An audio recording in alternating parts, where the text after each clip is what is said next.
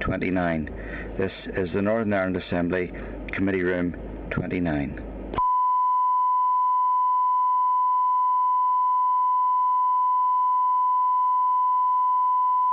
This is the Northern Ireland Assembly, Committee Room 29. This is the Northern Ireland Assembly, Committee Room 29.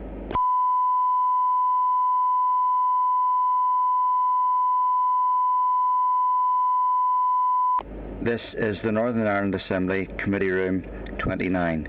This is the Northern Ireland Assembly, Committee Room 29.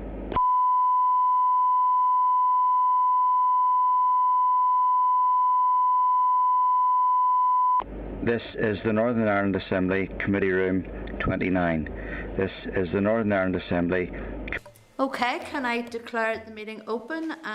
Members in the room include, along with myself, is Robin Newton, the Vice Chair, Kelly Armstrong, Andy Allen and Alex Easton. And on Starleaf at present, we did have Fra. Oh, we do. Yes, we do. We have Fra McCann. I can hear you, Fra. You're there. You're very welcome. So Fra's come in on Starleaf. Members, we'll just get started then straight away, and we'll go to agenda item number 1, which is a ministerial briefing on the Housing Executive Investment Challenge. Members, a previous ministerial paper on this issue is at page 21, and can I just remind members that the Minister was only available until 9:30, but officials will stay on if there are any queries after that. So can I, without further ado, then welcome the Minister to our meeting. Good morning. Morning, how are you all doing? We're all doing very well, thank you, Minister. Do you want to say any opening words, or do you want to go straight into questioning? No, straight into question. Could I just clarify something, Yeah. Paula? So this is around the housing statement that just wanted me to present on. Okay, yes, it is, absolutely, it's to do with housing. Okay, so what I've been able to do is extend the time to 20 to 10.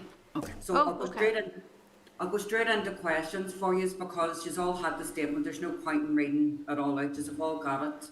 So it's just to give the members of the committee more options around some of the questions they may have. That's brilliant, Minister. Grant, thank you very much. Members, I'm going to go straight to members for questions. I'm quite fortunate that I torture Carol with questions, so I do. So I'm going to go straight out to the floor and open it up first. So the first person to notify me the one to speak is Alex. Yeah. Hi, Minister. Thank you. Minister, you mentioned in the Assembly, you did your statement about the housing executive and the building of new homes and letting them do that and stuff, which was really great and really positive. Now, I've sort of had a wee bit of time to think about it, and it's still great and positive, but where I have concerns with that is your announcement. How long will that take to come through to fruition, where we actually do see new houses being built by the housing executive? That's the first one. The second quick question is, in my experience, we never can hold the housing executive to account when it comes to housing issues, and I refer to the quality of cavity wall insulation and the amount of houses within the housing executive sector that are full of damp. And no matter what you do, no matter how many times we debate this in the Assembly, nobody seems to hold that housing executive to account and force them to fix their own properties properly. You have cases of the housing executive actually being taken to court by tenants because of lack of cavity wall insulation or the lack of quality of cavity wall insulation. If we go ahead and give them the power to borrow money and build new houses, how are we going to make sure that we can actually hold them to account? Because from my experience, they just aren't, especially with that. Thank you. Thanks, Alex.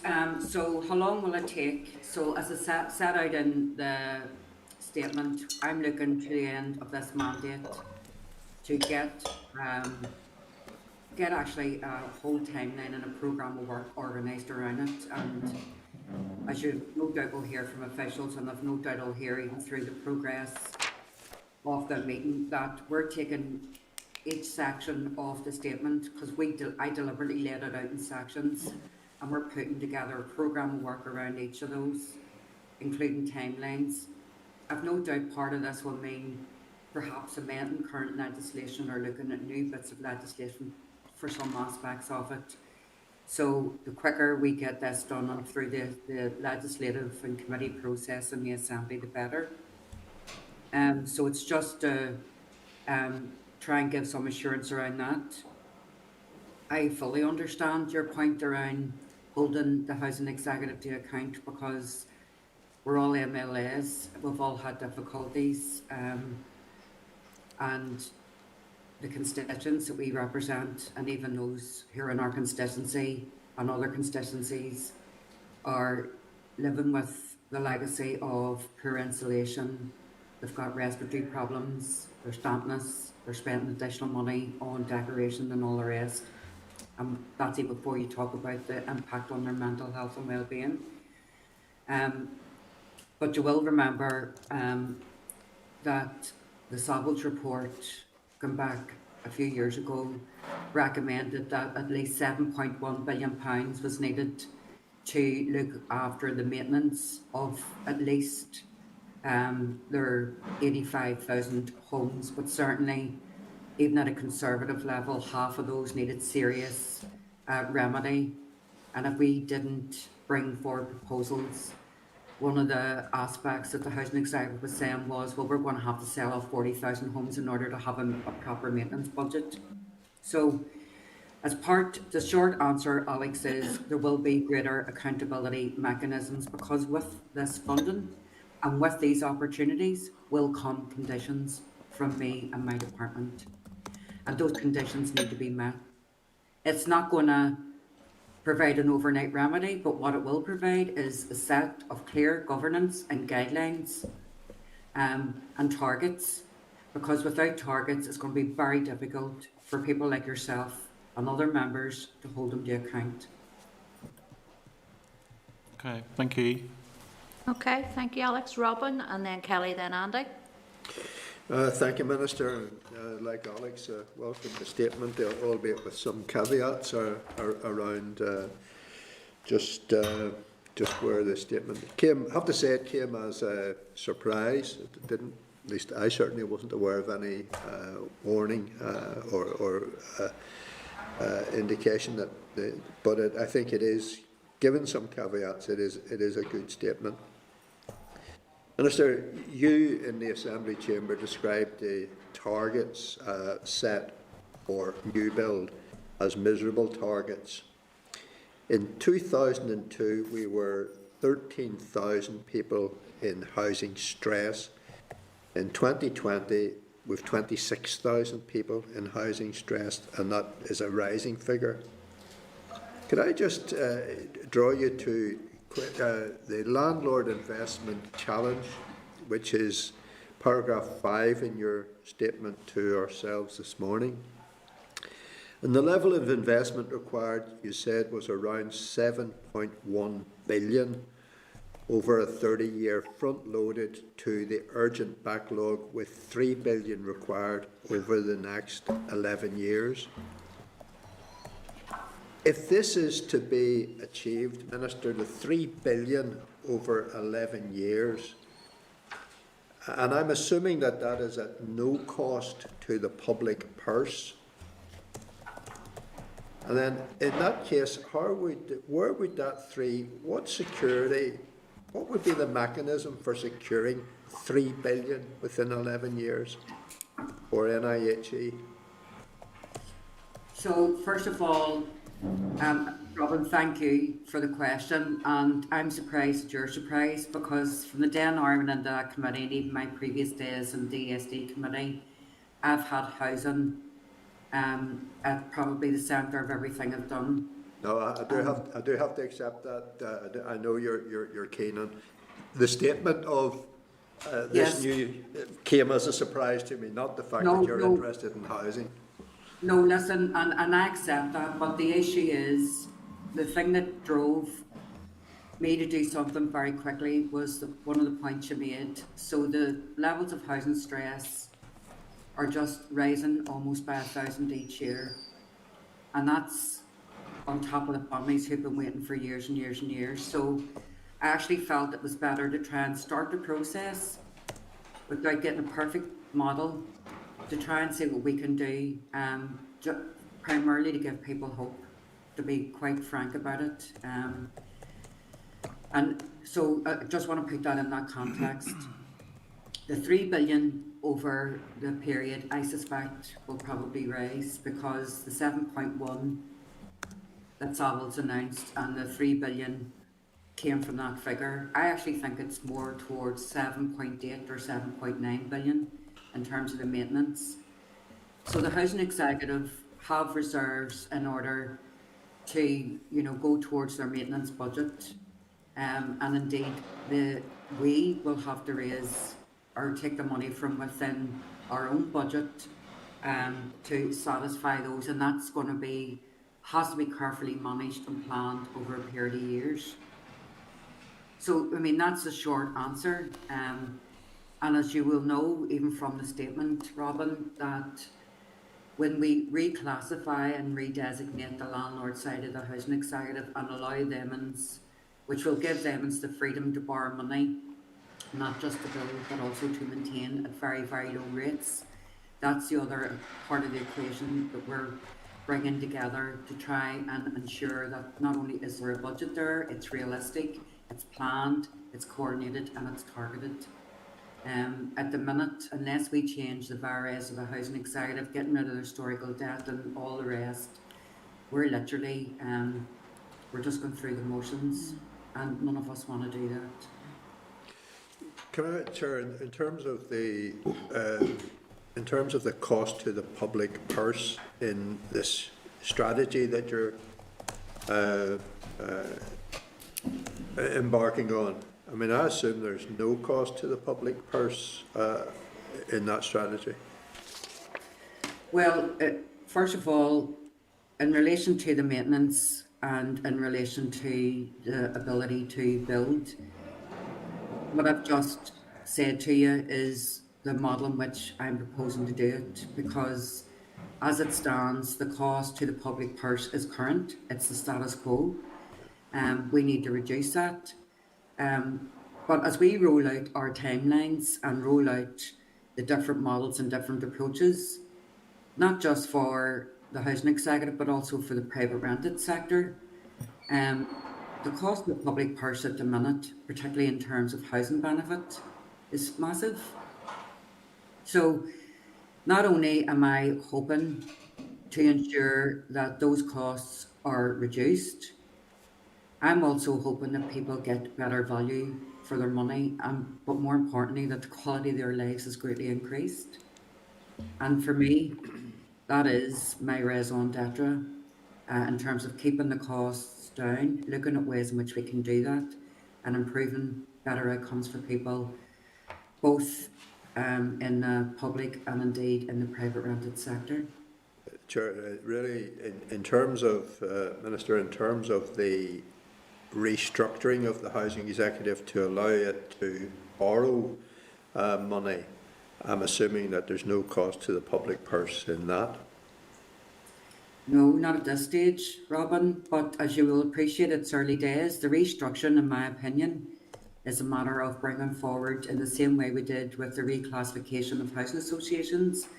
We need to bring forward a model, be it a mutual or cooperative, to redesignate. We will need to look at options, but, see at this stage, I don't envisage costs for that to happen. And if they are costs, they need to be dealt with in-house. Thank you. Can I just ask then about the current ground or the current footprint that the Housing Executive owns? And I'm thinking in terms of footprint, I'm thinking of the 33 high towers, tower blocks. Will the Housing Executive be retaining the footprint of any properties that they have to demolish? I would imagine yes, because it's their property. So if they have to demolish tar blocks, then it's their tar blocks, it's their land, and it has to be their putback. But that's not the case at the minute, where if they knock a building down, such as, you know, we've had correspondence on some properties. So if the housing executive have to demolish properties, then they will retain the ownership of that footprint. And Absolutely, they should be. So if you have evidence or if you have examples, Robin, where that's not the case, I would like to see what they are, because it's public land and it should be for public housing. that's me, Chair. Okay, thanks, Robin. I've got then Kelly, Andy, and then Fra. Thank you very much, Chair, and thank you very much, Minister. Just going back to the point that Robin was making, whenever we have the issue when the housing executive splits and the landlord function moves over, this is where Robin was, I think, I'm probably going to ask a similar question to that. So when the landlord function moves over, it effectively becomes like a social housing association. On that basis, then, are you in thinking that the housing executive, the landlord function, will then retain those assets? I'm just thinking about the days when I worked in asset transfer with merge and charities and things like that. There, one of the due diligence was, and bear with me on this one, I'll explain why, because I don't want this to come back and hit the department quite hard. Whenever an asset transfer happened, if the asset wasn't at a state that was good enough, then the person who was taking on that asset come looking for repairs. And I'll give you an example of that.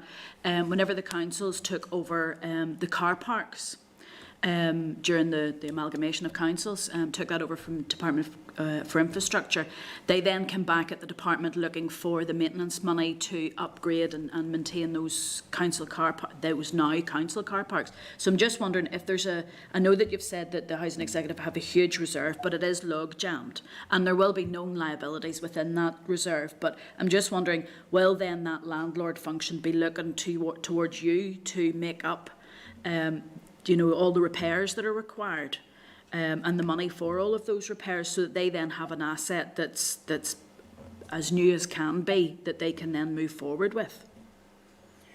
Well, I think we're getting too technical about this, so let me clear this up.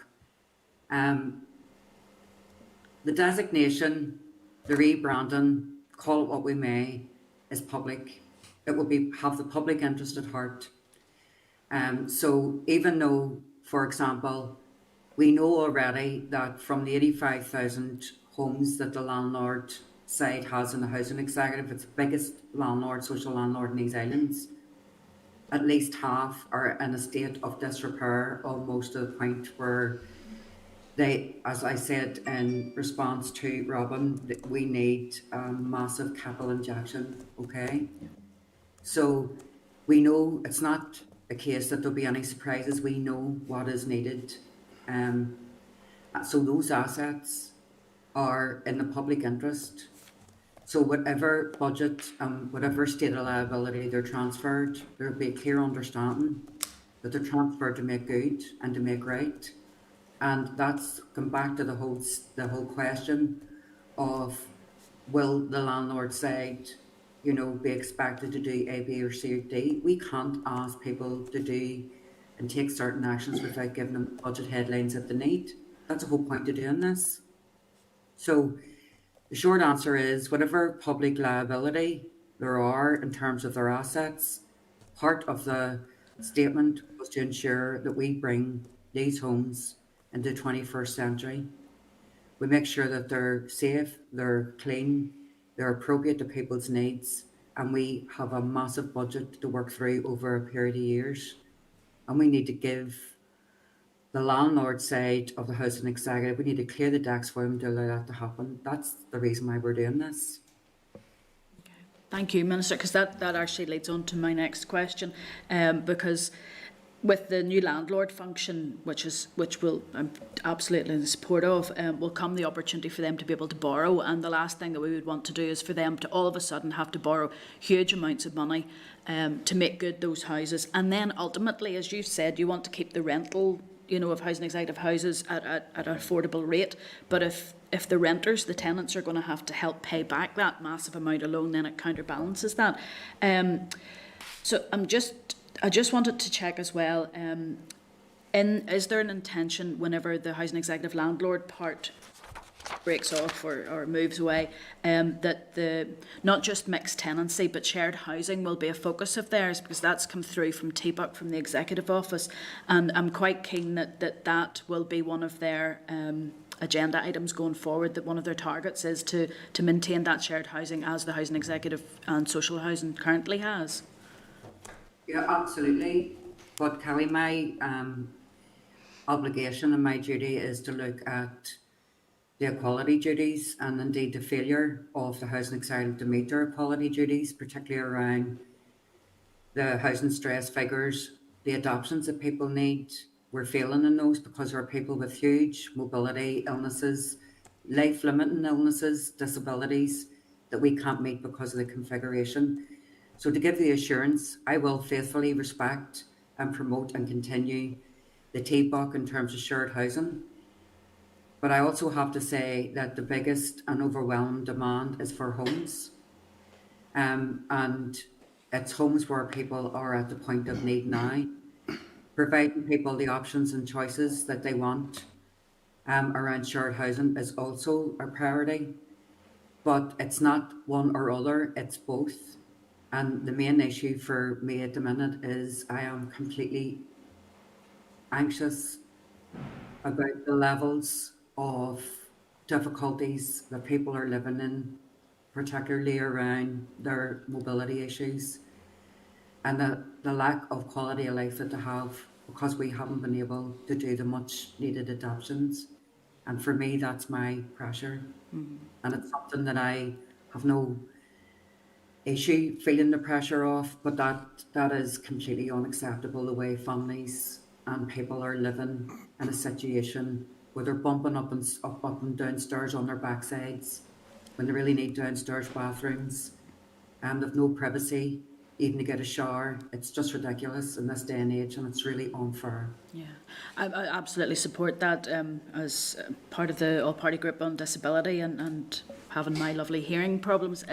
Absolutely wish to see that mixed tenure, but I'm just concerned of what has happened in more recent years with social housing is that beautiful developments, absolutely beautiful developments have been put up, lovely houses, but because of the allocation, the shared housing has gone out the window. And to be honest, they are segregated cul-de-sacs and areas that have become quite difficult for the tenants because they're to be honest, we all know that there's paramilitary intimidation is happening in some of those areas, or criminal intimidation. But if we can develop a more shared housing approach, which has the mixed tenure, then that can help to make an inclusive society, as opposed to parts of society that go into housing where they're almost like corralled into an area, and that gives opportunity for people to go in, be loan sharks, start to intimidate, put pressure on people. So that's why I'm keen just that the future focus includes that TBUC identification, that we're not creating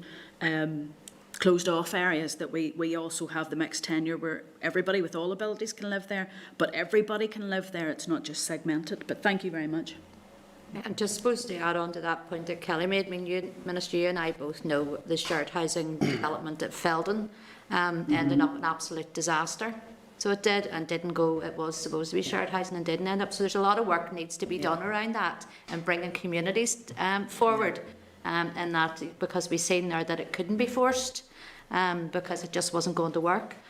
So I think there's a lot more work needs done around that because, as I say, communities need to be ready for that. To happen. Just on a side point, sorry to come in there. I've Andy and then a Fra. Nobody else has come in to say they want to speak, so Andy.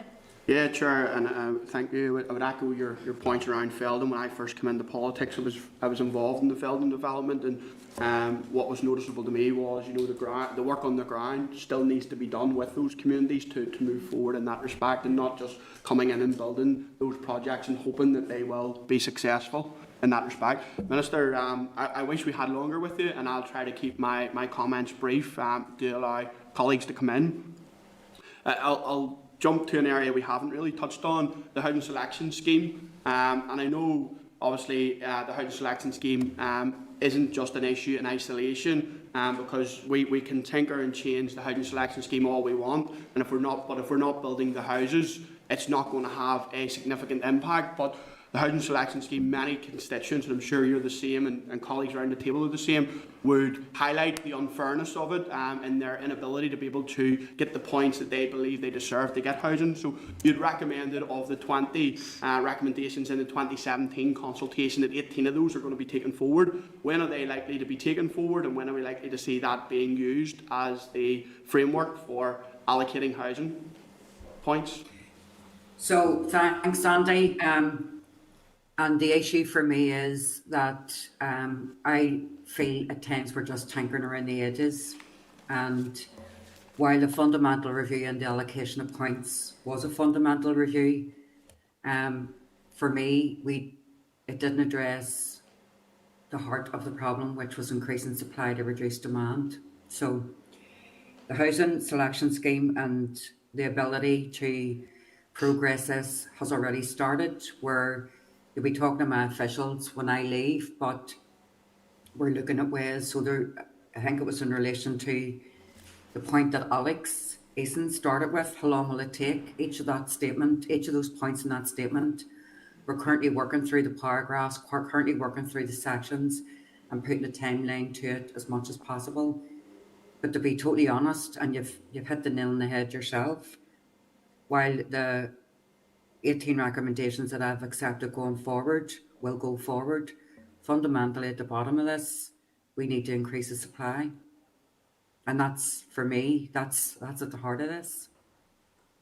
Yeah, no, absolutely, and I totally agree, because you're always going to have that issue and that impact on the ground in reality if you don't have the houses to allocate to people. And I know from my extensive engagement with the housing executive and that of my team, you know, Housing Solutions, for example, was brought in to try to change the experience of constituents with the housing executive, and I know from speaking with those housing solution teams, they're overwhelmed, they're under pressure, and they just don't have the resources at hand to be able to deliver. And I would just encourage Minister to maybe perhaps look at that if you're not already. You know, those housing solution teams are, as I understand it, under significant pressure, and I know it's slightly digressed a bit, but when they go off, often their cases are left lying on a desk, to put it bluntly, and there's no updates with those constituents. So that's a current issue I would encourage to be looked at, and I've put a couple of table questions in respect to that. Minister, to come back, and I know you had highlighted we're getting very technical, and forgive me, I'm going to try to bring it back to the technical level. And obviously, given that we have gone through a whole process around ONS reclassification of housing associations, and what you're proposing, and you've mentioned a cooperative or mutual type body for the landlord element of the housing executive, can you give us more of an indication at this stage what that's going to look like? Is the housing executive landlord function going to become a super housing association? And you know, what considerations you're given around any potential impact or oversight from ONS in respect to that? Because at the moment, obviously, the way we account technically, if the housing executive were to borrow, and I'm talking in hypotheticals, that would come onto the public purse, but under the different model, that would be obviously completely different. So I sort of look at it that it will become a super housing association. And as an aside to that, how will that super housing association interface with the already established housing associations to ensure that they are getting value for money? Because you know, a lot of the housing associations already have a lot of experiences in these areas, and the housing executive, because they haven't been building for quite a long time, will be coming into the market as the new guys in an extent. And a third aspect is the land, but I'll touch on that next. Do you want to deal with it now, Andy? The land aspect. The Yeah. key here is obviously we can implement all of these changes, Minister, but quite often when I interface and engage with those wanting to build housing or social housing, they continually bring up with me, one, planning, or two, the availability of land. And I know your colleague, the Minister of Finance, has been looking at a land registry in respect of trying to identify available plots of land to build social housing. So maybe where we are with that, because that's a huge area that we need to look at also. Okay, so Andy, thanks for your questions. So let me just clarify something. I don't want this to be a super housing association. Okay. So just, I'm deeply uncomfortable with even that description. And I'm aware that others have used it in the past, and that's why I'm looking at the whole idea of a mutual or a cooperative, because so under the designation of the landlord side, we're going to have to set up separate bodies, a separate, oversight body, which will report and all the rest of it, but it still has to have a public reporting mechanism which is accountable, adheres to the same level of governance, and then some. So I don't want people thinking, because there has been a lot of criticism, a lot of praise also, but a lot of criticism over the way some housing associations operate, and I don't want that to happen for here. So it's just I want to give you that assurance. So that landlord said, should it be a cooperative or a mutual, will be accountable to the department. And that is something that I'm completely clear about. I do understand there will be separate reporting and accountability mechanisms, but the mechanisms will be there. The value for money aspect of it is that we need to ensure that we keep the rents the lowest on these islands, because already a housing executive home is currently below £70 a week, and some housing associations are charging over £120 a week, and that's that for me. So the answer to this is this redesignation isn't about doing it in order to increase rents to that level. That's not the solution for me. So I just want to get that out there. But the issue around the land, so you're aware that Conor Murphy is looking at the land registry, and currently at the minute some departments are holding on to their land and they're not deeming them surplus to requirements. Okay. Some of the departments don't even have a proper register of their lands, and despite the great work that's gone on around public housing or public land for public housing, we're still not getting a true complexion of what's available out there. So I have engaged extensively with Conor. Our officials have done so also. I want a position where departments have to give the assurance to the Minister for Finance that they don't need the land, rather than the other way around. So I'd like the criteria shifted, almost turned 360 round. So departments have to give a rationale why they're holding on to the land, rather than just, declaring it surplus. Because I do think that will change the complexion of land availability. I also believe that there has been quite a lot of land banking in certain areas by developers, particularly with the whole NAMA debacle, where some developers under NAMA or Cerberus were able to buy land, have it taken over and then buy it back again at a peppercorn rate, not peppercorn, but certainly a greatly reduced rate. And they're sitting on that, hoping that the market turns and all the rest of it. So I think we also need to get into discussions through SIB and anybody else, to have conversations with those developers to see what position they're in. Because let's be honest about this, while the focus is about homes and people, and that is, we have brilliant opportunities, massive opportunities to have a great construction boost. We have an opportunity for people who've been long-term unemployed coming back to renew and refresh their skills, and for apprentices who've never had the opportunity at all to get involved in the construction industry through this housing development programme.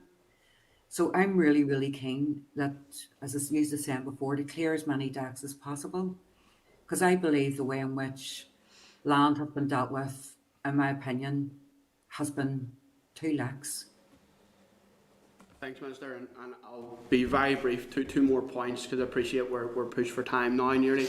And you do make fundamental points, and Minister, I am glad to see this statement in the revitalisation, an ambitious revitalisation, if I might add, because, as you say, tinkering around the edges, what we've done for years clearly isn't working. I don't want to get fixated on the technical nature of what the body will look like or the model, but given we've been through the whole process with ONS, and you mentioned about wanting to, this new body or the restructured housing executive landlord function, you wanted to still have the public accountability, and we know from the ONS process that obviously the reclassification of housing associations from private to public bodies, from a technical accounting perspective, that then put their borrowing on the public purse. What are you giving consideration to that at this stage around the technical nature of that with ONS?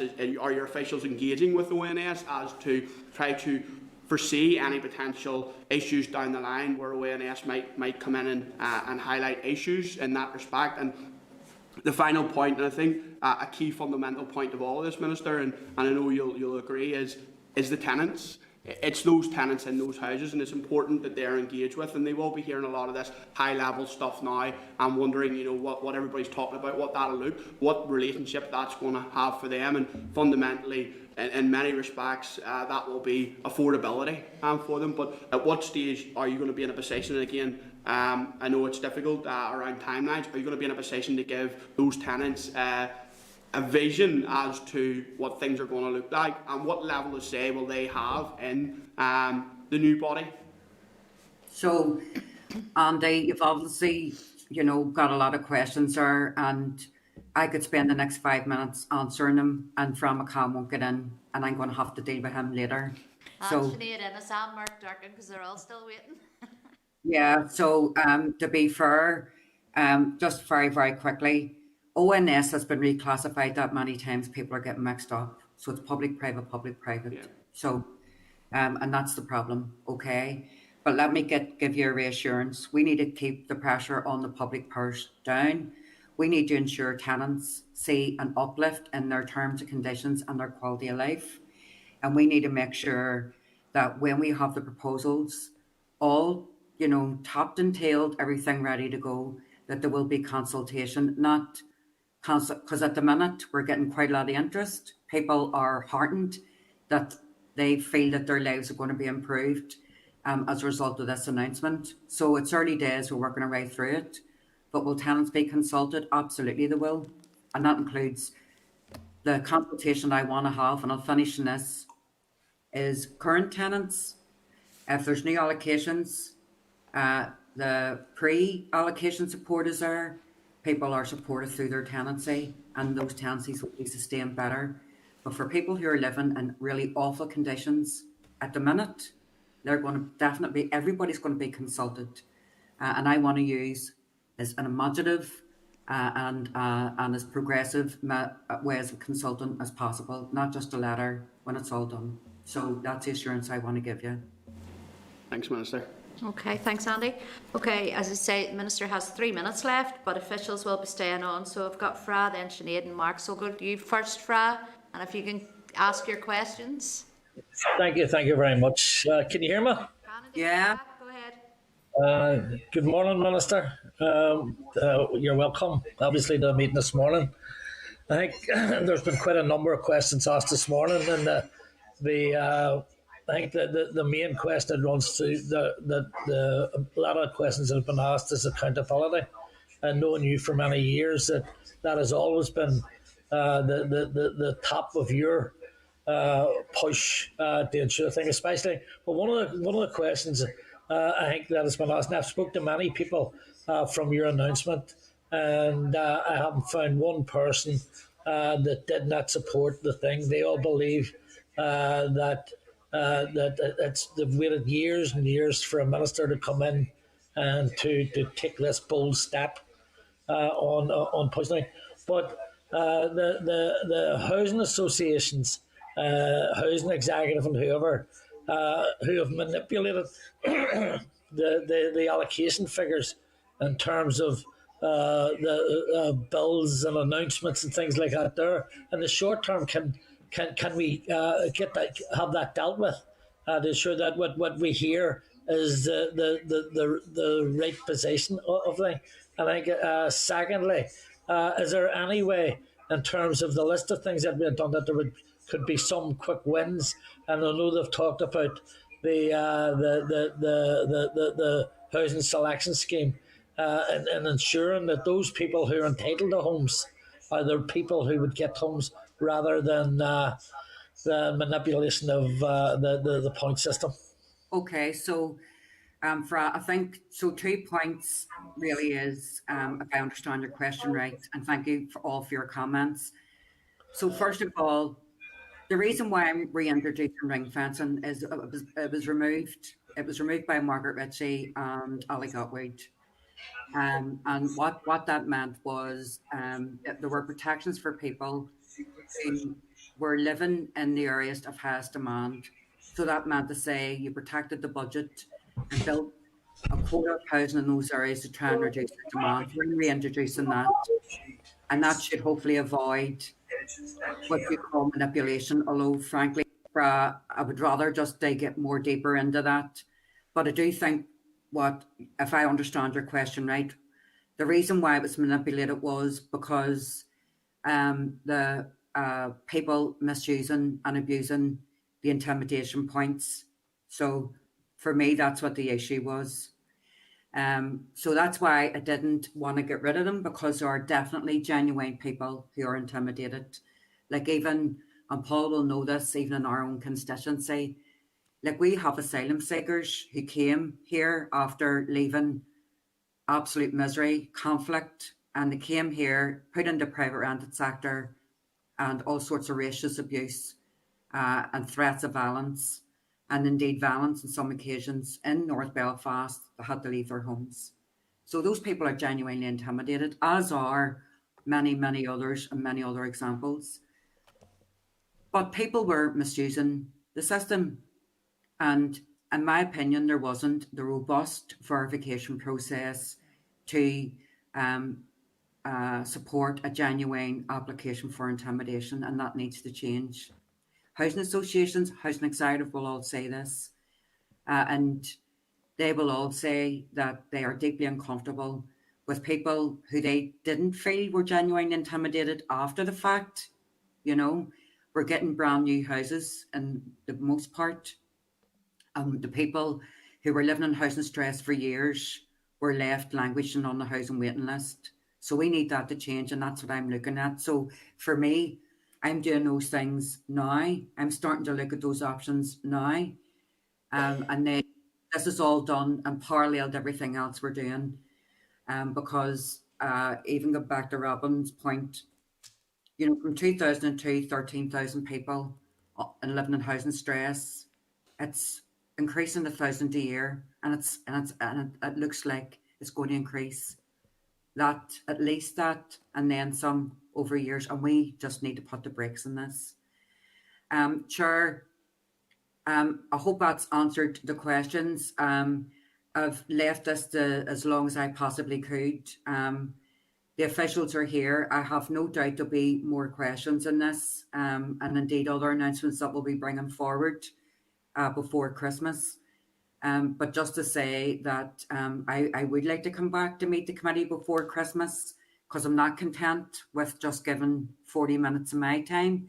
So I'm leaving that offer for you to come back, and I've no doubt the officials who are on the call will do their best to answer questions, and I've absolutely no doubt I've received another raft of written questions from you too, but that's democracy. That's what it's about. So I just want to thank you for your time, and particularly doing the meeting early to facilitate me. I really appreciate that. No, and thank you, Minister, and thank you for going over the allotted time that we had agreed with yourself. So thank you for that, and then we'll just carry on then with the officials. So thanks, Carol. Thanks, Minister. Okay, if we can bring the officials then into the spotlight as well to answer some of the questions, that would be good. Fra, had you anything further you wanted to add? Any further questions? Can't hear, Fra. Can you hear me? I can hear you now, Fra, go ahead. No, that's okay, sure. All right, Fra, thank you. I'm going to move on then to Sinead. Sinead, can you go ahead? Thanks, Chair. Yeah, I suppose it's just, and part of my question was probably covered in Carol's answer to Andy. It was just in regards to the identifying surplus public land and ensuring that that's that there's the rural element is included in that, because in South Down we have about 2,000 people on the housing waiting list, and of that 1,400 are in acute housing stress. And if we take in the whole of Newry, Morning Down, that figure goes up to 3,000 people who are in acute housing stress, and a lot of those people, just given the nature of where we are, will be in a rural setting. So it was just to get a better understanding of how this housing policy would apply to rural dwellers, and what mechanisms are in place to ensure that. Obviously, I know that Carol will be very much dealing with those areas in greatest need, and we know that's North Belfast, West Belfast, Derry, and things like that. But we know there is acute housing stress in rural areas too. So it was just to get a better understanding of how the housing policy would transfer into a rural setting, and also as well in terms of the point system. I know the Minister has indicated she's looking at an overhaul of it, but we have people who are sort of mid-table in terms of the point system, and never seem to be able to change that situation in terms of gaining more points or whatever. So they just seem to sort of languish mid-table, going nowhere. So it was just in relation to those people, how we can change things around for those sort of mid-table people who have sort of middle of the road points. Okay. Okay. Go ahead, Shall Paul. I? You can hear me, yes. Sorry, Paul Price here from Department for Communities.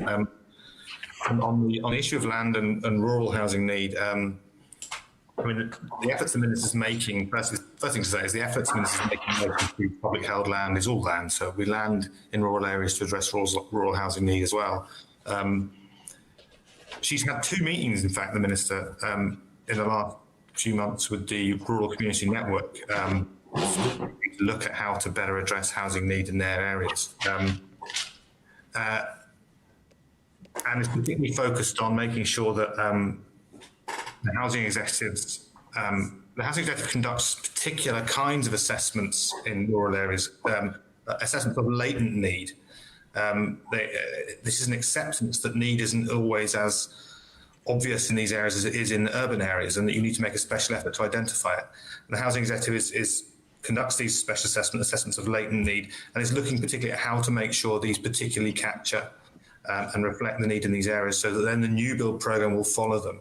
And we're also looking at maybe are there ways in which there are certain obstacles, maybe cost, that present housing associations and prevent them from bringing forward schemes in such areas. So we're also looking at whether we can help them with those obstacles in the way we administer the new build programme. A lot of this work is not finished, but I mean that's how we're trying to address the need better. On the list, and particularly those sort of the group neither at the top nor at the bottom, but in housing stress, but sort of stuck. There are a number of proposals in the review of allocations that will address that. Overall, all 18 to be implemented will help the list move more quickly and more fairly. But perhaps one to particularly mention here is that one of the proposals to be implemented is one that will allow an assessment of points to be increased, the amount of time people have spent on the list. And that would hopefully reduce waiting times. Now, the implementation of that sort of proposal, when that will happen, that will become clear when later, towards the end of this month, we will publish the plans to implement the 18 proposals. I don't want to sort of go into great detail about those plans. They are in 3 phases over a period of maybe 3 to 4 years. So you'll see where that kind of change will come in that period.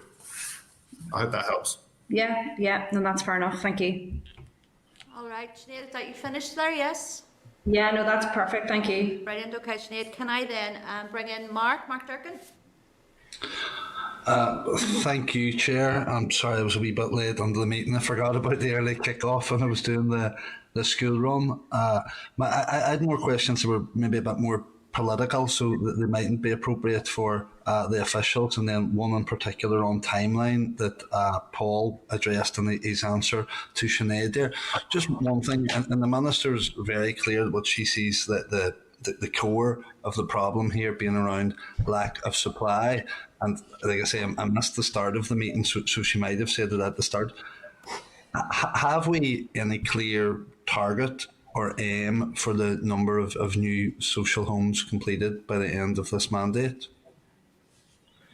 We have a target mark for the end of this financial year. The target for the next financial year will be determined when we had plans to, in the context of the efforts to develop 3-year resource budgets and 4-year capital budgets. We of course had developed plans that included targets for that period. However, as you will know, that plan to have long-term budgetary planning has had to be shelved for now. So I think the accurate answer to your question is we were ready to, but right now all we have is the target for 2021. Of course, you have the commitment in New Decade New Approach to increase investment from existing levels. So you may from that have an expectation of a higher target in 21-22 than this year's target, but remains to be seen. Okay, now thank you, Paul, but that's fine. I have some other questions, but they'd be more appropriate for the Minister, but thank you. Appreciate that. Thank you. Okay, members, Kelly, did you want to come back on something earlier? And Andy wants to as well. Yeah, sorry, just for clarification, I just wanted to find out, when Sinead had talked about the pressures in rural areas, my point is on the same area. What I'm finding is that councils do have an extraordinary amount of land, and while they're independent entities and have the right to sell their land, has there been any discussion with councils as to, given the, your Department of Communities' first sort of chance to purchase that land, especially in rural areas? And the second one you'd mentioned there about the length of time on the list, we're a bit concerned about that. I appreciate people who've been on the list a long time do need to be considered, but can I ask if Section 75 is going to be used proactively to create equity then on the list, because single men have no chance whatsoever of increasing their points, even if they are fathers and have visitation rights with their children where they can stay overnight, but they have no chance of getting enough points to be allocated a house. And just to clarify, when will the committee receive the updated information that we can scrutinise some of the considerations that you're talking about? You'd mentioned, was it 18 points? It'd be useful if we could do our scrutiny role on those. Just before, can I just come in just before you answer there? We've got Patrick Thompson up on our screen here as well, and I know Patrick's not due to brief us until I think it's the Cliff Edge briefing, so he's gone off our screen. I just didn't want, because Patrick wouldn't have known he was on the screen there, albeit he was having a lovely cup of tea and I would like one myself. So he's gone off the screen again. Sorry, David or Paul? I'm going to take the allocations questions first. On the concern, Kelly, you mentioned about any time banding system having a quality dimension. I mean, we have, of course, submitted this proposal and all of the others, not just to a quality screening, but full impact assessments hitherto, and we will maintain that. I appreciate that, but Section 75 is used as a tick box. I'm looking for it to be used more proactively to create equity. A quality screening just says that you're not discriminating against somebody. I'm actually looking for positive discrimination here, so that there are groups like those who have been languishing on the list, as Sinead had mentioned, single men. There has to be a bit more proactivity made on this list. Indeed, I completely agree. There was no tick box exercise here. That's why I'm clear that it wasn't just screened. A full impact assessment was conducted on our proposals. We think they're consistent with increasing and addressing present inequalities in the scheme. But of course, we will maintain that as we now move into the implementation phase. So there'll be more to tell you about this, I think, as we continue to brief you on it. What I'm referring to here is that will be published at the end of the month, and that will include a high-level action plan for the implementation of the 18 changes the Minister wishes to implement. I'm referring to the report on the draft on the consultation on the fundamental review that has been expected for some time now. Absolutely, the committee will get a briefing on that when we get it out, if that's okay. Thank you. The issue about councils and land. Look, do you mind if I take that one away? I could say a bit, but not necessarily about rural land. Through our Public Land for Housing project, we have worked with our regeneration colleagues, and in particular Belfast City Council. And Belfast City Council have geographic information system computerised all of their land holdings, and in the Public Land for Housing project, we also tried to computerise all. We had also computerised our land holdings, and the Housing Executive done the same. And as the Minister alluded to, one of the issues that she's addressing with the Minister of Finance is trying to get all the other public sector landholders to do the same, put it all together in a big database, then we can interrogate it. So that work was taken forward with Belfast City Council and identified areas of land where we held bits of the land and they held bits of land, and when it all got put together, then it made developable sites that are being taken forward for housing. So there's areas at the back of Castle Court and around there, which my regeneration colleagues are taking forward and putting out development briefs for housing that will include social and affordable housing under Belfast's Belfast planning conditions. I would encourage you to look at other councils outside of Belfast, because I'm watching rural areas having park and rides. TransLink seem to be able to get a hold of this land very easily. Park and rides in areas where there's desperate need for social housing, and instead of housing, it's being used for other purposes. Very good purposes, I have to say, but rural areas just seem to be ignored. Not everybody lives in Belfast. Yeah. Okay, all right, thank you. Andy and then Robin want to come back in again. Andy? Thanks, Chair. Paul, just to pick up on Mark's point around housing targets, and you'll probably recall when you were last at the committee, you had highlighted that due to coronavirus and understandably we didn't meet our target for the previous financial year. Are you able to give any more information on the work that the department is undertaking to make sure that we not only achieve our current target of at least 1,850 this financial year, but also bring online those 1,000? I've asked the Minister the same question, and I would hope to see that we're going to obviously deliver all of those houses and we're not going to fall short. A number of things, and at the moment we're on track. I mean, at the moment we're looking to meet and exceed the target, hopefully. So it's early days, of course, this year. As you know, a lot of the action happens towards the end of the last quarter. So, but at the moment, it looks okay. The number of things we're doing, we've confirmed recently the grant arrangements with housing associations that will endure for the rest of the year. We have special provisions set up to address some of the difficulties of COVID. We're looking to introduce changes to make the approvals process quicker this year, so that there isn't the chance of losing a scheme and losing the spend and losing the units because of a failure in that. We've just recently had a very significant decision about a massive scheme in Glenmona, a planning decision around that, and that's a really big boost this year. It looks okay. The big uncertainty, of course, is continuing the public health context, obviously, and what impact, should that significantly worsen or should restrictions have to significantly increase, what impact that may have on the eventual output and the confidence of contractors and associations to sign and get on site. But at the moment, it looks okay. Appreciate that, and appreciate obviously there are various different difficulties, but just to clarify, none of the schemes, the 1,000 that weren't brought online from the previous financial year, have been lost at this stage? Look, I can broadly say yes to you. If I can't speak for every scheme in that was involved in those 1,100 units that dropped out towards the end. They are the general point. Yes, they are the basis of our confidence for and our prediction that we'll meet the target this year. Okay, and just on the another point, you'll recall the legislation obviously we took forward for housing associations around the reclassification ONS, and within that the house sales scheme was a point that was raised quite quite in-depthly, and one of the elements within it was included a clause around a voluntary scheme. At the stage when that was brought forward, no information to any great extent could be provided. Is there any more information in relation to that? What the voluntary scheme might look like, and also as an add-on to that, I'd imagine obviously the minister's highlighted the Housing Executive House Sales Scheme. Is there any more information in respect of that? The minister's statement committed to us bringing forward a consultation on the Housing Executive Sales Scheme very soon. We are working very hard on that at the moment to try and get that out in the next couple of weeks.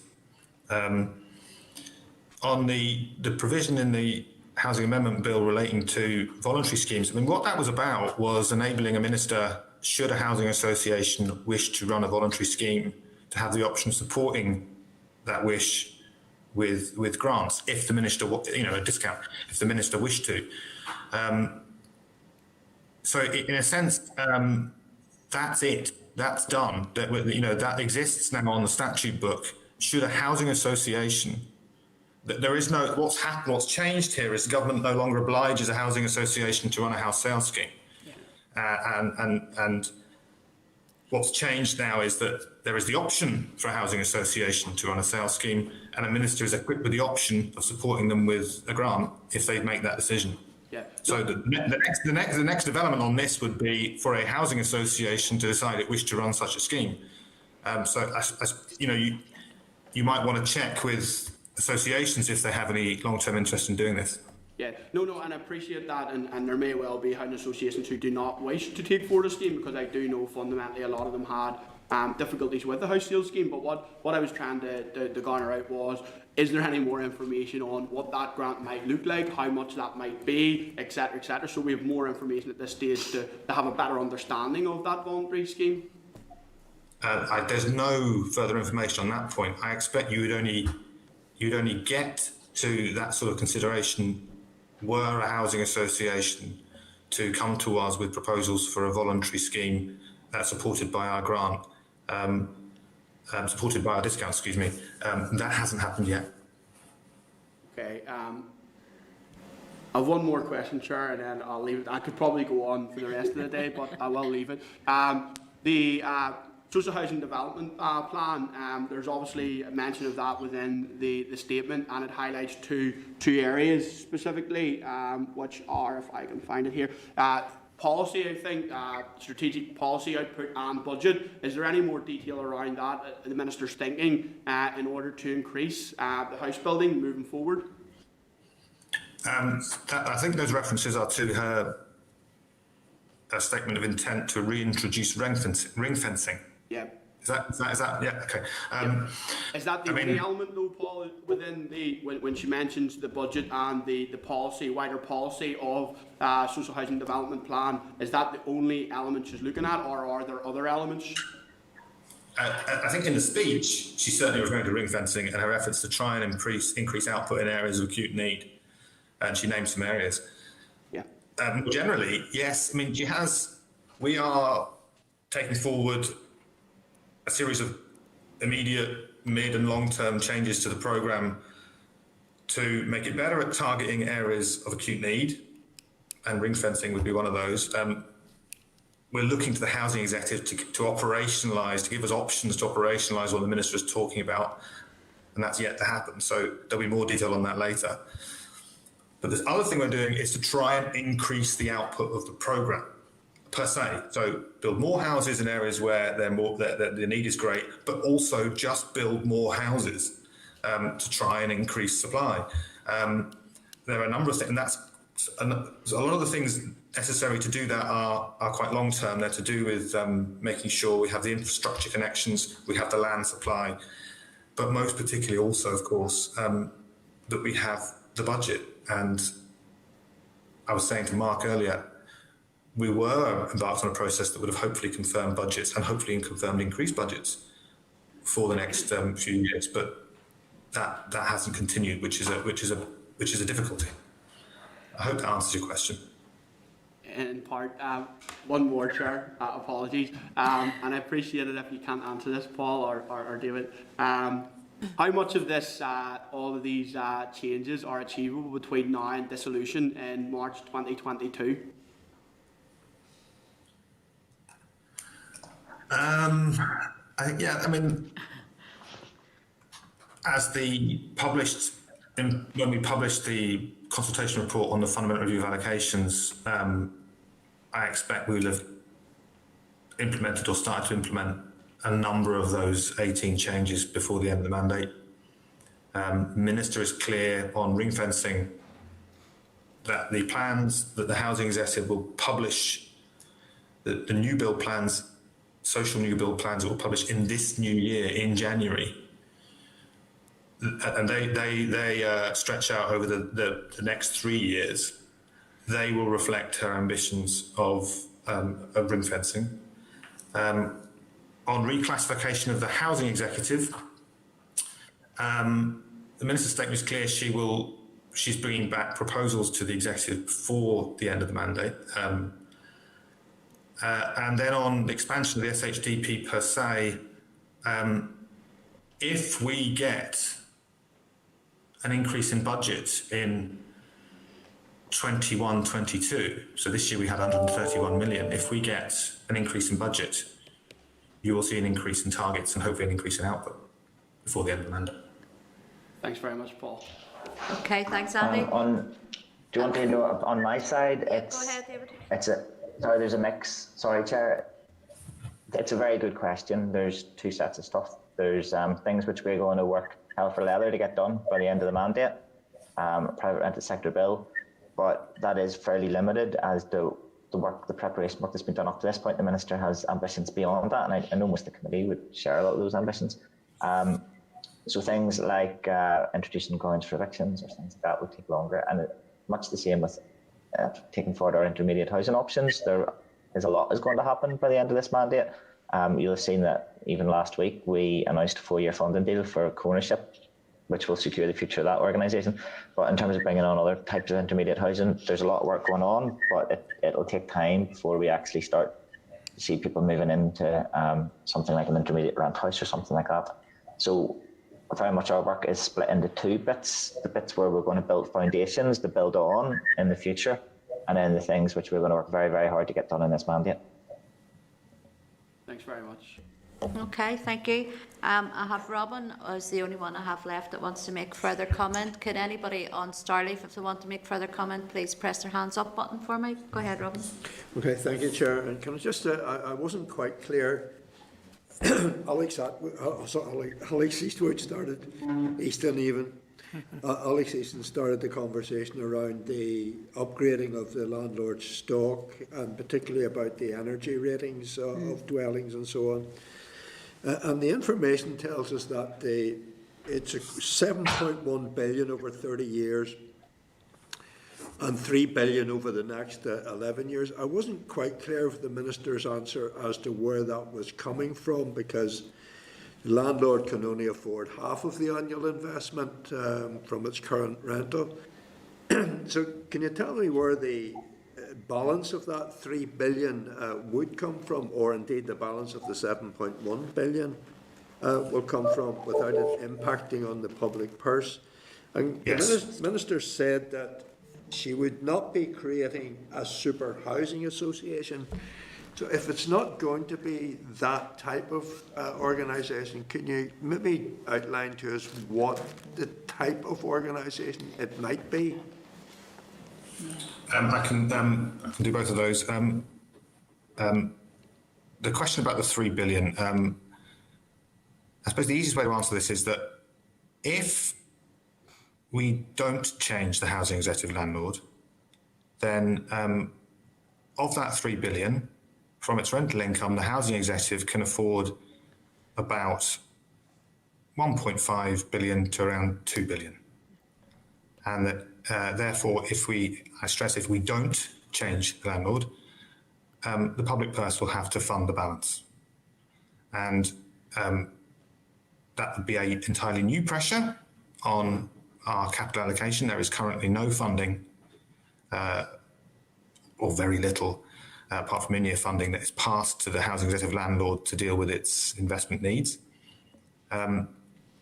So the executive would need to find a new billion to give to the housing executive, and that more or less is the entire budget we would have over the period for social housing new build, which is why the minister's statement sort of made the point that if we don't change the housing executive, then meeting its investment requirement is essentially a choice between the investment needs of our old homes and the housing stress need to build new homes. Now, if we do change the housing executive landlord, as the minister's statement set out, so that it can borrow without that borrowing scoring in public expenditure terms, then the same maths applies. The housing executive's rent can still afford about 1.5 billion to 2 billion of that 3 billion. But the balance, it doesn't have to get from government. It can borrow commercially without that borrowing scoring. So that's the key point. In changing the housing executive, if you like, the Northern Ireland executive no longer faces a liability of between $1 billion and 1.5 billion to keep the housing executive portfolio sustainable. You asked a really important separate question, which is there a cost to making the change? And the minister was clear that she didn't say there wouldn't be one, but we weren't clear on what it, if there was to be one, it would be extremely small. And that's exactly right. Relative to the liability we would face, public costs we would face if we didn't do anything, which I stress would be between $1 billion and 1.5 billion, and that's on out-of-date figures that will go up. Relative to that, the cost of changing is insignificant. Sorry, the second point is about the minister wanted to be a super housing association. She's very clear that, and look, work is beginning here. So we want quite an innovative model here in Northern Ireland. We're going to look far and wide really to see where to draw it from. There are examples of cooperative and mutuals in England of really quite some scale that I think we're going to look at. But she's really clear. She wants something we don't have anywhere across any of our housing associations here is a model that apes the benefits of public ownership, perhaps by having as much tenant presence within the governance structures as possible, and by having as many links to government as possible and are consistent with reclassification. I think that's as much as I could say at the moment, because this is 2 weeks after a statement of intent and the work is yet to be done. Okay, thank you, Chair. Okay, thanks, Robin. Sure, can I just make one more point? Yes, Andy, you can. Paul, just to pick up on that point off the back of Robin, and I get the minister's vision, but I think what you're describing is going to be very difficult to achieve to accommodate both sides of what you're pointing out. Obviously, the minister's vision of creating that cooperative or mutual type body, but not going to the extent of being a housing association, but also then not fall foul of ONS. So I don't envy the work in respect to that, but very much appreciate it if you could keep us in the loop in terms of detail on that, because I still can't get my head around how you're going to reconcile all of those different component parts and not come up against ONS. Yeah, I think it's difficult. I wouldn't say difficult. It's certainly challenging. But it's the kind of tension that's always important to reconcile in policy development, isn't it? I mean, the objective is to secure the ability to borrow. Therefore, we can't have an option that endangers reclassification. And you asked the question about whether we're developing policy with ONS with this very danger in mind, I think, wasn't it? Yeah. Now, we're not, because ONS doesn't do that. But it reflects on policy decisions that governments make and makes decisions about them. It doesn't contribute to the policy-making process beforehand. But of course, what we are doing, having just gone through that process of then reflecting on our housing legislation in respect of our registered housing associations, we are, of course, applying that learning to how we solve the conundrum that you just set out. Difficult, but not impossible. And at this early stage, it seems to me what we're after here is something that will be reclassified, but provides the maximum amount of public accountability within that. That's a reasonable objective. No bother. Cheers, Paul. Okay, Andy, now you sure you finished? I'm probably not sure, but I will leave it there. I'll leave it there. Okay. Oh, Sarah, see, Fran McCann's hand is just shut up. I thought you were last there, Andy, but go ahead, Fran. Yeah, can you hear me? I can indeed. Well, and I think Andy raises a very vital person, and I think all the questions that people have asked here they're obviously crucial and important. But I think the Minister continuously says what she's doing is putting down a challenge. And it's a challenge that we have to meet. If we don't meet it, the consequences would be very, very difficult. I think as what she does is she's been very honest when she comes to the committee.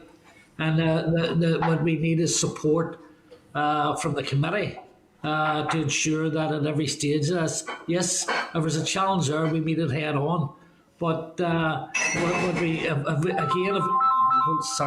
if we don't meet them challenges, we will be looking at a whole housing sector will be totally decimated. No, I think you're absolutely right there, Fra. We've all known for a number of years that something needed to be done here. So, no, thanks for that, Fra. Have you anything further? Is that you finished? No, that'd be finished, Chair. Brilliant, Fra. Okay, I think that is everybody finished that wanted to ask questions there. David and Paul, can I thank you both for your time today as well? Thank you very much. Okay. All right, members, we're going to just take a very short comfort break before we move on, okay? Thank you. This is the Northern Ireland Assembly Committee Room 29. This is the Northern Ireland Assembly Committee Room 29.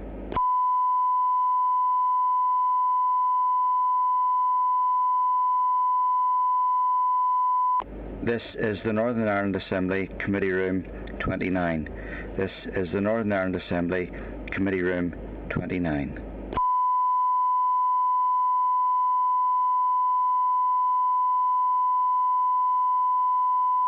This is the Northern Ireland Assembly Committee Room 29.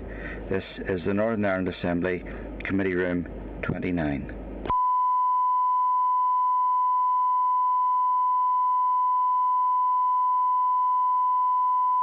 This is the Northern Ireland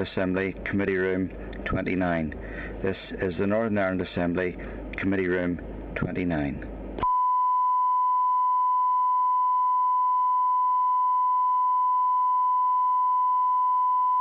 This is the Northern Ireland Assembly Committee Room 29. This is the Northern Ireland Assembly Committee Room 29.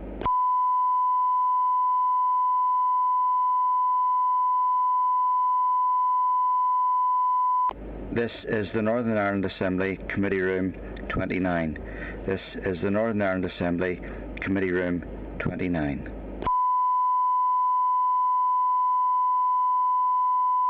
This is the Northern Ireland Assembly Committee Room 29. This is the Northern Ireland Assembly Committee Room 29. This is the Northern Ireland Assembly Committee Room 29.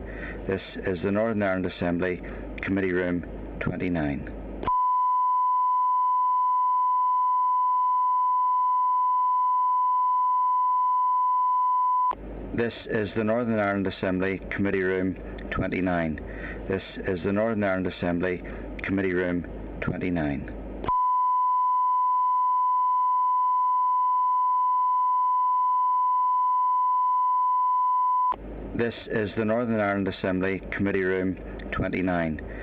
This is the Northern Ireland Assembly Committee Room 29.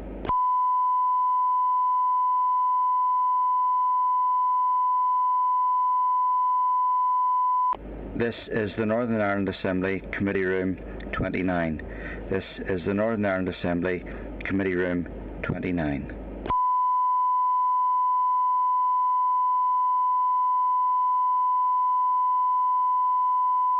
This is the Northern Ireland Assembly Committee Room 29.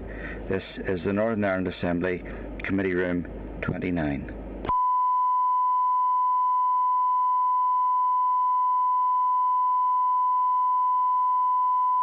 This is the Northern Ireland Assembly Committee Room 29. This is the Northern Ireland Assembly Committee Room 29.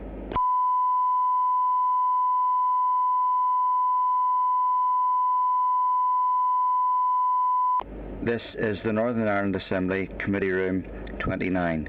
This is the Northern Ireland Assembly Committee Room 29.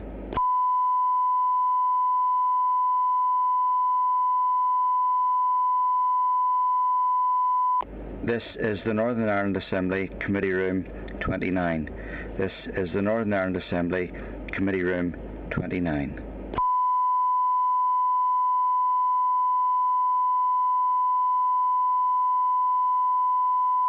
This is the Northern Ireland Assembly Committee Room 29. This is the Northern Ireland Assembly Committee Room 29.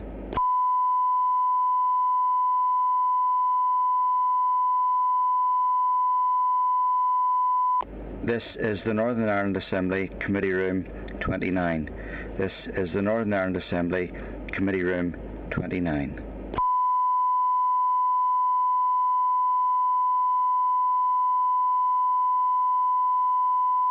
This is the Northern Ireland Assembly Committee Room 29. This is the Northern Ireland Assembly Committee Room 29.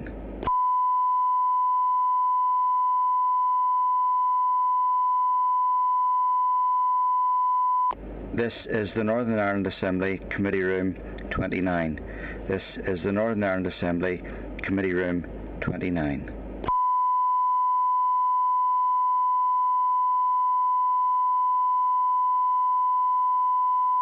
This is the Northern Ireland Assembly Committee Room 29. This is the Northern Ireland Assembly Committee Room 29.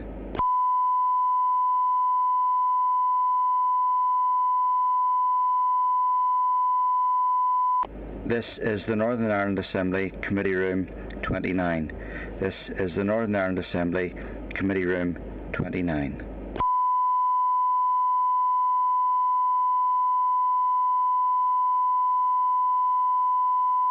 This is the Northern Ireland Assembly Committee Room 29. This is the Northern Ireland Assembly Committee Room 29.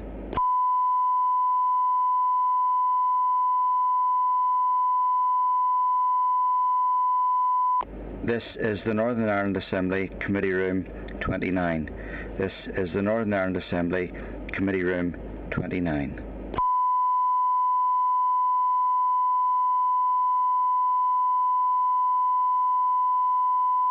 This is the Northern Ireland Assembly Committee Room 29. This is the Northern Ireland Assembly Committee Room 29.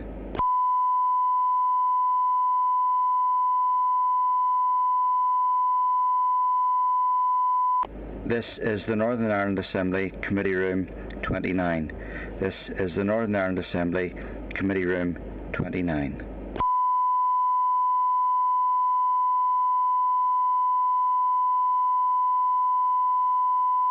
This is the Northern Ireland Assembly Committee Room 29. This is the Northern Ireland Assembly Committee Room 29.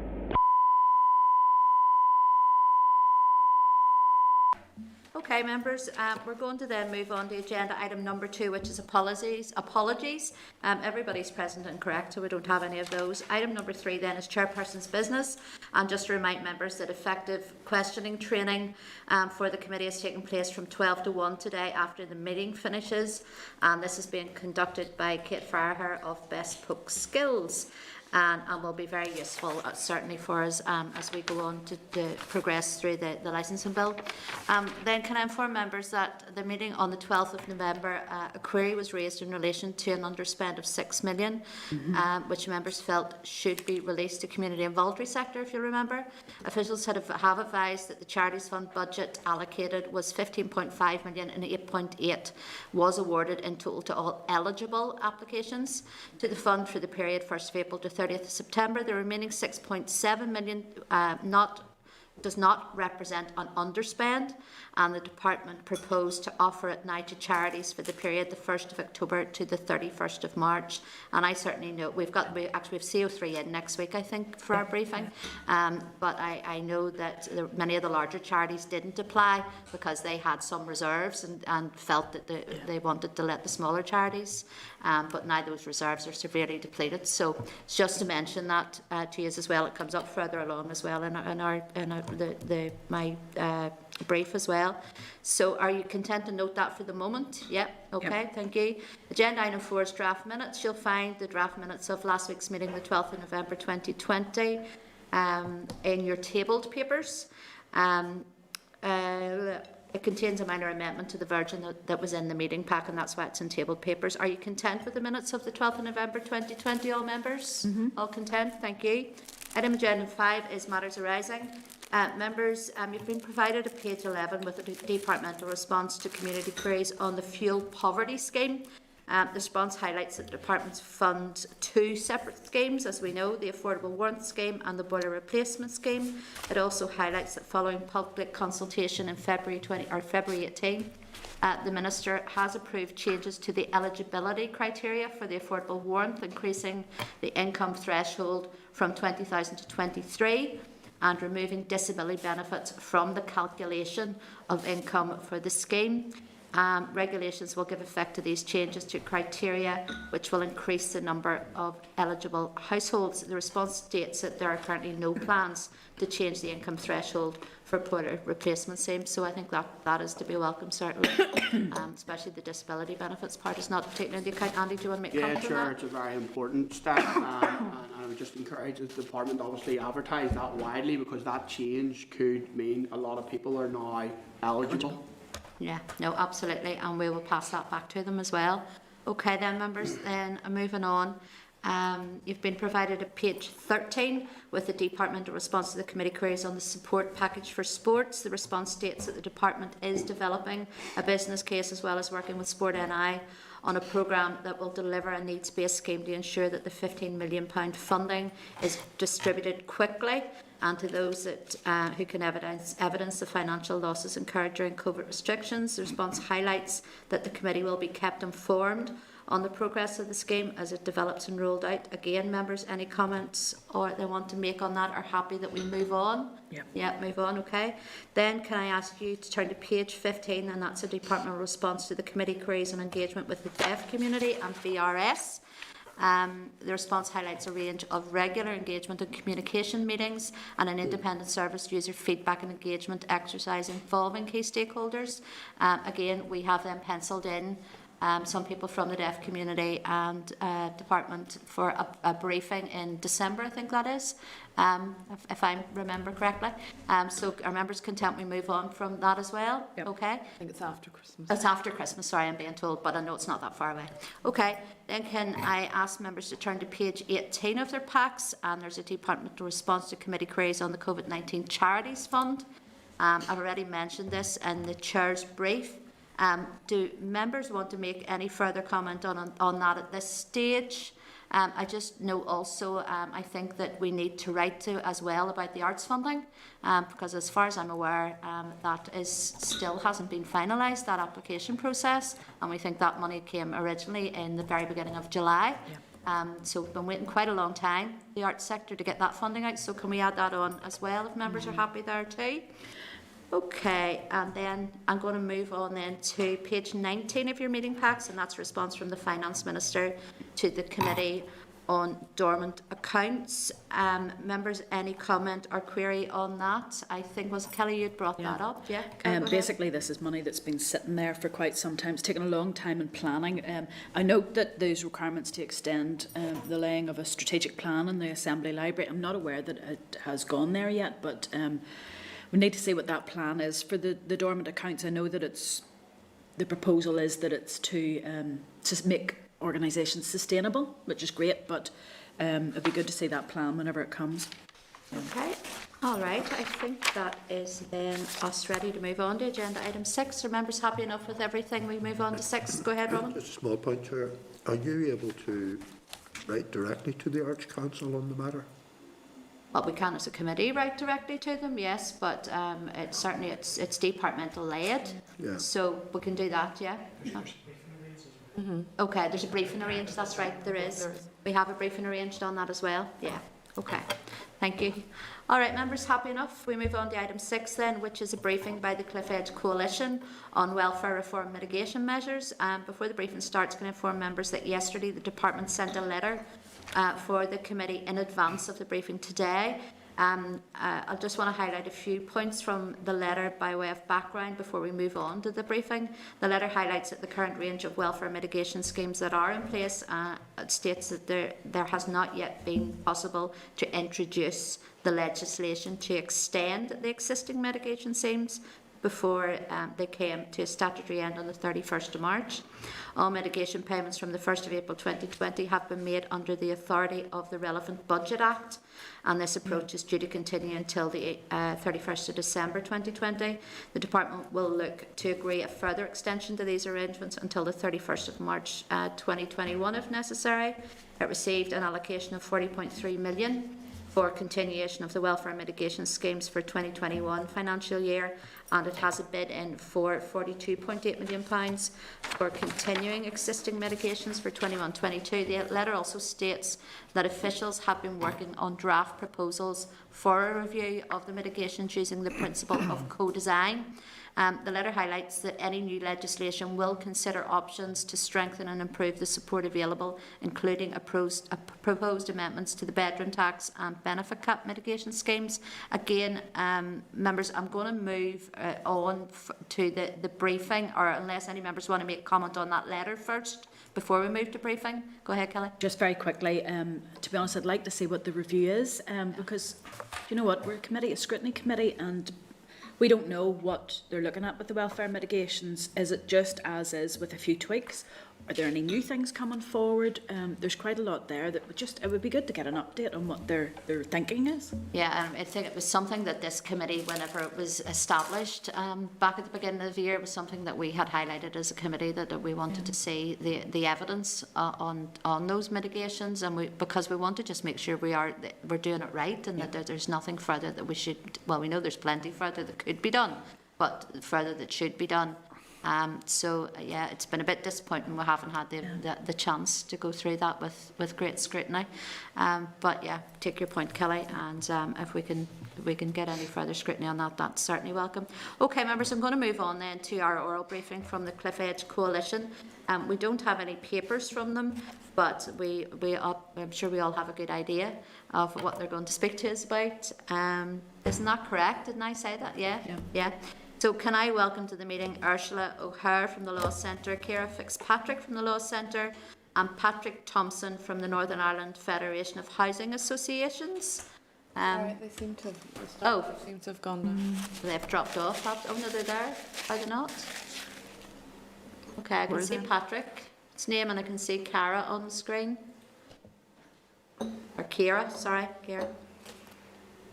Is Ursula there as well? I think it's my system has done it. Okay, okay, I know in Health Committee at the moment they're having major problems with their Starlife and have had to suspend, so we're just waiting. Ours is a bit of a problem. Yeah. Mark's having problems as well getting in.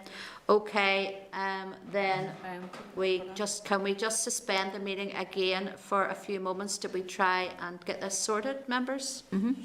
The Committee Room 29.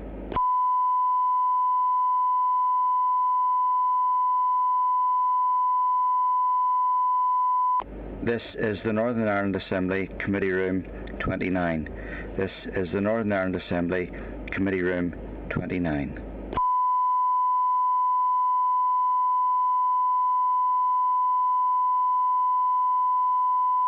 This is the Northern Ireland Assembly Committee Room 29.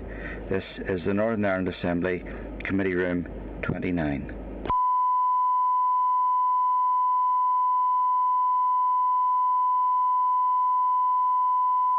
This is the Northern Ireland Assembly Committee Room 29. This is the Northern Ireland Assembly Committee Room 29.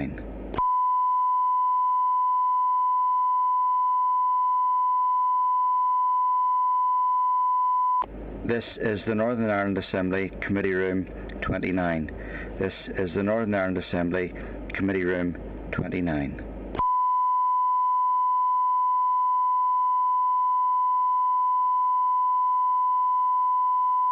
This is the Northern Ireland Assembly Committee Room 29. This is the Northern Ireland Assembly Committee Room 29.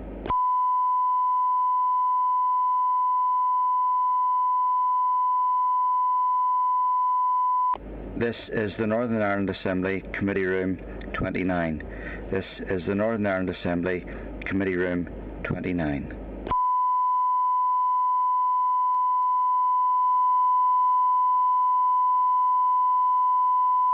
This is the Northern Ireland Assembly Committee Room 29. This is the Northern Ireland Assembly Committee Room 29.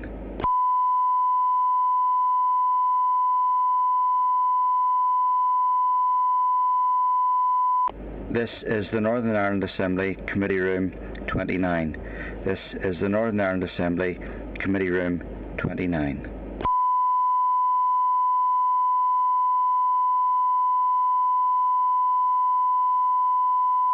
This is the Northern Ireland Assembly Committee Room 29. This is the Northern Ireland Assembly Committee Room 29.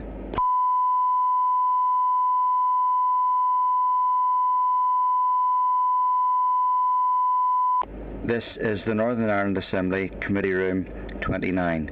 This is the Northern Ireland Assembly Committee Room 29.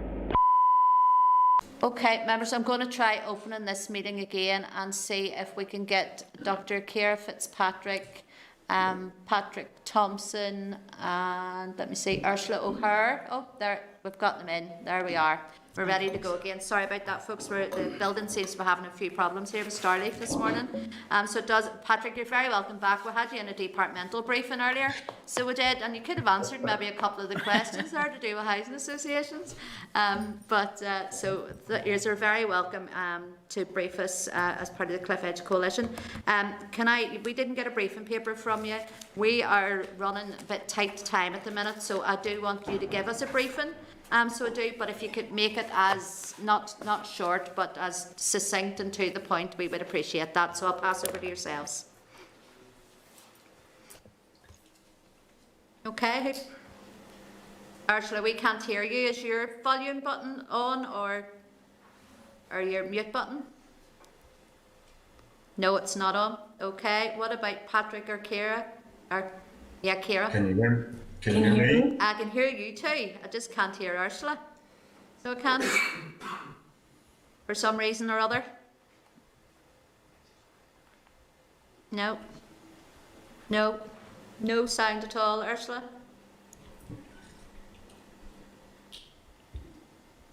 Can you take your headphones off and try speaking without them? Because I know that was a problem we had with another witness. No, still not working for us. Can I pass over? Can Ciara or Patrick come in on any of this before we start? Would that be okay? Okay. Yeah? Ciara, do you want to kick off or will I just come here then? I like that, Patrick. Oh, I know it's completely thrown us now. It's okay, it happens here in committee every week, we're well used to it. So if you want just to go ahead and then we'll start questions. Okay, no problem. Basically, if you just let me get up, Ursula thankfully gave us a little rundown of the points that she was going to make today. So if you just let me get them up, I will do that. Okay. So, okay. Okay, go ahead. So thank you very much for providing the Cliff Edge Coalition with the opportunity to brief you today. We are very, very keen to do three things in relation to moving along the urgent need to close the current loopholes that are there in the welfare reform mitigation, and also to consider the future priorities which are pressing as we are in the midst of this global pandemic, which is having a devastating economic impact on individuals and families across Northern Ireland. So really we would like the committee to request an urgent update from the department on the timetable for closing those particular loopholes, the benefit cap loophole and the bedroom tax loophole, which I'll go into in greater detail in just a moment. We are asking the committee to maintain close scrutiny of the progress including to ensure that measures do adequately close the loopholes. And we're also seeking a timetable and a terms of reference for the department for the review process and committee engagement with the review process in relation to the introduction of potential new mitigations which speak to the current challenges that families and individuals are facing in regard to universal credit. So for now, I am going to talk to you about the impact of not closing the benefit cap loophole. In short, the implications include an increase in child poverty, which will in turn have a detrimental impact on the future educational and employment outcomes for our young people. And that is a grave consequence considering the already serious situation whereby we are seeing a quarter of our children living in poverty. So here's the technical bit. At present, in order to access the mitigation payment for the benefit cap, the claimant must have been in receipt of a qualifying benefit on the 6th of November 2016. Furthermore, it's only possible to access a welfare supplementary payment once. So if there is a break in your claim, for example, there's a family separation, you may lose entitlement. There is a 9-month grace period where you will be exempt from the benefit cap if you have been in employment for the previous 12 months. This means that those claimants with larger families who made a claim for universal credit at the outset of the pandemic in March 2020 will be coming to the end of their 9-month grace period.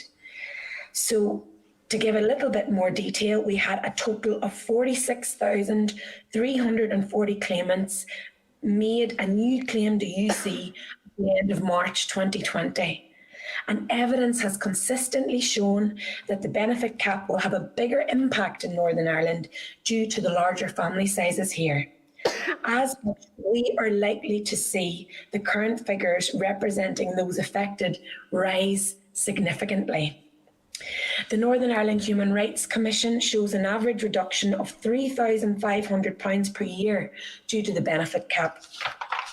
There are some cases where losses are significantly more, depending on the individual circumstances of the family. The Law Centre, for example, recently assisted a family who, as a result of the benefit cap, has been left with just £258 per week to care for 6 children. This includes 2 children with additional needs. Housing Rights are supporting a family with 4 kids who are facing a benefit cap of £800 per month. This has left them with a total income after housing costs that is a massive 68% below the poverty line. This means children are going without basic necessities. They are struggling to access food, heat, light, and electricity.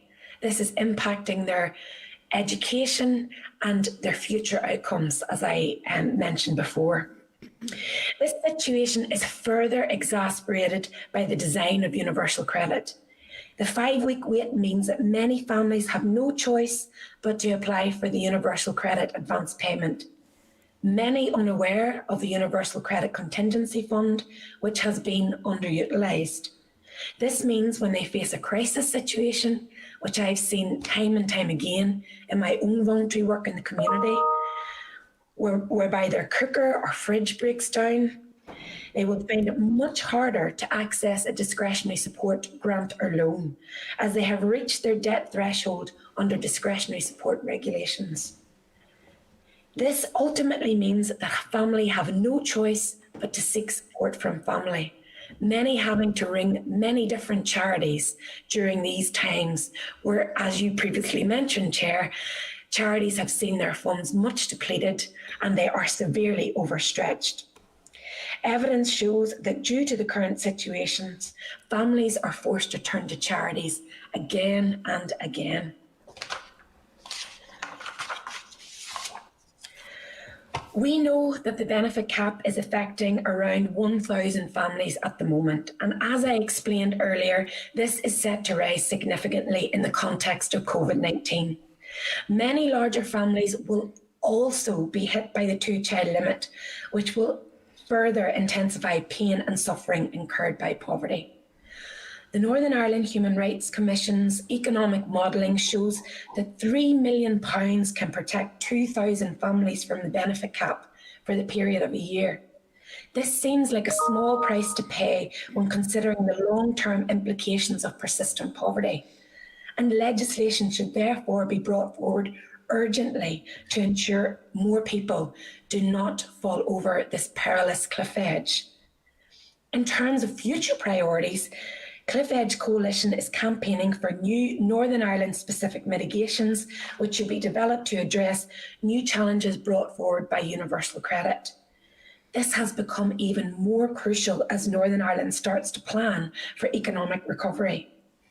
In relation to universal credit specifically, my colleague Patrick will talk more specifically about housing related measures. We are seeking financial support for those subject to the five-week wait and those families impacted by the 2-child limit. And we did note the Minister's commitment to looking at this issue. And again, we would encourage action on this as soon as possible. Again, evidence shows that the 2-child limit is going to have a disproportionate impact here.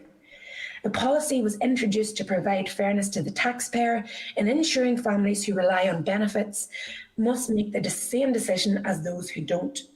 But this is a misnomer for 2 reasons. First, 2/3 of those families affected have someone in the household who is at work. And secondly, in the current situation, many families have lost their job due to no fault of their own. In regards to the 2-child limit, families are losing on average of £2,780 per year. So again, I can't stress enough the need to really take action on the loopholes and to seriously consider future mitigations. As I say, in my own work as a community volunteer and as an academic, the results of not taking action are absolutely devastating. And the longer this goes on, the worse it's going to get.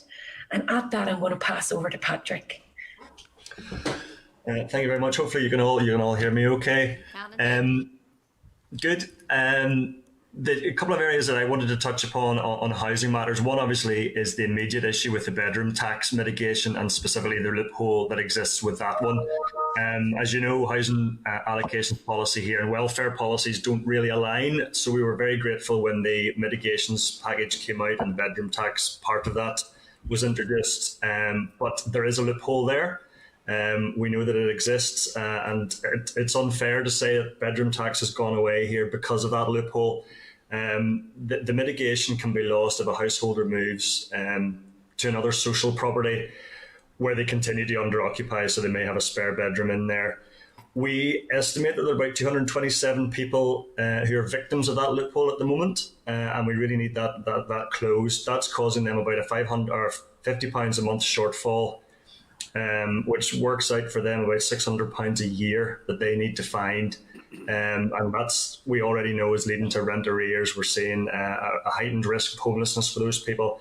And to put it into context, those 227 people that we have identified so far, there may actually be more, and they need to find an additional £136,000 this year to cover that rent. And we have a mismatch with housing stock and housing need. We know that 45% of people on the waiting list are single applicants, but only about 18% of the actual stock is single bed properties. So the Cliff Edge is really asking to get that loophole closed quite urgently, because the longer the legislation is delayed, the more people potentially will fall into that trap. So that's one thing that we want to see. The other part really is actually on the private rented sector. From my experience with NIFA and housing associations, we're actually quite fortunate that there's a fair bit of support that surrounds social housing tenants, but we don't have that same infrastructure around the social rented sector. And it's a comparable sized sector, you know, there's about 140,000 there. But over the past decade, cuts to Local Housing Alliance rates have really created an affordability issue. Housing Rights Research back a couple of years ago, I think it was 2018, found that almost 9 out of 10 private rental properties in Northern Ireland were out of reach for those relying on housing benefit or universal credit to cover their rent costs. So this is a concern that we've had over recent years, and the loss of rented accommodation has consistently been in the top 3 reasons for homelessness in Northern Ireland. So that inability to afford rent can lead to homelessness. The COVID crisis, interestingly, shone quite a big light on this issue for private renters, with almost 3/4 of COVID-19 related calls to housing rights being received were from private renters. Which is a really, really high number of people who were gravely concerned about their rental situation. And I think it's timely, particularly with the Minister's statement last week that she does, or a couple of weeks ago, where she does want to look at the private rented sector. We also have an ongoing issue with supply. There's a lack of affordable 1 and 2 bed houses or properties in most of Northern Ireland, and that's a concern given the predominance of single people and small families that are presenting as homeless, and it's maybe worth reiterating that the cost of dealing with homelessness cases is high. It's really high. Estimates from about 2015, I think, said it was about £15,500 or thereabouts to deal with a homeless case. So, the more people who are struggling to keep their accommodation, the more risk there is and the more cost there is to the public purse in trying to deal with that. And then there's a sort of a final point to it, which is for those who do manage to keep the private rental homes, they are having to prioritise rent payments over other essentials such as food and heating. There's a real poverty issue here that goes beyond just rent. And research carried out, I think it's by the Nevin Institute, shows that there are more people at risk of poverty after housing costs in the private rented sector than the social rented sector. So there's a real problem there with people who are doing their very best to pay that rent and keep a roof over their heads, but having to make huge sacrifices in other areas. And particularly at this time of year, when you think about fuel poverty, which was touched on earlier on in the briefing this morning, there are big concerns there. So as a coalition, we're lucky that we have the social landlords have an element of infrastructure around us, but we really think that there needs to be an infrastructure put around the private rented sector, perhaps a ring-fenced fund, similar to what was set aside for the voluntary and charity sector when UC came in and the mitigations package started. It could be something like that. And then we need to look at local housing allowance rates. I think there's work there that needs to be done on the affordability of the private rented sector. And I'm not sure if Ursula can hear or can speak at this point, but that's all I need to say on the housing matters, so thank you. Thank you. Patrick, Ursula, can you hear us or can we hear you more to the point? No, we still can't hear you, Ursula, I'm afraid. I don't know what's going on at all. So I don't... Could you go out and in again, I wonder? I think she did go out and in again. Oh, did you? Oh, yeah. Right.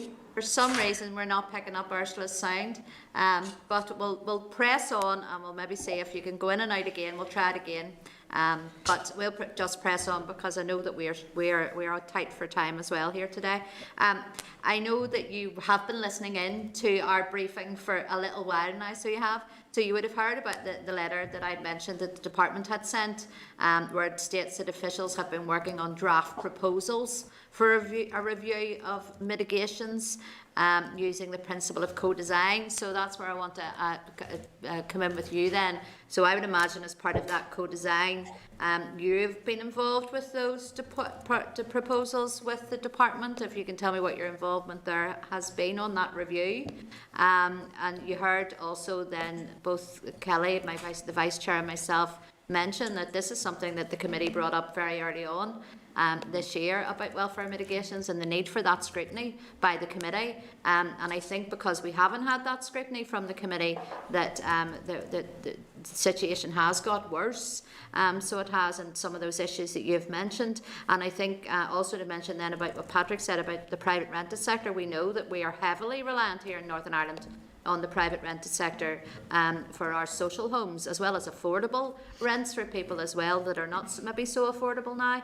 But I think COVID has shone another spotlight on the private rented sector of just how precarious that can be for people, especially those that have been that are facing hardship or losing their jobs. So if I could just maybe if you could just go into a bit of detail of what conversations you've been having with the department around the review. Paula, as far as I know, Patrick, you can come in on this. We've had no formal consultations with the department on the review thus far. We have a meeting with the minister next week. But apart from that, we have really fed in our kind of recommendations for how a future mitigation package should look. But we have had no kind of input on the co-design process as yet. As far as we were aware, it hasn't started. Okay. All right. Well, I kind of find that worrying as well, because we know the Cliff Edge Coalition is, your opinion is very valued. So it is, we know how credible you are. We know the backgrounds that you come from, so I would like to think that there would have been some sort of conversations with the department on the way forward on that. So that's a little bit disappointing. So you mentioned the bedroom tax, and you mentioned the child benefit cap and private housing. Are there anything further that you would be considering as your asks for us, certainly as a committee, whenever we do look at that review? Well, first of all, we would say that it's kind of split into two pieces. There's two urgent priorities, and that is to close those loopholes. And that can be done now within the current legislative framework, particularly the benefit cap, which needs secondary legislation. And as I said, we've got about 1,000 families affected. We had over 46,000 people applied for universal credit in March. Many of those families are going to be coming to the end of that 9-month grace period, and they are going to be falling foul of that benefit cap right now. So honestly, that legislation needs to come forward urgently. The same applies to the bedroom tax loophole. It does require primary legislation, but again, it was due to come forward in August, and then of course the current mitigation package has been pushed forward to December. But those loopholes are still very much in existence, and while they continue to be open, people are falling through the gap, basically, and they're falling over that cliff edge. So, we are effectively facing another cliff edge now at the end of December, unless we see that urgent legislation brought forward. Patrick, I don't know whether you want to come in on that at all. I think the point that I would make there is that we as the coalition would really like that reassurance that the committee will be able to scrutinise. As has been said by Ciara already, we really have had no formal engagement with the department on the mitigations moving forward. So we would like to see a very definite bit in there that says that your committee will scrutinise anything that's going forward, and perhaps give us the opportunity to feed into that as well if we don't get any more formal engagement with the department. I think in response to that, Patrick, I'd like to say that the committee would also like that certainty, that they can be part of the review and part of that scrutiny, because up to date we've had very little input either way, either from the department or from this committee. And I know their circumstances have led away with many other things that have been going on, but it is something the committee certainly feels that they think it is more of a matter of urgency, that we should be looking at that. I was going to ask you something else, and you've just put me off my complete train of thought there, so you haven't. So I'm just trying to quickly scroll back in my brain. No, it's gone. It will come back to me. So it will. At the minute, I have Mark Durkin has his hand up for a question, and then Kelly. So I'm going to go to Mark then first.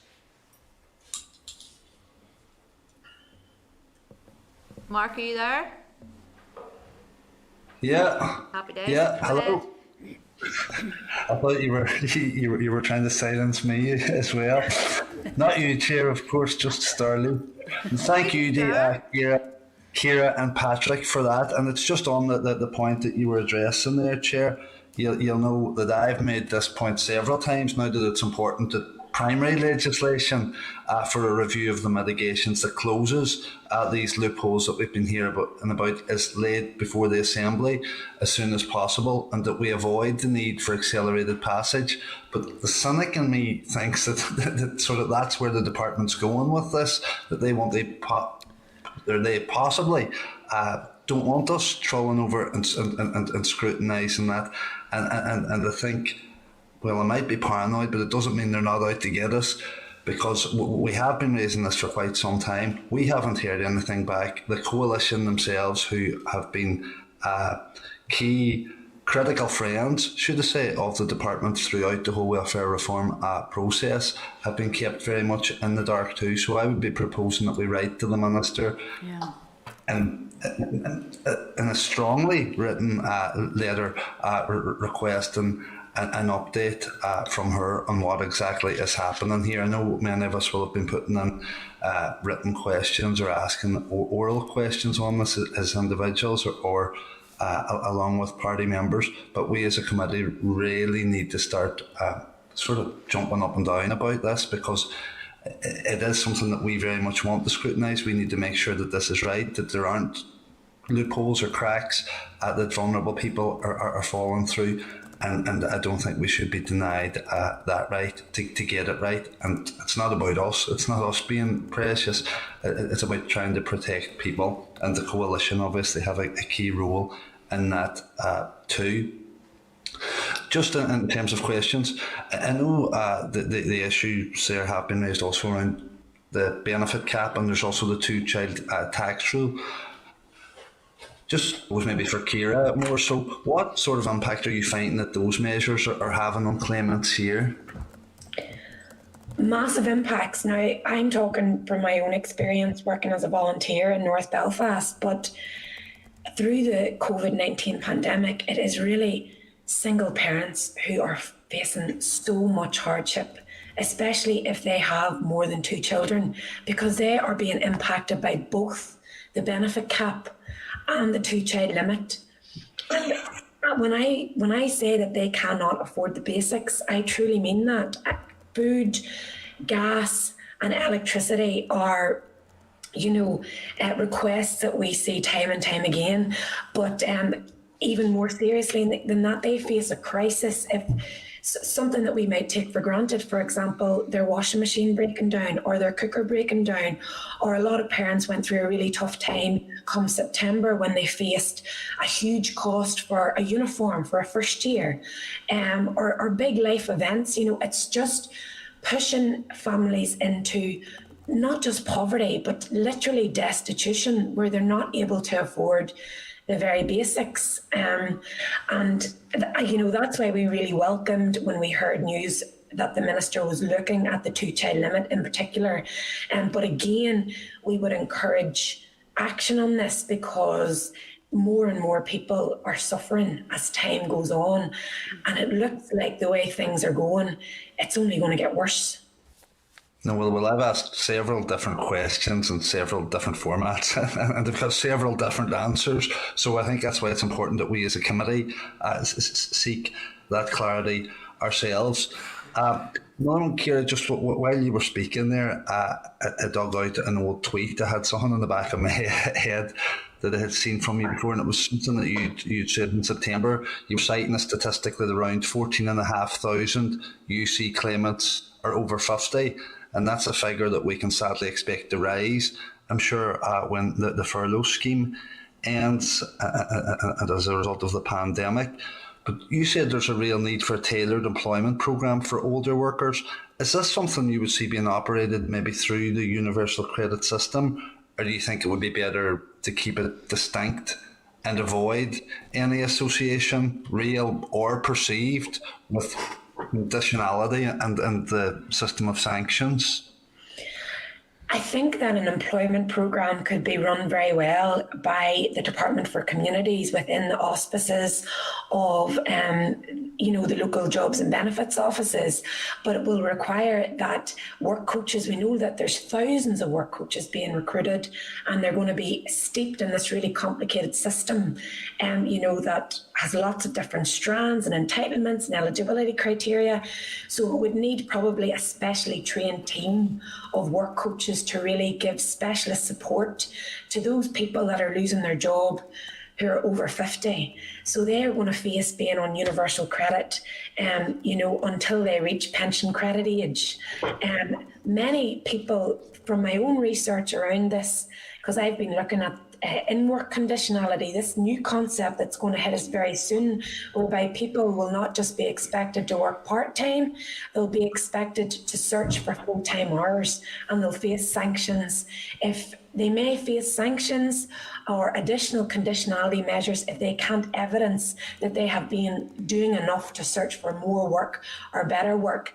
And I've done a little bit of research around older workers in Northern Ireland, and many work part-time for reasons of caring responsibilities and because of health issues, and simply because they've got to a point in their life where they feel that they want to work part-time. And yes, this has become even more important as thousands of over 50s are becoming unemployed due to COVID-19.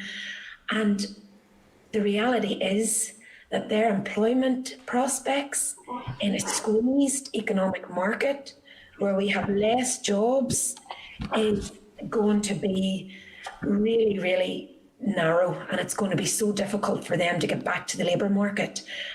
And they face these punitive measures under universal credit, and we are going to see a rise in poverty over that age as well. It's going to be across the board, but that age group face very specific challenges in relation to being able to get back into the labour market, in terms of skill shortage, in terms of education deficit, in terms of health impacts and caring responsibilities. Okay, no, thank you, Kieran. There's certainly a lot to be done there, that's for sure. Now, this one isn't strictly on welfare reform per se or the mitigations, but you mentioned there around the universal credit contingency payment and people's lack of awareness around that and how that can then lock them out of a later or access later on to discretionary support. Grant, in terms of the discretionary support grant, I don't know were you following the Assembly earlier in the week. I'm sure you were. Now the discretionary support grant now has another sticker on it. It seems to have a COVID isolation sticker on it. But I've argued that the income threshold for that, for this use as a self-isolation grant in effect, is simply too low. It's locking too many people, too many households out of being able to access it. Is that the sense that you guys would share, and are there maybe any other changes that you think could be made to it? Well, Mark, I can't speak for the coalition on this point because discretionary support isn't one of the priorities that we're looking at in terms of the current mitigation package and what needs to be done in terms of loopholes. You had mentioned it. Yes, in my personal view, I think that the discretionary support system needs to be looked at as a whole. I think that it is more restrictive than the social fund was. It's harder to get access to.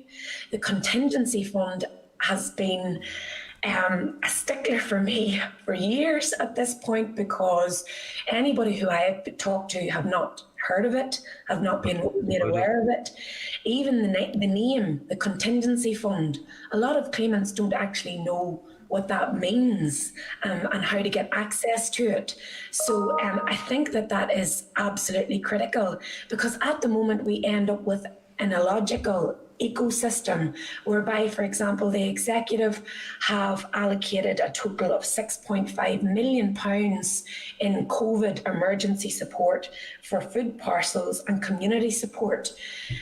To me, that money would be better served in a discretionary support system that works really well, that gives people better access, that isn't as restrictive, whereby people are able to access immediate financial support and have the agency and dignity of spending that money how they need to. At the minute, it seems like it's restrictive and it's dehumanising in terms of the questions that people are asked in order to prove that they are impoverished enough to deserve a discretionary support payment. And as I say, because a lot of people have taken the universal credit advance payment, that's pushing their debt way up and they can't access support from discretionary support. But in terms of the isolation grant, my own opinion is that if you are in receipt of qualifying benefits which show that you are on a low income. If you have a COVID positive test and you are unable to work for a period of 14 days, you should be able to access a self-isolation grant, and it should be discretionary. Yeah, it shouldn't be, but it shouldn't be contingent on having a positive test either.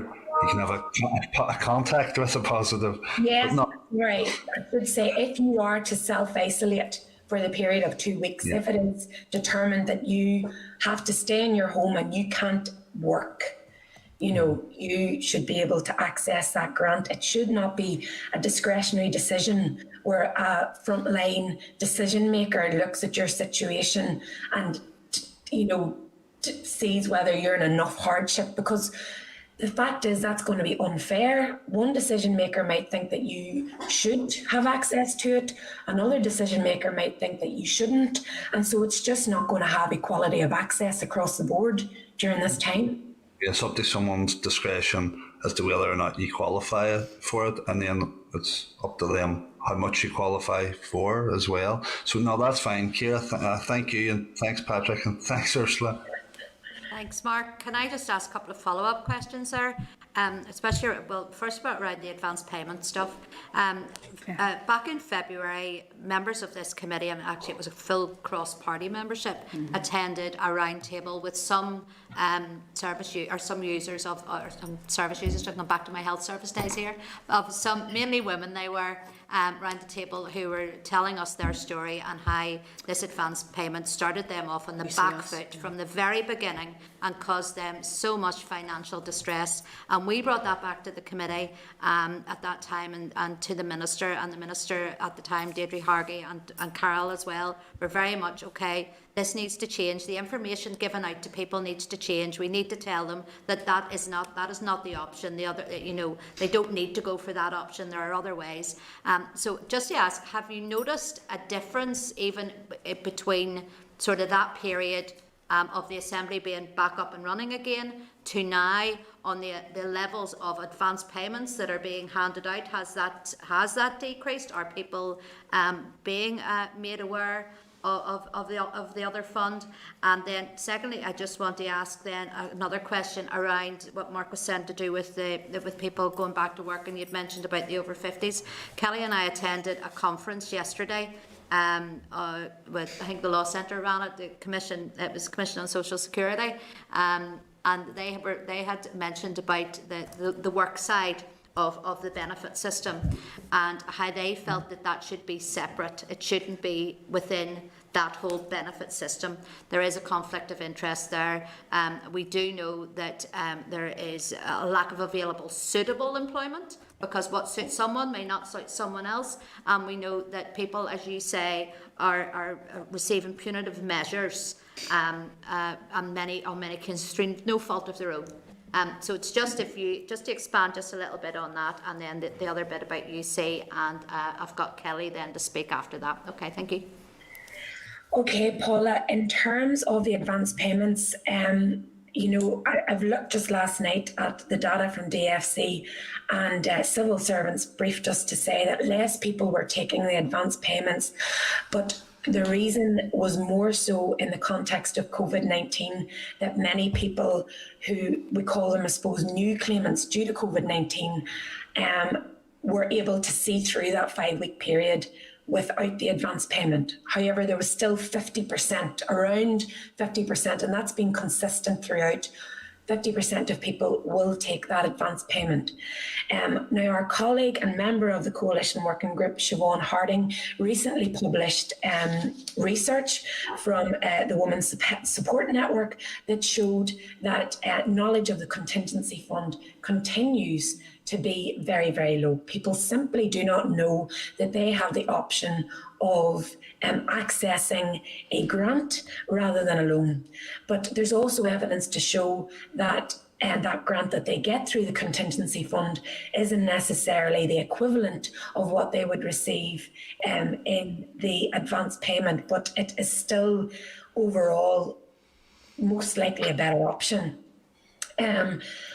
What I would say is, look, and the Cliff Edge Coalition have said this before, it's really fantastic that the mechanism of the contingency fund is there, that it was introduced through the first mitigation package.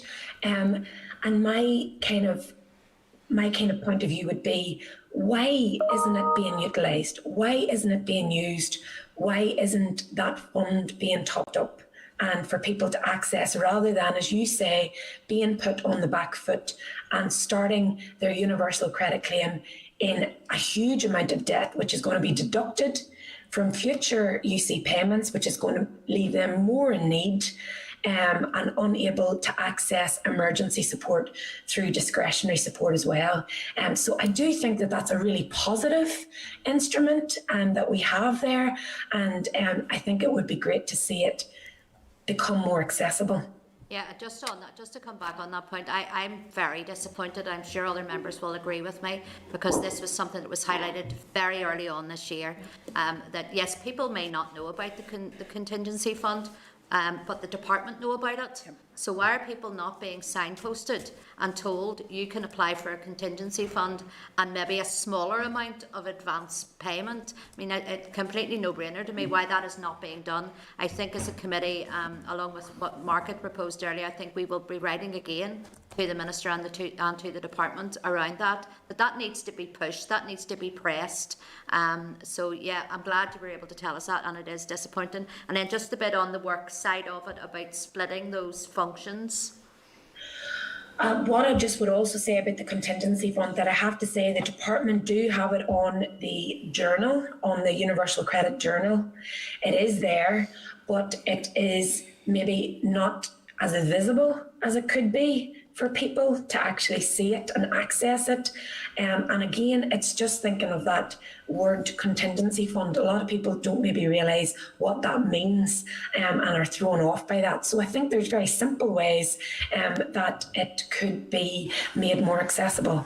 In terms of the work point, yes, I think it would be useful to have the employment support as a separate function outside of conditionality and sanctions, because it is very, very hard for a work coach to play those two roles. And historically, that hasn't been the case. Now we're seeing where a work coach has to be a friend and a foe, because they are faced with this situation where they have to give employment support, but at the same time, if they feel somebody isn't hitting the mark on what they're supposed to do, they then have to maybe implement a sanction or another kind of punitive measure to, encourage that person to do more around their work-seeking activity. And that can have a really detrimental impact on the relationship between the individual that is seeking work and the work coach. So I definitely think that there is benefits to that being outside the infrastructure of the Jobs and Benefits Office. But what I obviously would caution about, is that is still not, say, contracted out to an employment company, because we've seen a lot of issues around that, Paula, as well. And it would be better to remain under the auspices of DFC more widely, but it might be interesting to pilot having it as a separate service, particularly for those who are over 50. Again, I would say that this is me talking as Ciara, and these aren't kind of issues that the coalition have looked at in our group. So, I just want to kind of give a disclaimer to that effect. No, that's fine, Ciara, and you've just given us some food for thought, and I think it is something that could be doable. That last point there, with it being kept within the department, and Northern Ireland could maybe lead the way on that. That would be something that would be really good for us. But you've given us lots of food for thought there, and I'm sorry I took you way out of where you were supposed to be there. Apologies. So I'm going to go back on track here again, and the only person I have left that wants to ask a question is Kelly. Thank you very much, Ciara, Patrick and Ursula. I know, Ursula, you're having trouble with your sound there today, but very much appreciate that you're here with us. But Guys, I'll try Ciara and Patrick. I have questions for both of you. Patrick, I'll maybe start off with you to give Ciara a bit of a breath at this stage. Patrick, as Ciara has said there have been a lot of people who have entered Universal Credit this year. And when they enter Universal Credit, as we know, the 5-week assessment period means that there's a break in particular, their rent. And payment of the rent. So I'm just wondering from the housing point of view, how many people now have gone into arrears, and are we looking at potential difficulties coming forward because of the number of people who are losing jobs, going on to Universal Credit, getting that gap in income, and what are we faced with now? I'll be honest, I don't have any up-to-date figures on what those arrears levels are like, because for quite a long time it was hard to decouple the 5-week wait bit, because for a long time the systems didn't allow us to see when somebody had moved on to Universal Credit. That has now changed. There have been improvements in the landlord portal, so we can see quite quickly when somebody's coming on board, but I don't have a figure. But there will definitely be arrears there, and it's whether people can catch up on those that would be our biggest concern, because that's a long wait without housing costs getting covered. So it's perhaps something that we as a sector need to go out and investigate more on. There's also a concern for me with regards to people who are going on to statutory sick pay. And when they're going into statutory sick pay, they're immediately finding that their income level has dropped considerably. They're also, because they're employed, they're normally above the income, the maximum income floor level to get access to the discretionary support self-isolation grant. So what we're finding then is people, anecdotal evidence, because I've asked, is there any evidence, out there of how many people this is, but it's proving impossible to find. But there's so many anecdotal evidence of people gone on to statutory sick pay. They haven't realised, because they've never had to take it before. They're jumping down from maybe a few £100s per week down to £95 a week on statutory sick pay, and paying rent, paying mortgages is becoming completely impossible. And the worst thing that's happening is that they're going on to statutory sick pay because they're being pinged. They have no symptoms themselves. So a lot of people are now starting to delete the app. And presenteeism is becoming a problem, where people are staying at work because they can't afford to take the statutory sick pay. But I'm just worried that the statutory sick pay people, they're going off work more regularly, and that's going to cause impacts again for the arrears with housing. So if you have any future information on that, I would really appreciate if you could share that with us in the committee, because it is something we need to keep an eye on. Ciara, one of the things that I have done is I've asked if there's any possibility as part of our welfare mitigations packages, if we could consider statutory sick pay, even if Northern Ireland had a slight increase to offer there, so that we don't have that presenteeism, because of course that's going to share the virus out. But one of the things when I was working on that is this discretionary support self-isolation. The income floor level is at 20,400. Have you guys any thoughts on that being increased? I know that the Minister's considering this at the moment, but is there a level that you would prefer that to go to, that we can maybe ask the Minister about? To be honest, Kelly, that's not something that we have considered. The income floor around the discretionary support isolation grant. But as I said to Mark, we are in extraordinary times. You have pointed out. We have people potentially deleting the app, going to work because they can't afford not to, and that is having the negative implications of spreading the virus and keeping the infection rate high. So I think that one of the solutions overall is definitely to improve the actual access to that system. So while it was so positive to see that the scheme has been extended and to see that the levels of support have been risen, it's actually the accessibility. So if there was an opportunity to raise the income floor at all, I would only see that as a positive thing. Okay, thank you. Yeah, just to go back to what you were talking about the benefit cap loophole and the bedroom tax. To be honest, I think we do have a minister and we have a department who would recognise, there's a lot of stuff coming to the end at the end of December. So I could see an extension being made through to the end of March until the new measures come forward. And as the chair has said, if only the committee could have access to some of the information, that would be fantastic. But I'm just thinking, are there any other avenues other than those loopholes that we should be considering? Are all of the welfare mitigations working? Are they not? What's not working? Is there anything that we're missing on? Is there anything that all of a sudden has come forward now? So we know about the benefit cap. It's awful. And to be honest, thank you for raising the grace period, because that terrifies the life out of me. In the mouth of Christmas, we're going to have families having a massive reduction in their benefits, which is terrifying. So we will ask the Minister about that. But it's the bedroom tax, of course, is something that Northern Ireland, we don't have alternative houses to send people to. So the bedroom tax is something we need to continue. But if there's anything else that you can bring forward for us, I know that the Chair had mentioned the UC Us thing that we went to earlier in the year, and it was invaluable to have that direct voices coming to us.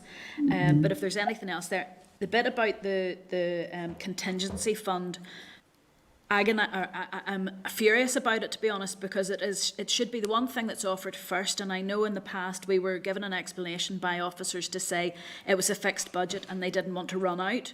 Well, they're not spending it, so let's spend it, please. There are people in difficulty now. But if you guys have anything at all outside of the loopholes that you've mentioned today that we should be considering as a committee to push the department and the minister to think about or to add, we need that, because it's people on the ground that know where the problems are. Kelly, two things.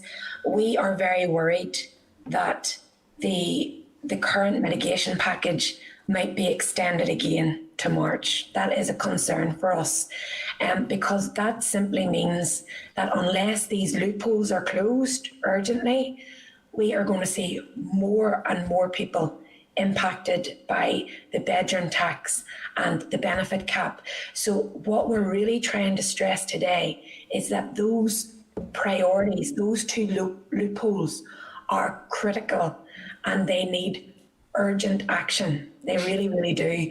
In terms of the future priorities, we have outlined three main future priorities, and that is the 5-week wait for universal credit, the 2-child limit, which is, as I said in the presentation, is going to have a disproportionate impact on families in Northern Ireland, where we have naturally bigger families. Families are losing out on £2,780 per year because of the 2-child limit. The people who are suffering here are the children, because they didn't have the choice whether to be born as a third child, and they are being penalised in these current circumstances, whereas committee members have outlined the labour market is squeezed beyond belief. So for no fault of their own, they are being punished. So the 2-child limit is another one. And then the third priority, which Patrick outlined in his presentation, is more intensive support for private renters who have suffered so much due to the cuts in social security over the last 20 years, particularly around the local housing allowance.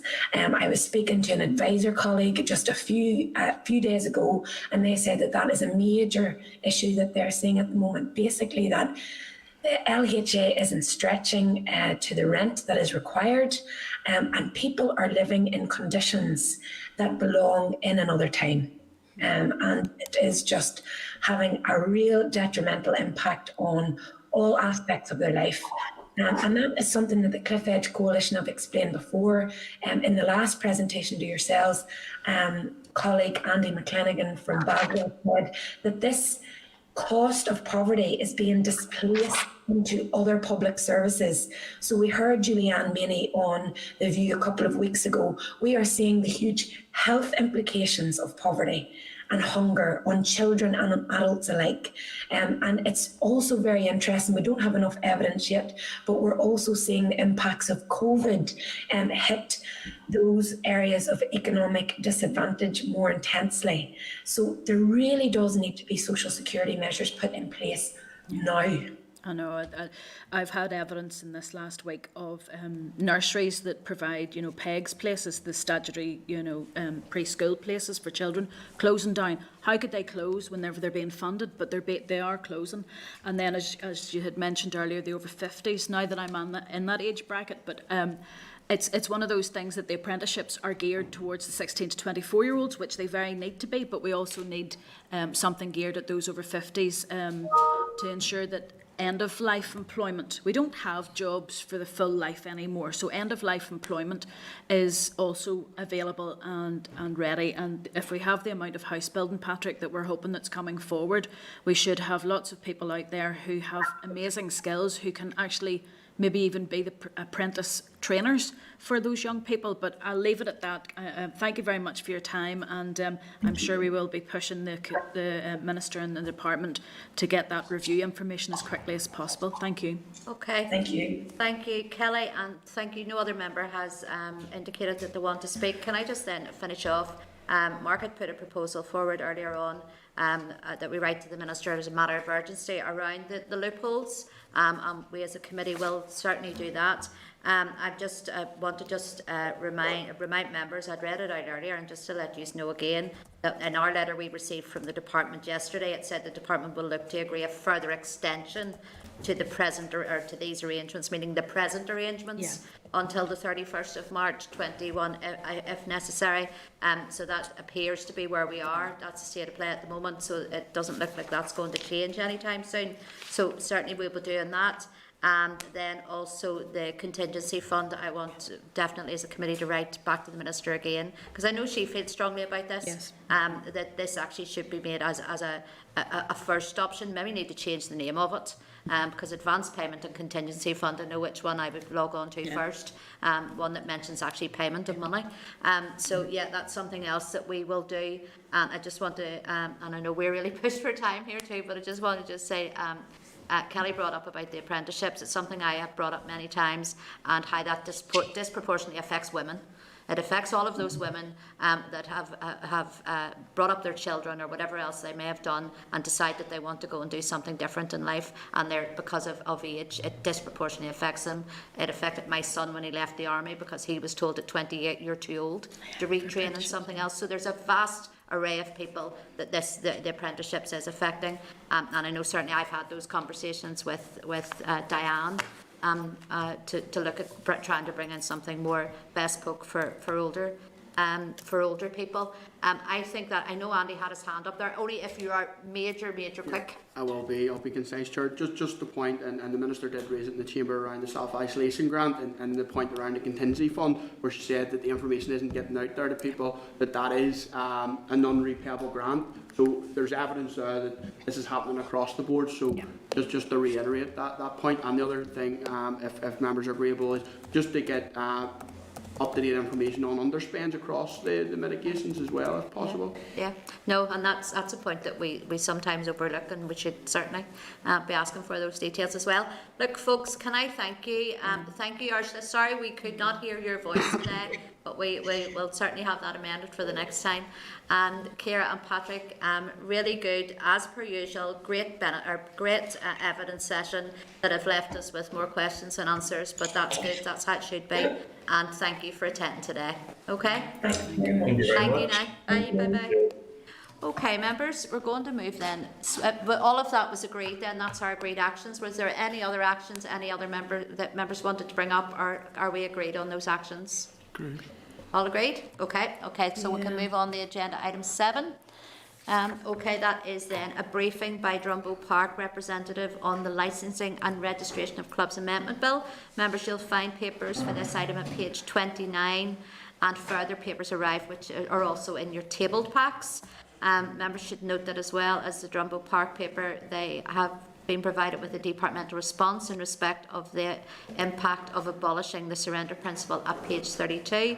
If members wish to receive a full copy, which I think Kelly did, it's many pages long, please contact the committee office, and they'll direct you in where you need to go to find all of that. So can I then open up the meeting then and welcome John Connor, who is Operations Director at Drumbo Park. John, you are very, very welcome to our meeting today. I know you've been there for some time waiting.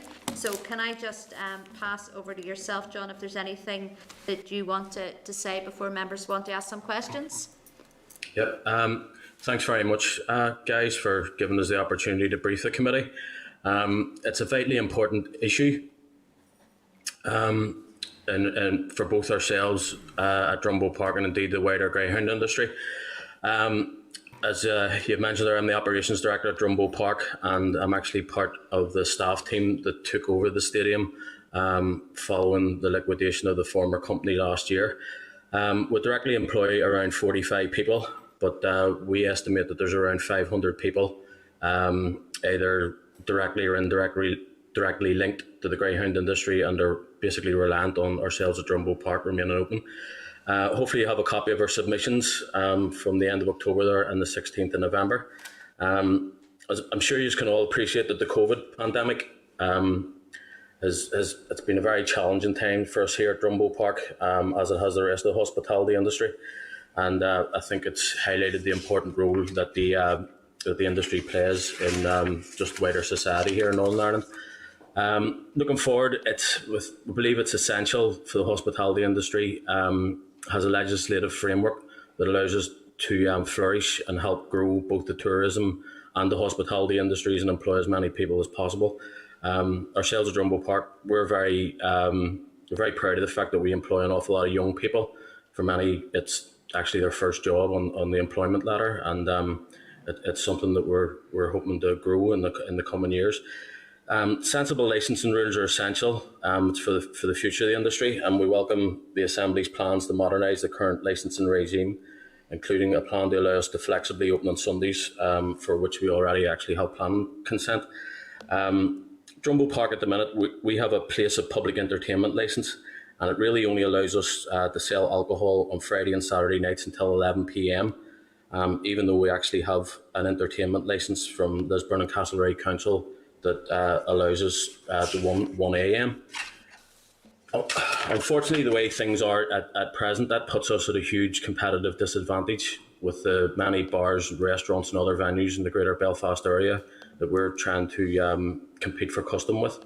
And we feel the way things are going with the bill, that this competitive advantage disadvantage will actually get worse if those establishments are allowed to open until 2 a.m. as proposed. We ourselves, we're actually not looking to remain open to 2 a.m, but we're asking that we're allowed the flexibility to open to 1 a.m. on Fridays and Saturdays so that we can compete on as fair a level as we can. And without the flexibility that would give us, we actually fear for the future of the stadium itself and indeed the wider greyhound industry. So allowing us to open up until 1 a.m. would be consistent with our entertainment licence that we currently have from the council. And we note that the bill is actually proposing to equalise alcohol licences and entertainment licences, so it would help our case in that regard. In order for us to open on the Friday and Saturday nights until 1 a.m, we propose that places of public entertainment and outdoor stadiums like ourselves are included within Article 45 of the licensing order. At present, Article 45 allows certain licensed premises to open to 1 a.m. 20 times a year with the consent of local PSNI. Obviously, that consent mechanism allows the police to protect sort of the local area for local residents and stuff like that. The proposal to increase this to 85 times a year, 85 times per year, but it would seem sensible for it to be 104 times a year. That would allow us to cover for the Friday and Saturday nights trading. So increasing the number of nights to 104 and including places of public entertainment and outdoor stadiums within Article 45 would allow us to stay open and trade till 1 a.m. on Friday and Saturday nights and compete fairly. And basically that's the crux of our argument in relation to the amendment. Okay. Is that, you finished there, John, with that part, yes? Yep, okay. Yep, that is indeed, yeah. John, you're very, very welcome. I have sat on the previous committee, so whenever we had the previous owners of Drumbo in, and I remember at the time how grossly unfair it was on Drumbo, with the licensing laws.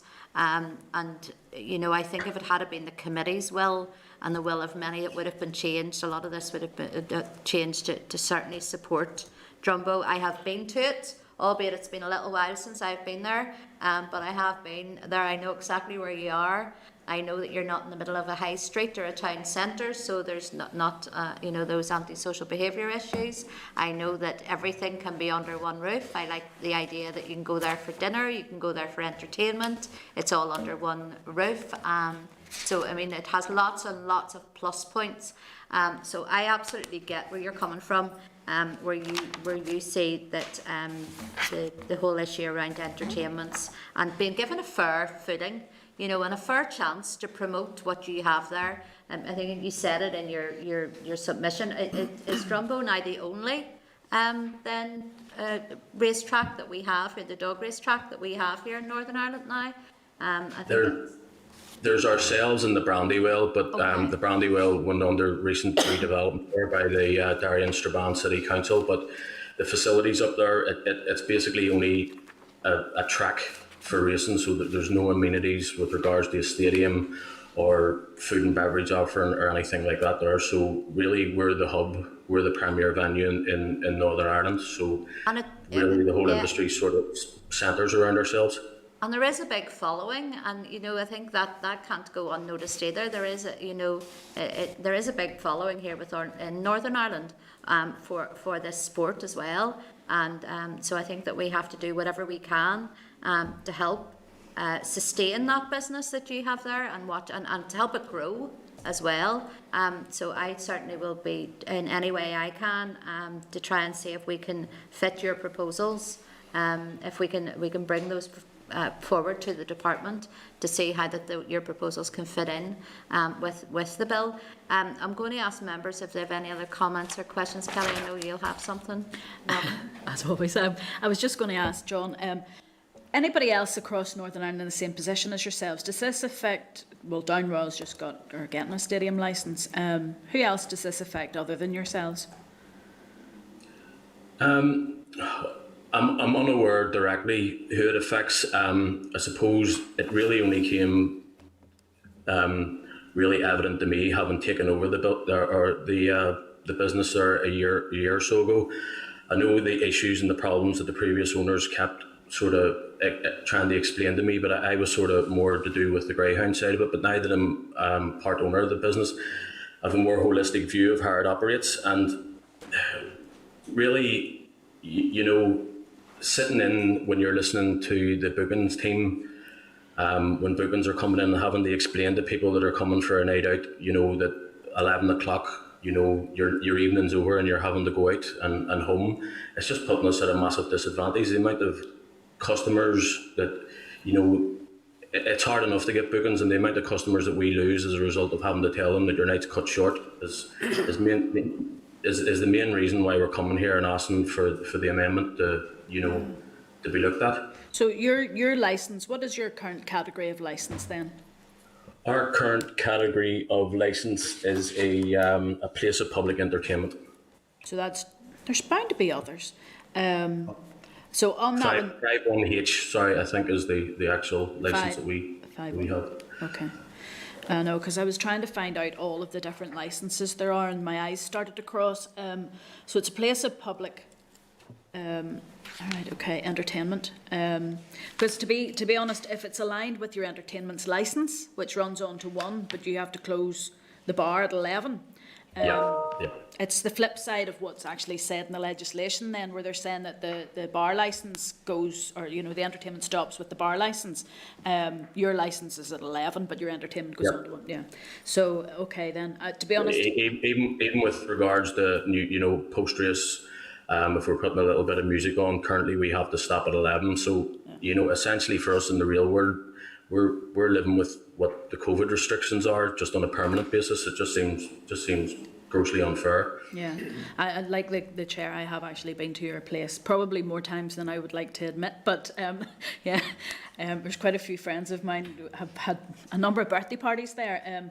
It is a family-friendly atmosphere, and to be honest, it sort of counters what we're trying to do to balance out the licensing requirements to be fair across the whole industry. So to be honest, I would be in support of you guys having the same options as Article 45 you've mentioned. Yeah. Yeah. Yeah, that's me. Yeah. Okay, no, and I just wanted to say, because at the time that I was there, and you are really put at a disadvantage. Ours was a Christmas work night out. So the way you are at the minute, you can only hold those at weekends and no other time that you can have that type of function. So it certainly is a real disadvantage. So I think that is something that we do need to explore much further. Robin, you wanted to come in? Yeah, just a simple question. Robin, have you been there? No, Chair. I have to confess I haven't been there, and to be honest, I would have no intentions of being there, and I just wanted to clarify with Mr. Connor. It's nothing to do with my particular feelings on the matter, but could I just confirm if you were speaking on behalf of the greyhound industry or only on behalf of Drumbo Park? I think I'm speaking on behalf of the entire industry in Northern Ireland. The industry here in the north is not funded in the same way that it is in GB or in the Republic of Ireland. Republic of Ireland, they receive government backing to the tune of, I think it's this year, €19.2 million. In the UK, they have the benefit of the bookmaker levy, which helps support that industry over there. So we're sort of stuck in the middle. And really, it's the commercial operations of the stadium that's helping maintain the industry here in Northern Ireland. So the stadium needs to thrive. The stadium needs everything that can be made possible to help sort of grow the industry here and keep the guys, the local guys. You know, there's 450 active owners at currently in Northern Ireland, and if Drumbo Park isn't allowed to compete in the level playing field with the likes of Dundalk Stadium, the likes of Shelbourne Park in Dublin, you know, those guys are going to be forced to travel very long distances, or the other option is just simply leave the industry. So I think it's imperative that Drumbo Park doing well will help local owners and trainers and people that derive a livelihood actually from greyhound racing to prosper. And is there a greyhound racing body, representative body or association of some sort? We are ruled and regulated by the Irish Coursing Club, so we run under the rules of those guys. They're based in Clonmel, County Tipperary. That's a historical thing coming from the 1958 Greyhound Act. We run aligned all our rules and regulations in relation to welfare, all our racing protocols. We align them with those of the Irish Greyhound Board. Thank you, Chair. Okay, thanks, Robin. Mark Durkin, are you there? Yeah, hello. Hello, go ahead. Thank you, Chair, and thank you, John. I won't be too long, Chair, but like yourself, I was on the DSD committee a number of years back when this issue was brought to our attention before, or the anomalies or irregularities or inconsistencies supposed to existed around the situation at Drumbo Park. I was sympathetic to the situation then, and I remain sympathetic now. So just to let John know that, and I think it's something we should certainly be considering going forward. Okay, thank you, Mark. Nobody else has indicated that they want to ask any further questions to John? No? Okay. John, thank you, and thank you for your paper evidence as well. It certainly will go towards our evidence gathering for the licensing and registration of clubs bill. And I think you've heard today that there is support. There is support for certainly for yourself and what you represent there. And I think we just need to highlight again that there needs to be a fair footing for everyone, and it certainly hasn't been for yourselves. So thanks a lot, John, for being here rather early and having to sit in and listen to everything else that the committee was doing, and for giving your briefing today. Thank you very much. Thank you for the time. Thank you. Thank you. Bye-bye. All right, members. Okay, so that again is good. That gives us some more evidence towards our bill. So are we ready to move on then? Where am I? Because I have flicked pages over here. At 8 are we on? Yeah. Yeah. Oh, start there. All right, okay. Okay, members, can you ask you then to turn to the draft forward work programme, which is at page 33 of your meeting pack. Members, to accommodate as many briefings as is possible, it is proposed that meetings should start at 9 a.m. each week after Christmas recess, which would ensure that 4 briefing sessions could take place at each meeting. And I know that we are supposed to be family friendly in the Assembly and all of that, and people do have school runs to do, and I absolutely get that. But we really don't have a lot of choice other than to start at 9 a.m. It could be earlier if we get in after Christmas and find we've got lots more people we need to hear evidence from. But can I just ask any comments or queries on that? Can you agree with the forward work programme? Mm-hmm. Any comments, questions? All okay with that? It's likely to grow, Chair. Sorry? The forward work programme on the licensing is likely to grow in number. Yeah, it is. Yeah, Rob. I don't, one of these questions, do we know how many are likely to, sorry, I know that's a crystal ball question. Yeah. We could see it grow. I mean, there has been a lot of commentary around this, and I know certainly with any of our meetings where we're discussing it, Twitter goes mad over it. I mean, there's a lot of people with a lot of interest in this, so I'd imagine it will grow significantly. So are members okay with that? Then we'll start that after Christmas, our 9 a.m. start. Happy enough, Chair, with a 9 o'clock start, because that will get me out of doing the school run. Sinead, what about you? I know you have Wayne's as well, so you're all right with it also? Yeah, no, just to say, look, there is school runs or whatever, but this has to be done, so we'll just have to find some way to work around it, and I'm going to use that excuse Mark's one right there as well. Okay, no, that's grand. Look, thank you very much. I was just going to ask, Chair, as far as possible, in advance of the lots of people who are going to come in to see us, are they being asked to provide written information in advance as well? Because that'd be good to prep. Yeah, I mean, it could be the stage where written evidence certainly helps us. It really does. It means that we're able to have a good read over it, and it will maybe get to the stage where we don't actually ask them to present because we're tight for time. Because we've already received a briefing, we just go straight into questions. So that might happen as well. But it's us as a committee that will decide what way forward we want to go with that. So yeah, most definitely I think we should have a written briefing. All right, okay, to move on then, we'll just move then to agenda item 8, members, which is the draft committee report on the pension scheme bill. Members, you'll find this at page 38 of your meeting pack. Can I ask if members any comment? Are they content to agree the report and order it to be printed? Good. All agreed? Okay, thank you. Okay, members, then moving on to items 9 to 11. These are subordinate legislation SL1s. So they're routine annual statutory rules relating to pensions. These are annual orders which are made each year by the UK government to adjust re-evaluation rates in relation to pensions. The department has no powers to do anything different, and the purpose of these rules is to protect individuals' pension savings. So I'll move then to agenda item 9, which is SL1, the State Pension Debits and Credits Re-evaluation, number 2, Order Northern Ireland 2020. A copy of the SL1 is at page 65. The Pensions Act Northern Ireland 2015 introduced a new state pension for people reaching state pension age on or after the 6th of April 2016.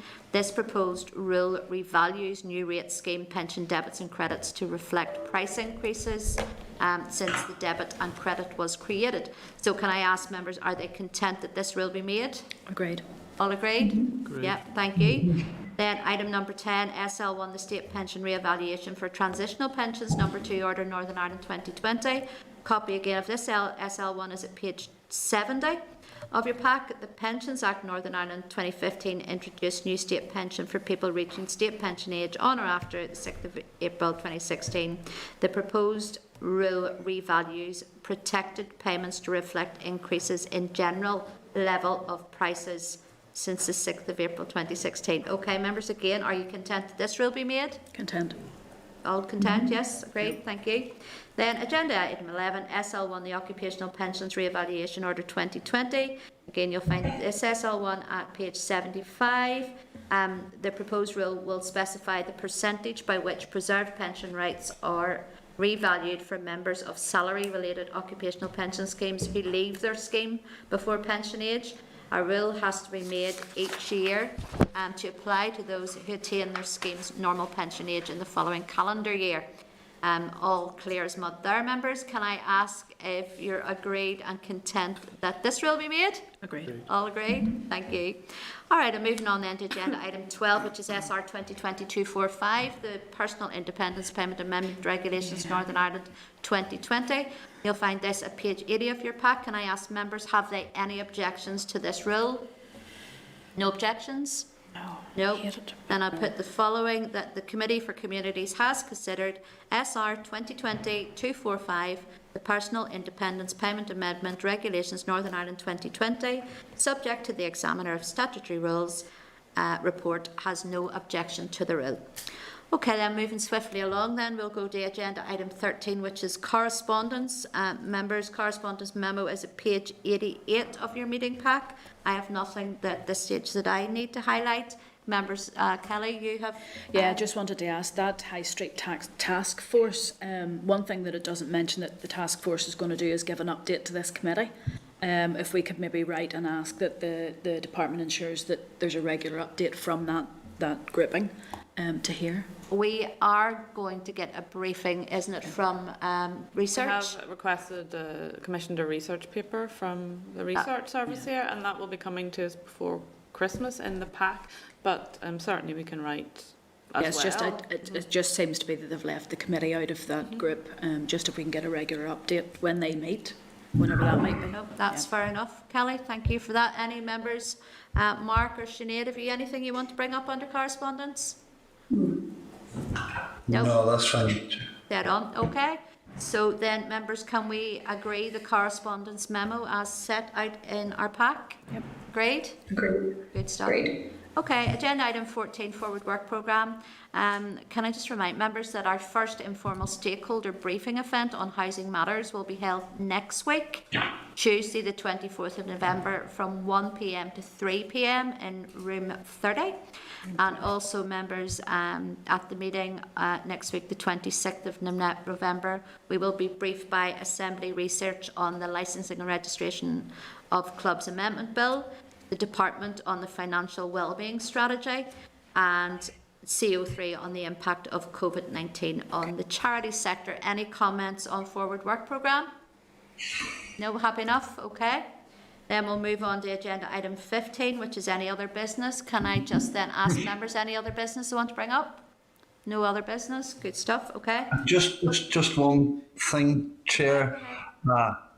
And it's an issue that had been brought to my attention by a few constituents this week.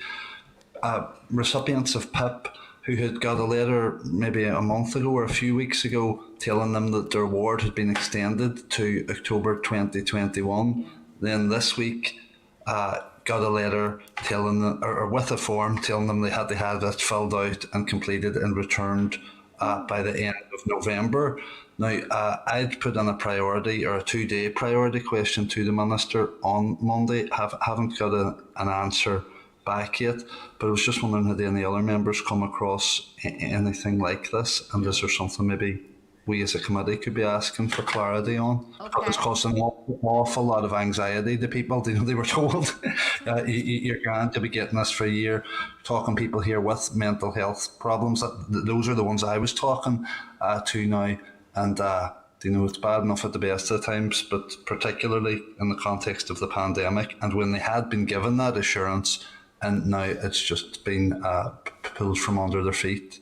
Okay, Mark, Alex, did you want to come in on that? Yeah, I've had a couple of those. Yeah, you're been aware of that. Other members are saying no, they haven't, but some are. So, Mark, if you could keep the committee members updated on any information that you receive, that would be great. Okay, well, I will. If I get an answer, I will, and then sure we can do something as a committee on it, maybe. Absolutely. Sorry, Robin, go ahead. I was going to say, Mark, if we could support Mark at this stage, Mark, and indeed ask the chair to write the same question or a similar question as you've already lodged. Okay. No, I'm happy enough, Mark, to support that, yeah.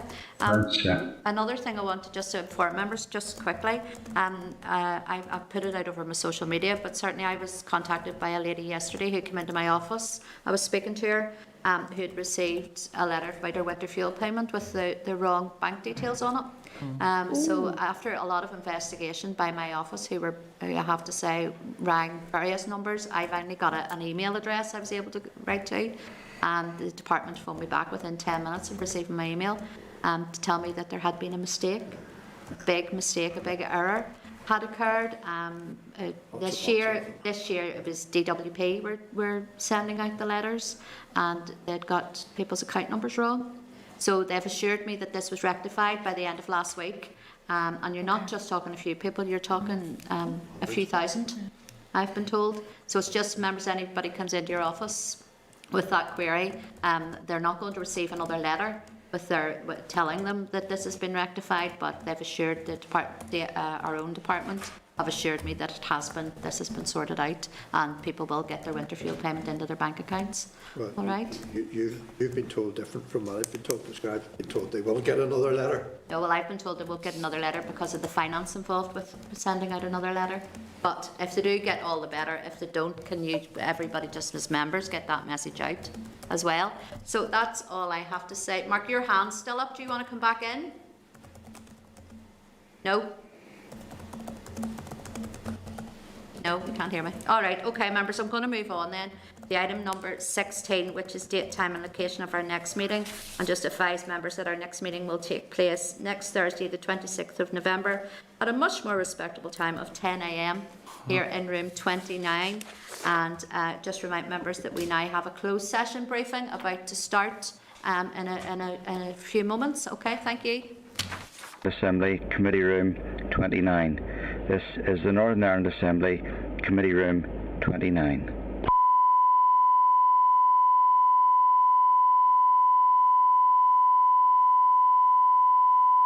This is the Northern Ireland Assembly, Committee Room 29.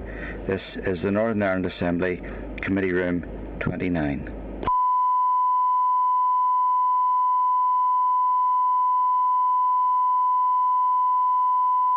This is the Northern Ireland Assembly, Committee Room 29. This is the Northern Ireland Assembly, Committee Room 29.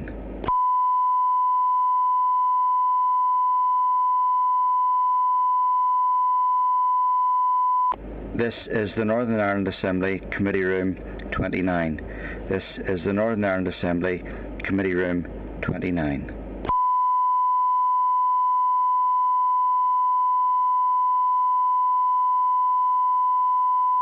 This is the Northern Ireland Assembly, Committee Room 29.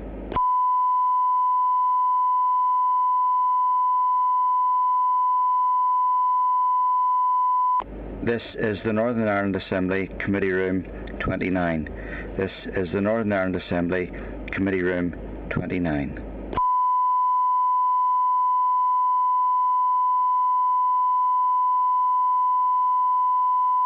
This is the Northern Ireland Assembly, Committee Room 29. This is the Northern Ireland Assembly, Committee Room 29. This is the Northern Ireland Assembly, Committee Room 29. This is the Northern Ireland Assembly, Committee Room 29. This is the Northern Ireland Assembly, Committee Room 29.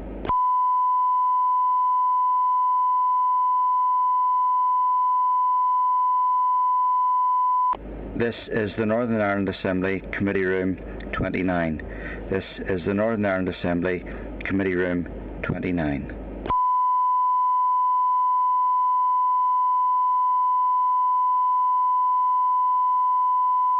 This is the Northern Ireland Assembly, Committee Room 29. This is the Northern Ireland Assembly, Committee Room 29.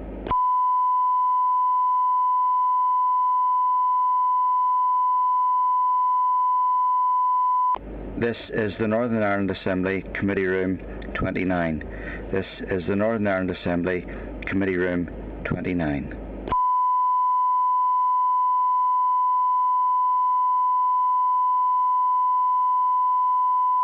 This is the Northern Ireland Assembly Committee Room 29. This is the Northern Ireland Assembly Committee Room 29.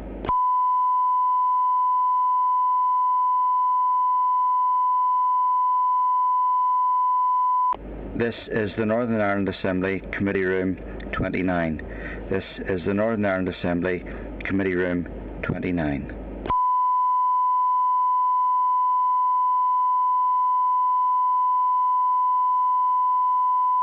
This is the Northern Ireland Assembly Committee Room 29. This is the Northern Ireland Assembly Committee Room 29.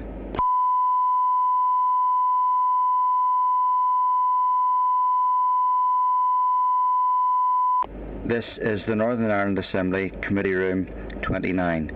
This is the Northern Ireland Assembly Committee Room 29.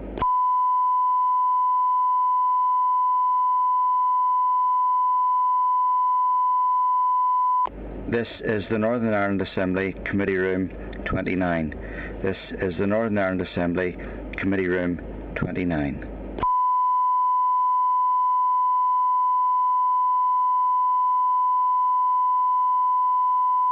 This is the Northern Ireland Assembly Committee Room 29. This is the Northern Ireland Assembly Committee Room 29.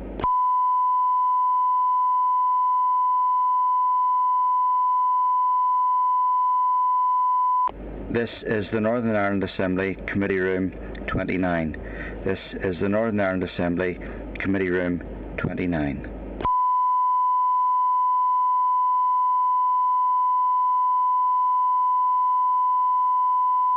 This is the Northern Ireland Assembly Committee Room 29. This is the Northern Ireland Assembly Committee Room 29.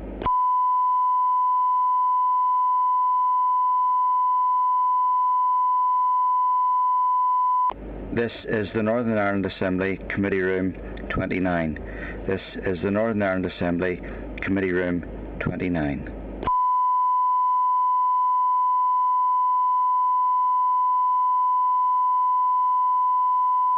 This is the Northern Ireland Assembly Committee Room 29. This is the Northern Ireland Assembly Committee Room 29.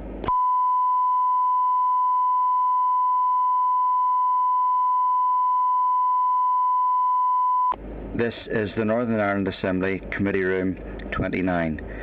This is the Northern Ireland Assembly Committee Room 29.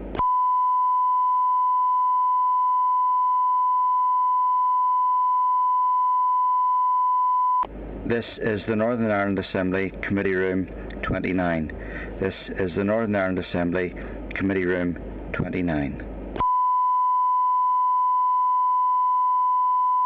This is the Northern Ireland Assembly Committee Room 29. This is the Northern Ireland Assembly Committee Room 29. This is the Northern Ireland Assembly Committee Room 29.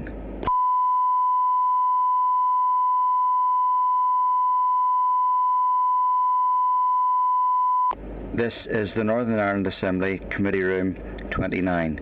This is the Northern Ireland Assembly Committee Room 29.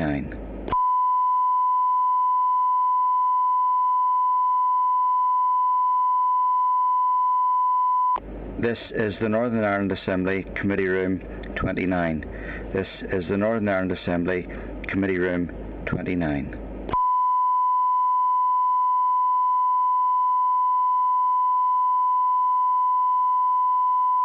This is the Northern Ireland Assembly Committee Room 29. This is the Northern Ireland Assembly Committee Room 29.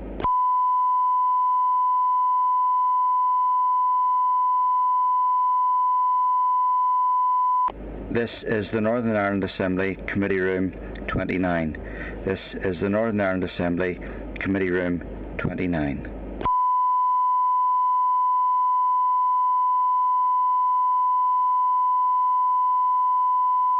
This is the Northern Ireland Assembly Committee Room 29. This is the Northern Ireland Assembly Committee Room 29.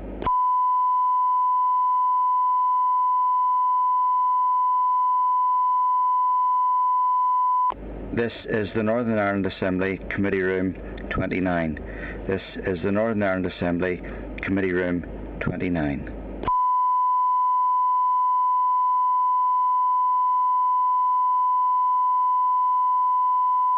This is the Northern Ireland Assembly Committee Room 29. This is the Northern Ireland Assembly Committee Room 29.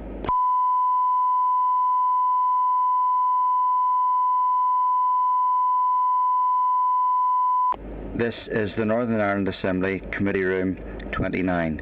This is the Northern Ireland Assembly Committee Room 29.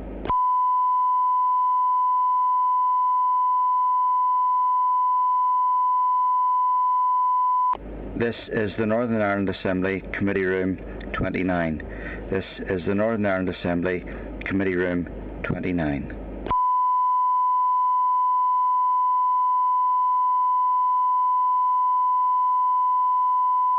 This is the Northern Ireland Assembly Committee Room 29. This is the Northern Ireland Assembly Committee Room 29.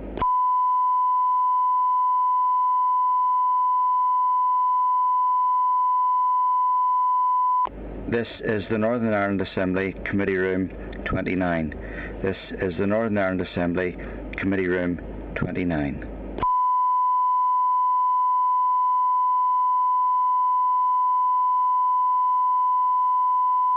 This is the Northern Ireland Assembly Committee Room 29. This is the Northern Ireland Assembly Committee Room 29.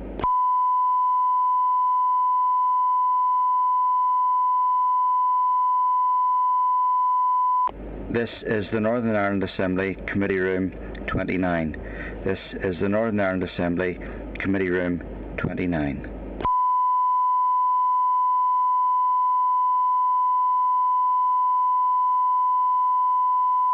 This is the Northern Ireland Assembly Committee Room 29.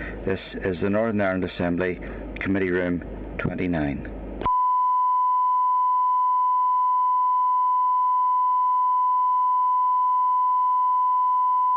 This is the Northern Ireland Assembly Committee Room 29. This is the Northern Ireland Assembly Committee Room 29.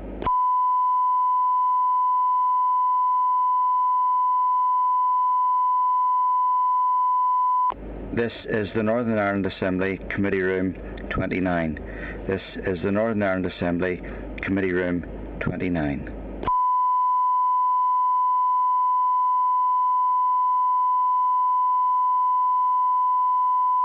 This is the Northern Ireland Assembly Committee Room 29. This is the Northern Ireland Assembly Committee Room 29.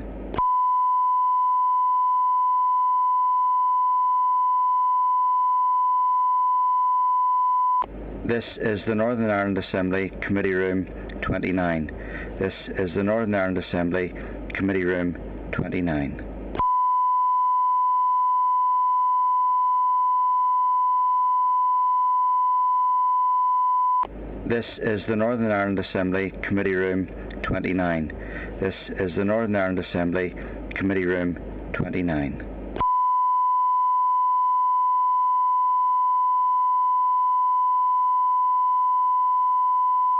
This is the Northern Ireland Assembly Committee Room 29.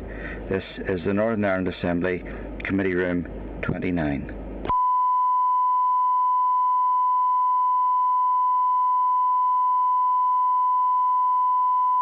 This is the Northern Ireland Assembly Committee Room 29. This is the Northern Ireland Assembly Committee Room 29.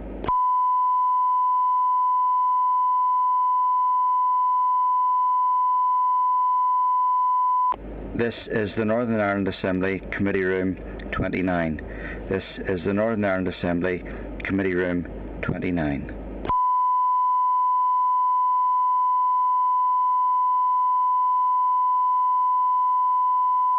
This is the Northern Ireland Assembly Committee Room 29. This is the Northern Ireland Assembly Committee Room 29.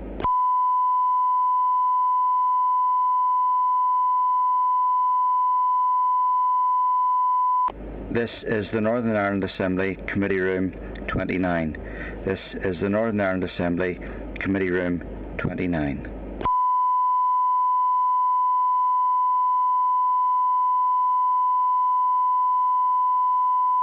This is the Northern Ireland Assembly Committee Room 29. This is the Northern Ireland Assembly Committee Room 29.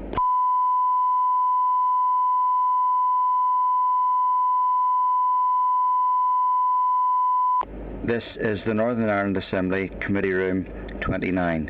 This is the Northern Ireland Assembly Committee Room 29.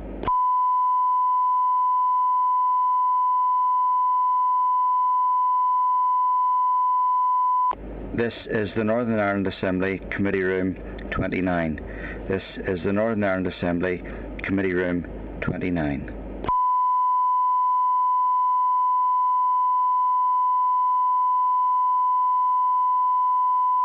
This is the Northern Ireland Assembly Committee Room 29. This is the Northern Ireland Assembly Committee Room 29.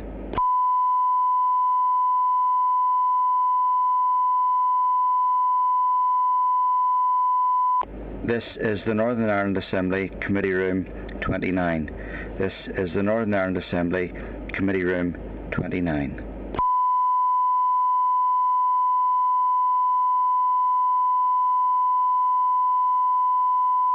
This is the Northern Ireland Assembly Committee Room 29. This is the Northern Ireland Assembly Committee Room 29.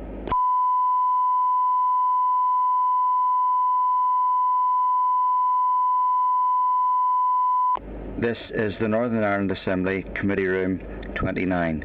This is the Northern Ireland Assembly Committee Room 29.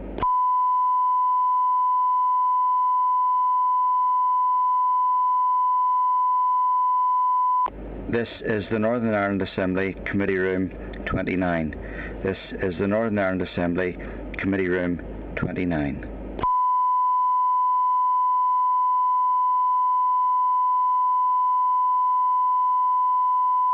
This is the Northern Ireland Assembly Committee Room 29. This is the Northern Ireland Assembly Committee Room 29.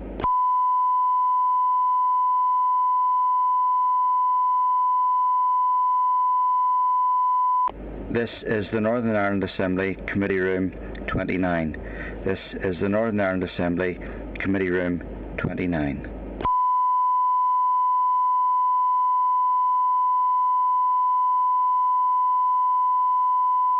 This is the Northern Ireland Assembly Committee Room 29. This is the Northern Ireland Assembly Committee Room 29.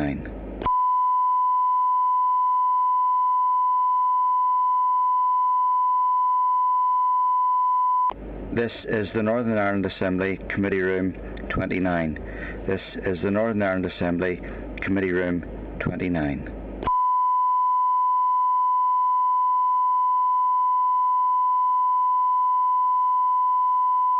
This is the Northern Ireland Assembly Committee Room 29. This is the Northern Ireland Assembly Committee Room 29.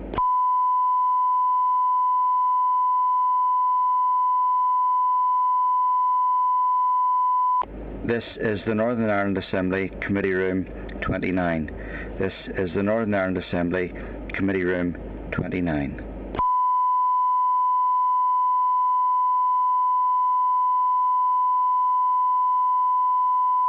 This is the Northern Ireland Assembly Committee Room 29. This is the Northern Ireland Assembly Committee Room 29.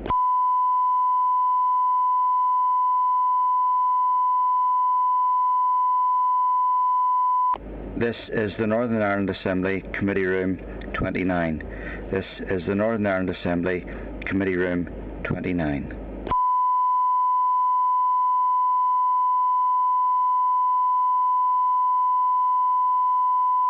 This is the Northern Ireland Assembly Committee Room 29. This is the Northern Ireland Assembly Committee Room 29.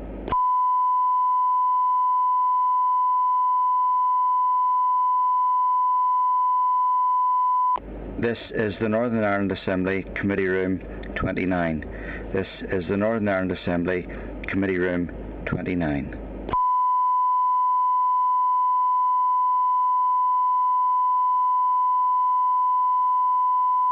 This is the Northern Ireland Assembly Committee Room 29. This is the Northern Ireland Assembly Committee Room 29.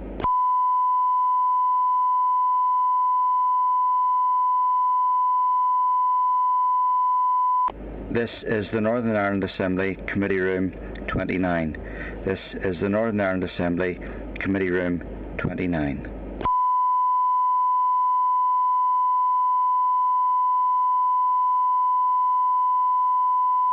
This is the Northern Ireland Assembly Committee Room 29.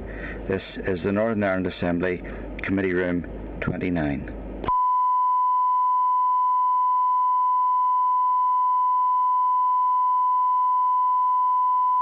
This is the Northern Ireland Assembly Committee Room 29.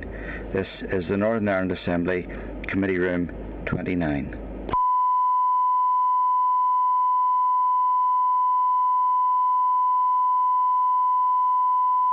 This is the Northern Ireland Assembly Committee Room 29. This is the Northern Ireland Assembly Committee Room 29.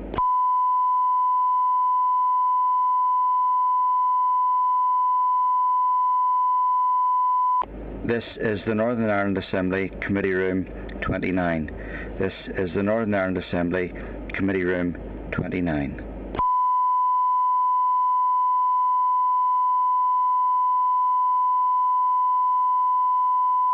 This is the Northern Ireland Assembly Committee Room 29. This is the Northern Ireland Assembly Committee Room 29.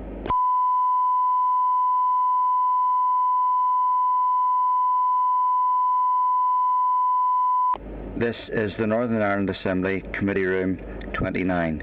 This is the Northern Ireland Assembly Committee Room 29.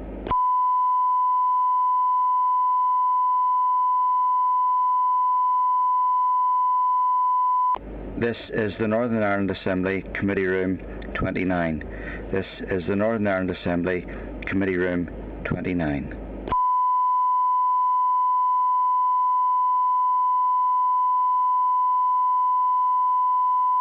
This is the Northern Ireland Assembly Committee Room 29. This is the Northern Ireland Assembly Committee Room 29.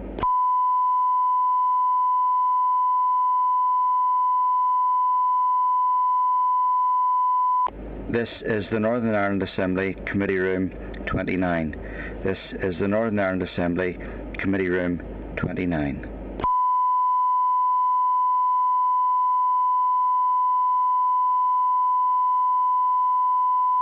This is the Northern Ireland Assembly Committee Room 29. This is the Northern Ireland Assembly Committee Room 29.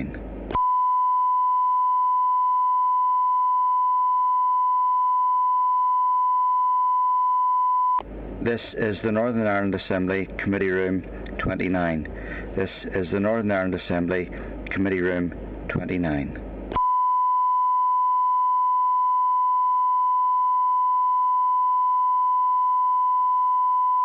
This is the Northern Ireland Assembly Committee Room 29. This is the Northern Ireland Assembly Committee Room 29.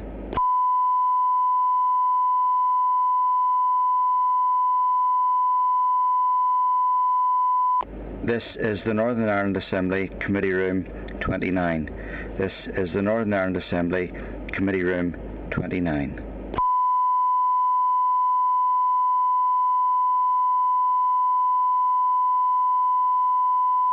This is the Northern Ireland Assembly Committee Room 29. This is the Northern Ireland Assembly Committee Room 29.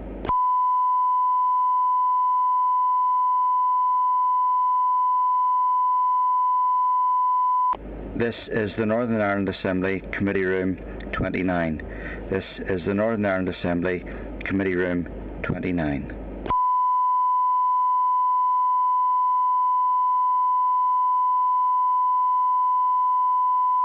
This is the Northern Ireland Assembly Committee Room 29. This is the Northern Ireland Assembly Committee Room 29.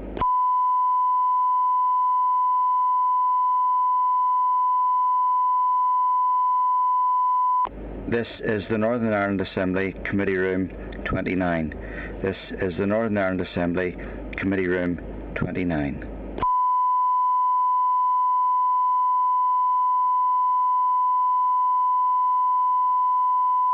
This is the Northern Ireland Assembly Committee Room 29. This is the Northern Ireland Assembly Committee Room 29.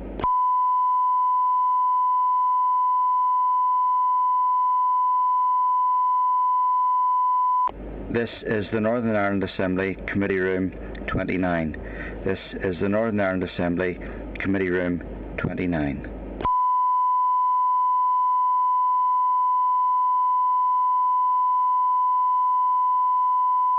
This is the Northern Ireland Assembly Committee Room 29. This is the Northern Ireland Assembly Committee Room 29.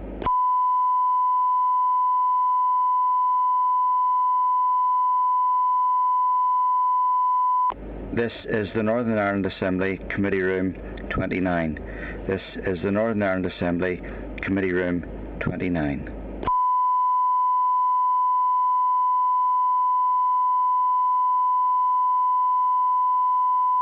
This is the Northern Ireland Assembly Committee Room 29. This is the Northern Ireland Assembly Committee Room 29.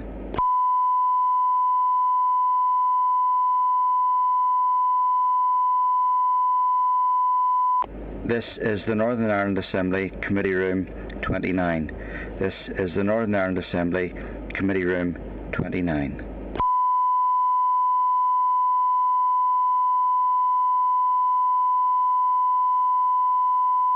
This is the Northern Ireland Assembly Committee Room 29. This is the Northern Ireland Assembly Committee Room 29.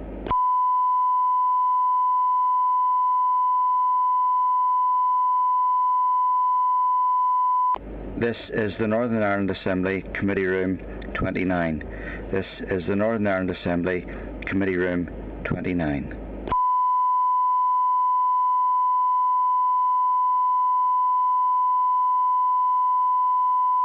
This is the Northern Ireland Assembly Committee Room 29. This is the Northern Ireland Assembly Committee Room 29.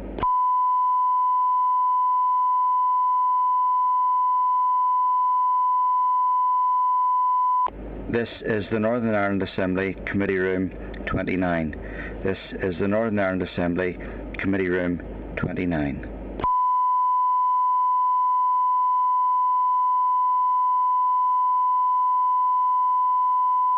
This is the Northern Ireland Assembly Committee Room 29. This is the Northern Ireland Assembly Committee Room 29.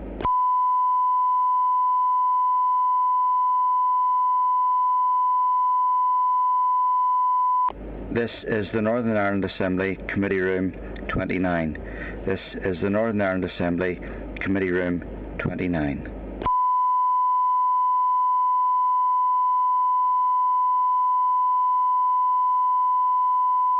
This is the Northern Ireland Assembly Committee Room 29.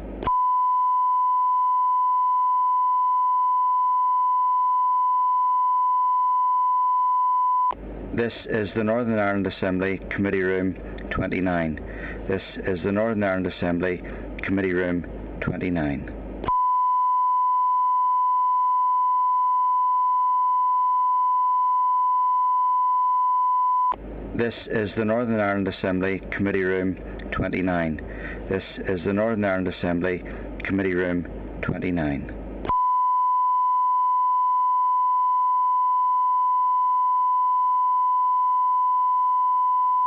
This is the Northern Ireland Assembly Committee Room 29. This is the Northern Ireland Assembly Committee Room 29.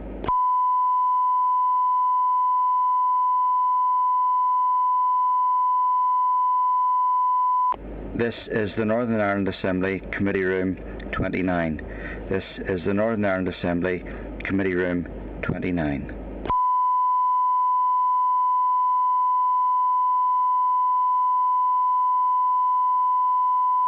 This is the Northern Ireland Assembly Committee Room 29. This is the Northern Ireland Assembly Committee Room 29.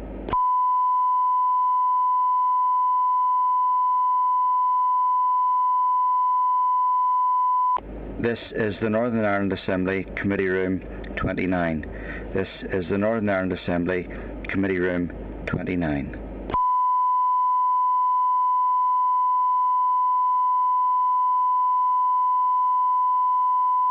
This is the Northern Ireland Assembly Committee Room 29. This is the Northern Ireland Assembly Committee Room 29.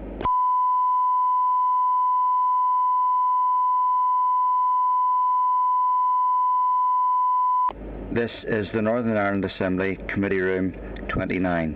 This is the Northern Ireland Assembly Committee Room 29.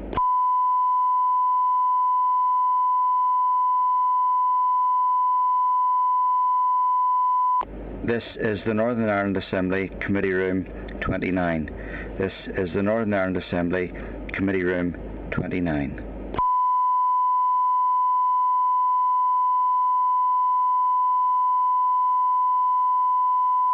This is the Northern Ireland Assembly Committee Room 29. This is the Northern Ireland Assembly Committee Room 29.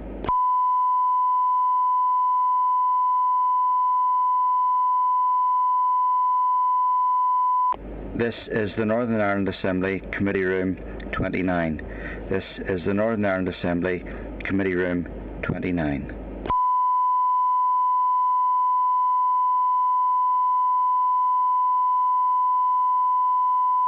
This is the Northern Ireland Assembly Committee Room 29. This is the Northern Ireland Assembly Committee Room 29.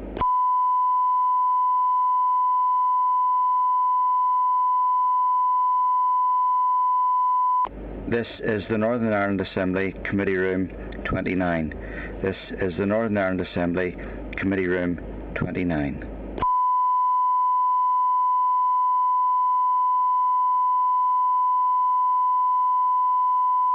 This is the Northern Ireland Assembly Committee Room 29.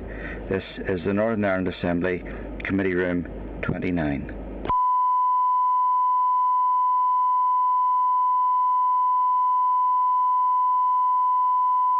This is the Northern Ireland Assembly Committee Room 29. This is the Northern Ireland Assembly Committee Room 29.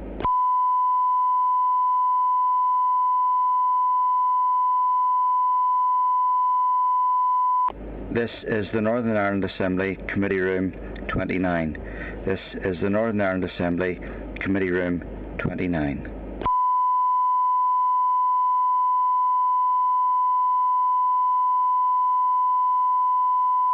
This is the Northern Ireland Assembly Committee Room 29.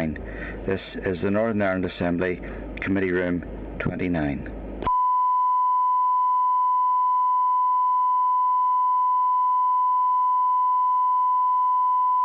This is the Northern Ireland Assembly Committee Room 29. This is the Northern Ireland Assembly Committee Room 29.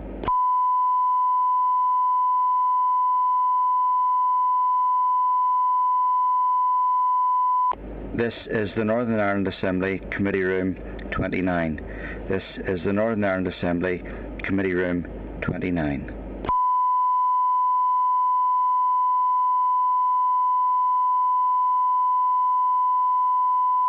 This is the Northern Ireland Assembly Committee Room 29.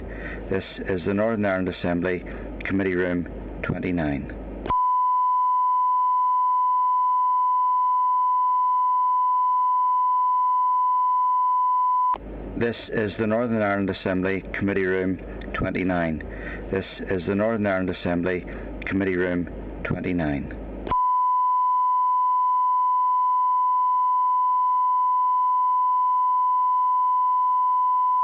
This is the Northern Ireland Assembly Committee Room 29. This is the Northern Ireland Assembly Committee Room 29.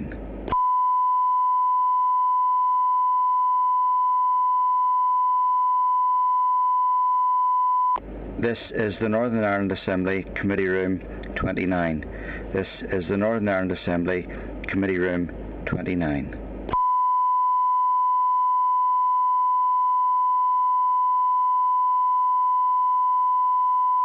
This is the Northern Ireland Assembly Committee Room 29. This is the Northern Ireland Assembly Committee Room 29.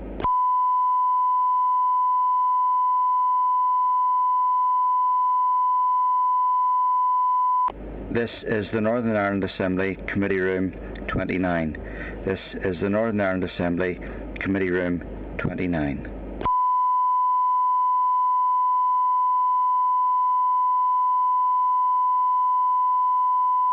This is the Northern Ireland Assembly Committee Room 29.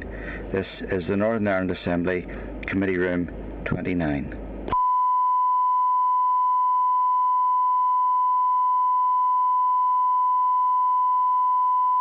This is the Northern Ireland Assembly Committee Room 29. This is the Northern Ireland Assembly Committee Room 29.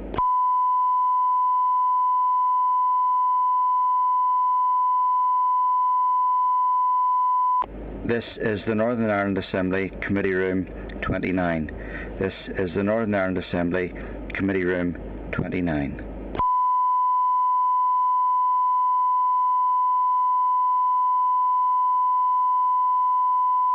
This is the Northern Ireland Assembly Committee Room 29. This is the Northern Ireland Assembly Committee Room 29.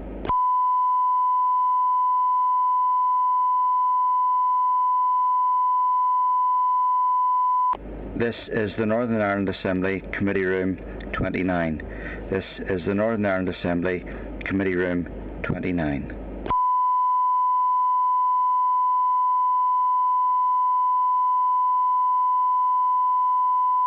This is the Northern Ireland Assembly Committee Room 29. This is the Northern Ireland Assembly Committee Room 29.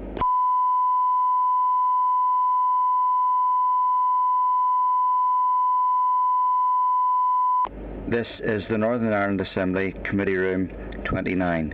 This is the Northern Ireland Assembly Committee Room 29.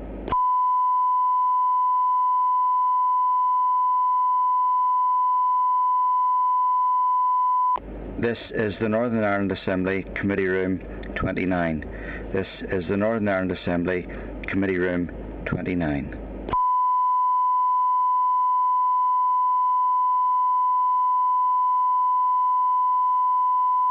This is the Northern Ireland Assembly Committee Room 29. This is the Northern Ireland Assembly Committee Room 29.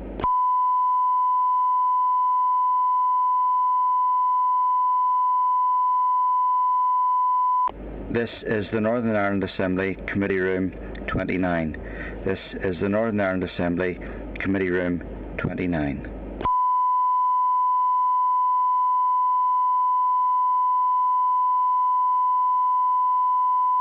This is the Northern Ireland Assembly Committee Room 29. This is the Northern Ireland Assembly Committee Room 29.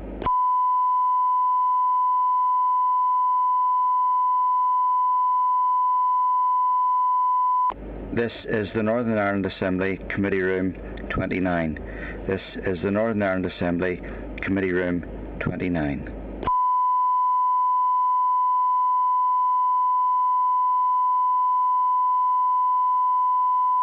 This is the Northern Ireland Assembly Committee Room 29.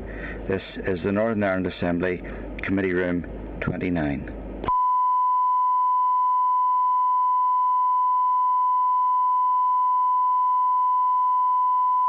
This is the Northern Ireland Assembly Committee Room 29. This is the Northern Ireland Assembly Committee Room 29. This is the Northern Ireland Assembly Committee Room 29. This is the Northern Ireland Assembly Committee Room 29.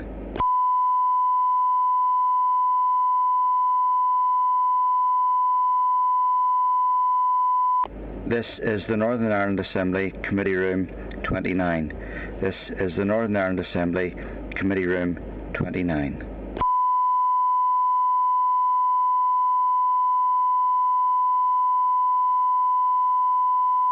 This is the Northern Ireland Assembly Committee Room 29. This is the Northern Ireland Assembly Committee Room 29.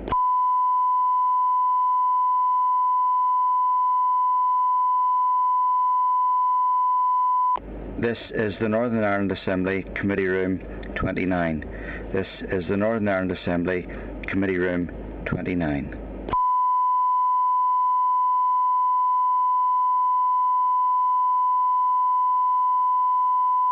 This is the Northern Ireland Assembly Committee Room 29. This is the Northern Ireland Assembly Committee Room 29.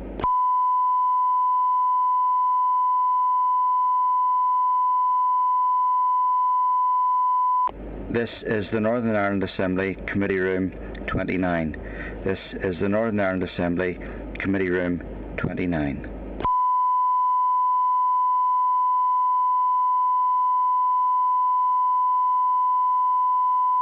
This is the Northern Ireland Assembly Committee Room 29. This is the Northern Ireland Assembly Committee Room 29.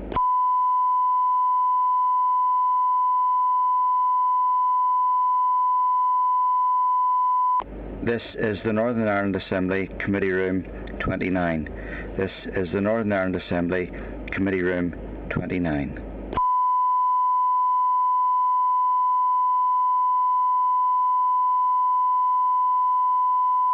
This is the Northern Ireland Assembly Committee Room 29. This is the Northern Ireland Assembly Committee Room 29.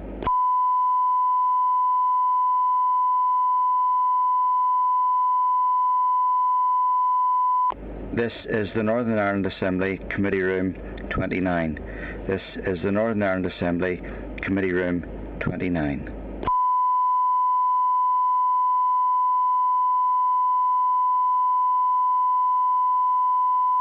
This is the Northern Ireland Assembly Committee Room 29. This is the Northern Ireland Assembly Committee Room 29.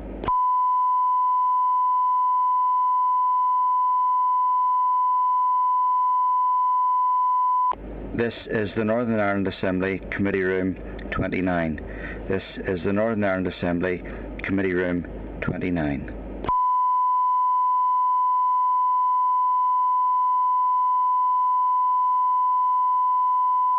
This is the Northern Ireland Assembly Committee Room 29. This is the Northern Ireland Assembly Committee Room 29.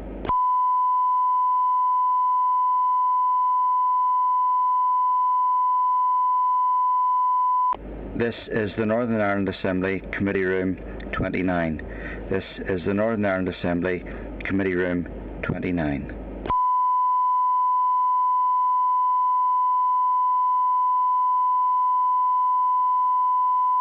This is the Northern Ireland Assembly Committee Room 29. This is the Northern Ireland Assembly Committee Room 29.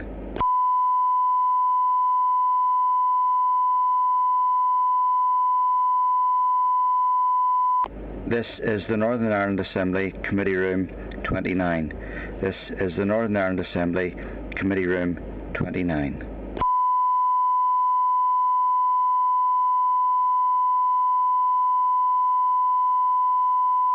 This is the Northern Ireland Assembly Committee Room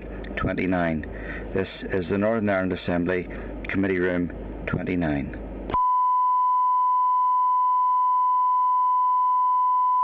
This is the Northern Ireland Assembly Committee Room 29. This is the Northern Ireland Assembly Committee Room 29. This is the Northern Ireland Assembly Committee Room 29.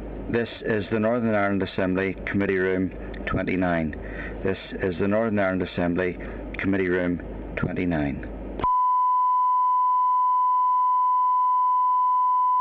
This is the Northern Ireland Assembly Committee Room 29. This is the Northern Ireland Assembly Committee Room 29. This is the Northern Ireland Assembly Committee Room 29.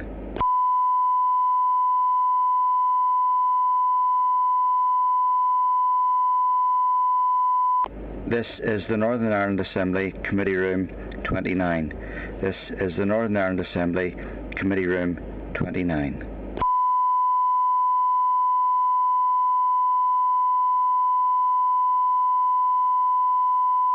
This is the Northern Ireland Assembly Committee Room 29. This is the Northern Ireland Assembly Committee Room 29.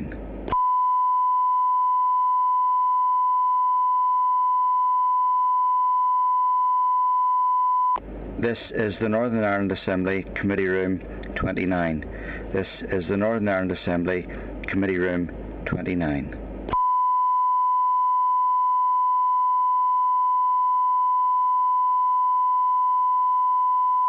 This is the Northern Ireland Assembly Committee Room 29. This is the Northern Ireland Assembly Committee Room 29.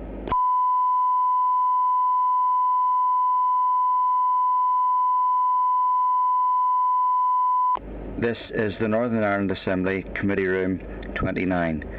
This is the Northern Ireland Assembly Committee Room 29.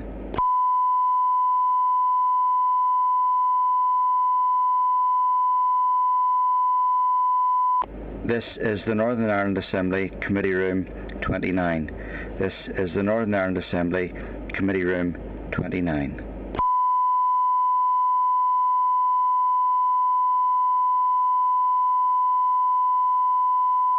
This is the Northern Ireland Assembly Committee Room 29. This is the Northern Ireland Assembly Committee Room 29.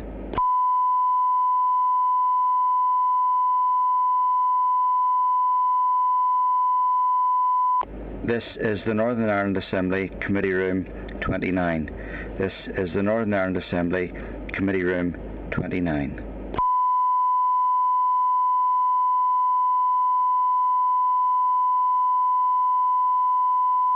This is the Northern Ireland Assembly Committee Room 29. This is the Northern Ireland Assembly Committee Room 29.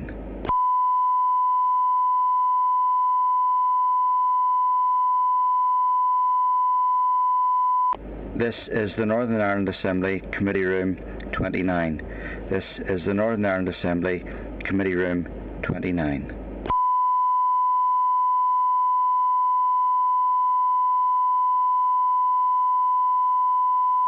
This is the Northern Ireland Assembly Committee Room 29. This is the Northern Ireland Assembly Committee Room 29.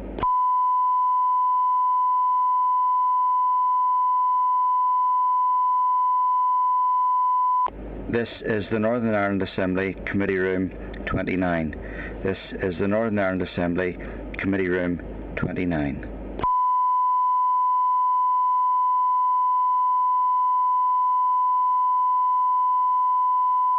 This is the Northern Ireland Assembly Committee Room 29. This is the Northern Ireland Assembly Committee Room 29.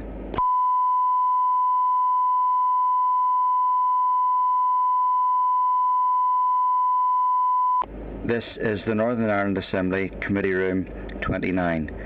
This is the Northern Ireland Assembly Committee Room 29.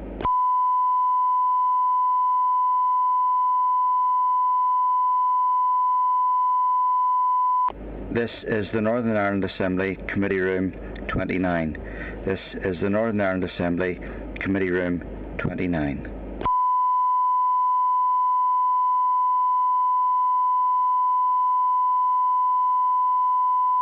This is the Northern Ireland Assembly Committee Room 29. This is the Northern Ireland Assembly Committee Room 29.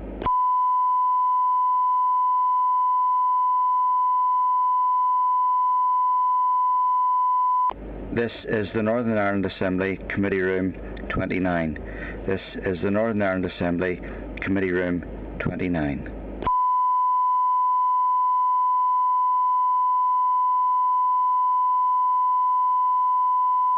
This is the Northern Ireland Assembly Committee Room 29. This is the Northern Ireland Assembly Committee Room 29.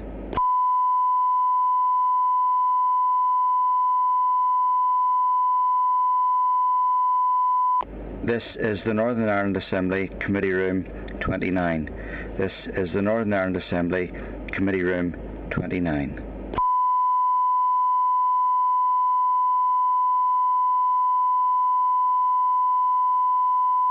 This is the Northern Ireland Assembly Committee Room 29. This is the Northern Ireland Assembly Committee Room 29.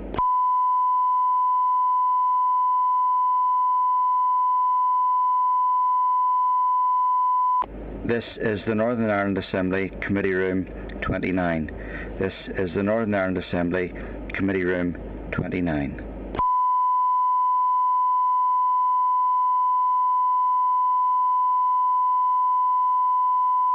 This is the Northern Ireland Assembly Committee Room 29. This is the Northern Ireland Assembly Committee Room 29.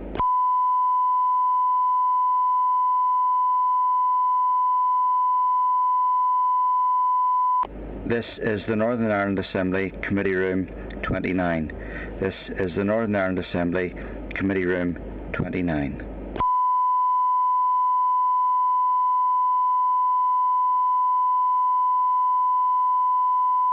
This is the Northern Ireland Assembly Committee Room 29. This is the Northern Ireland Assembly Committee Room 29.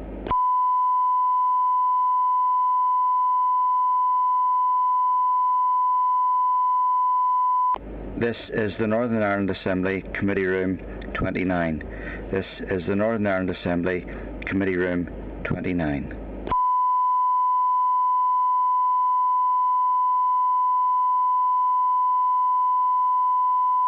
This is the Northern Ireland Assembly Committee Room 29. This is the Northern Ireland Assembly Committee Room 29.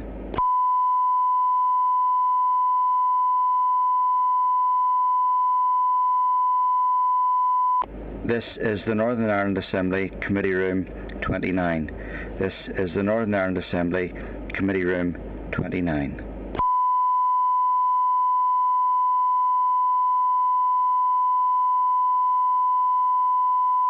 This is the Northern Ireland Assembly Committee Room 29.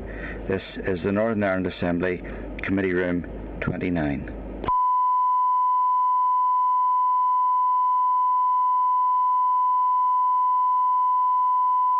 This is the Northern Ireland Assembly Committee Room 29.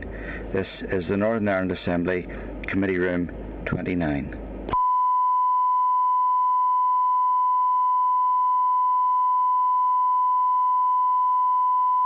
This is the Northern Ireland Assembly Committee Room 29. This is the Northern Ireland Assembly Committee Room 29.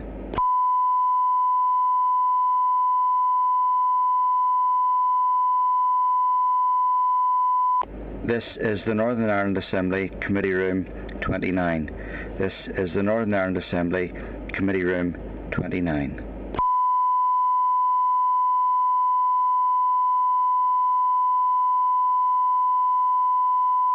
This is the Northern Ireland Assembly Committee Room 29. This is the Northern Ireland Assembly Committee Room 29.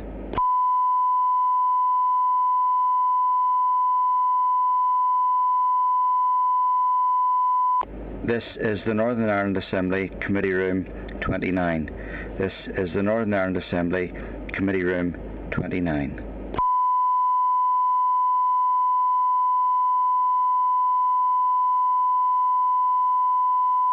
This is the Northern Ireland Assembly Committee Room 29. This is the Northern Ireland Assembly Committee Room 29.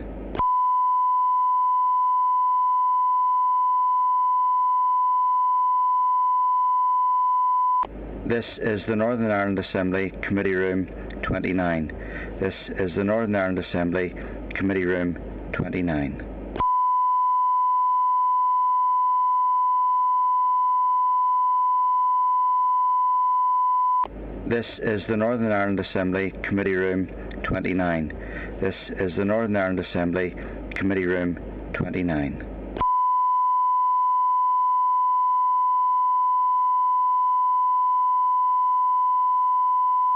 This is the Northern Ireland Assembly Committee Room 29.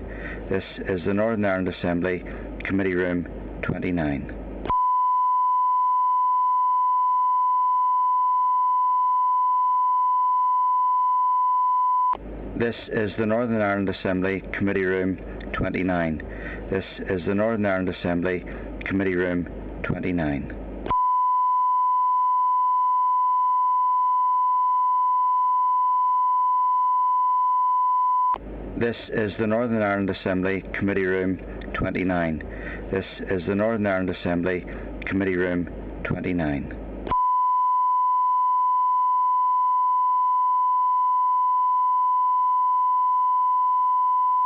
This is the Northern Ireland Assembly Committee Room 29.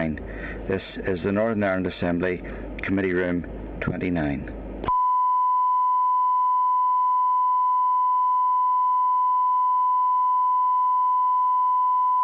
This is the Northern Ireland Assembly Committee Room 29.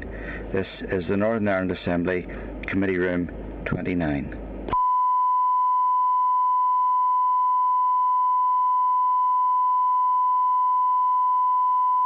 This is the Northern Ireland Assembly Committee Room 29. This is the Northern Ireland Assembly Committee Room 29.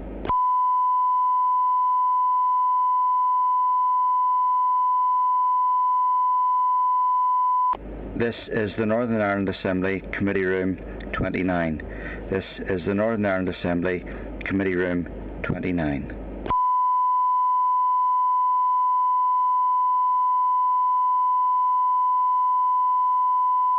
This is the Northern Ireland Assembly Committee Room 29. This is the Northern Ireland Assembly Committee Room 29.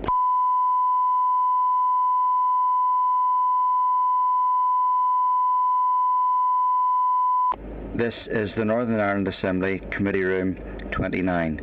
This is the Northern Ireland Assembly Committee Room 29.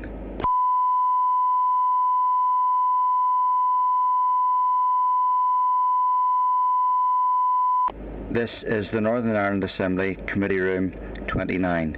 This is the Northern Ireland Assembly Committee Room 29.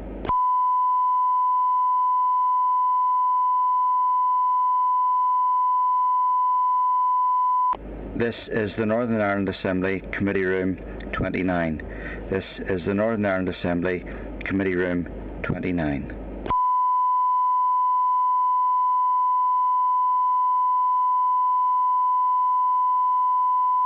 This is the Northern Ireland Assembly Committee Room 29.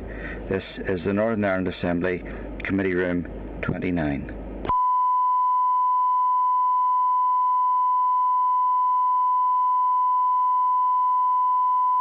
This is the Northern Ireland Assembly Committee Room 29. This is the Northern Ireland Assembly Committee Room 29.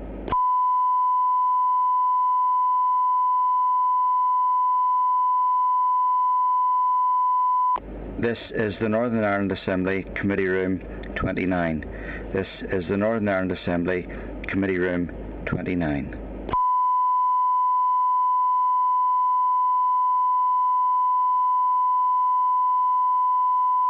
This is the Northern Ireland Assembly Committee Room 29. This is the Northern Ireland Assembly Committee Room 29.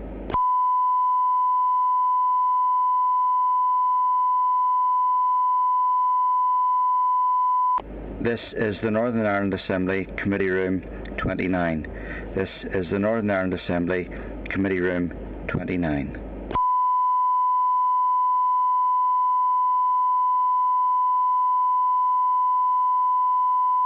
This is the Northern Ireland Assembly Committee Room 29.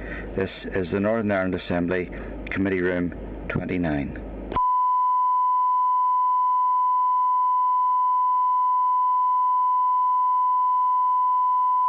This is the Northern Ireland Assembly Committee Room 29. This is the Northern Ireland Assembly Committee Room 29.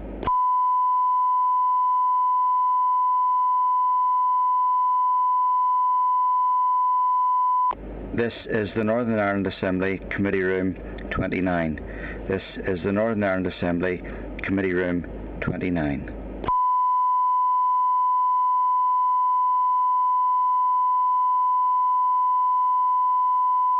This is the Northern Ireland Assembly Committee Room 29. This is the Northern Ireland Assembly Committee Room 29. This is the Northern Ireland Assembly Committee Room 29. This is the Northern Ireland Assembly Committee Room 29.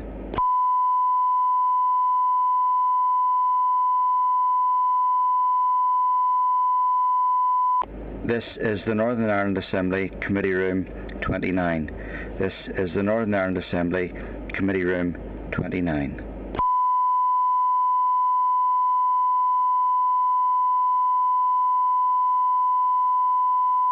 This is the Northern Ireland Assembly Committee Room 29. This is the Northern Ireland Assembly Committee Room 29.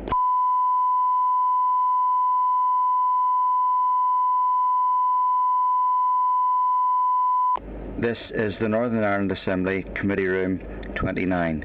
This is the Northern Ireland Assembly Committee Room 29.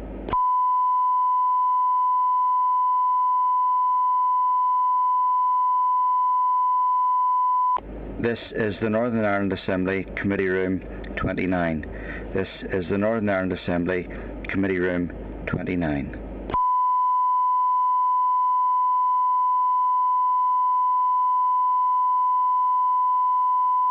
This is the Northern Ireland Assembly Committee Room 29. This is the Northern Ireland Assembly Committee Room 29.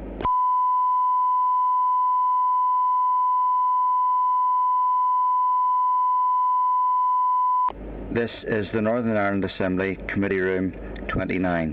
This is the Northern Ireland Assembly Committee Room 29.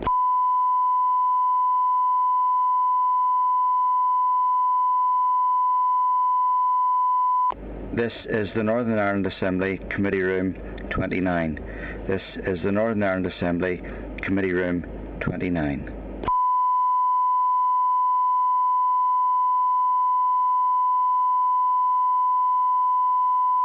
This is the Northern Ireland Assembly Committee Room 29. This is the Northern Ireland Assembly Committee Room 29.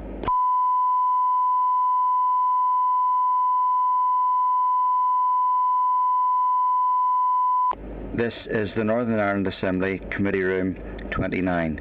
This is the Northern Ireland Assembly Committee Room 29.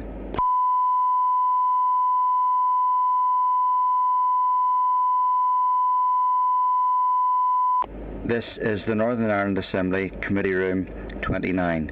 This is the Northern Ireland Assembly Committee Room 29.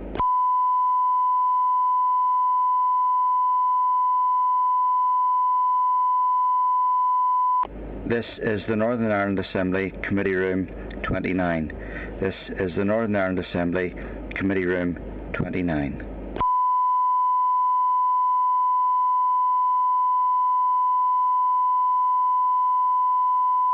This is the Northern Ireland Assembly Committee Room 29. This is the Northern Ireland Assembly Committee Room 29.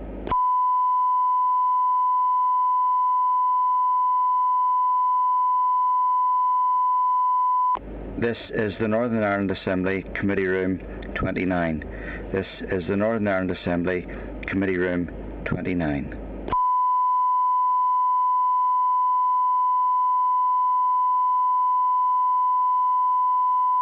This is the Northern Ireland Assembly Committee Room 29. This is the Northern Ireland Assembly Committee Room 29.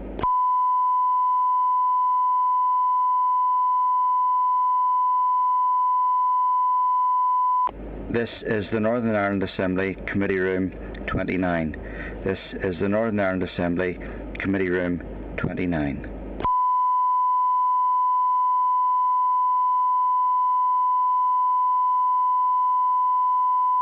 This is the Northern Ireland Assembly Committee Room 29. This is the Northern Ireland Assembly Committee Room 29.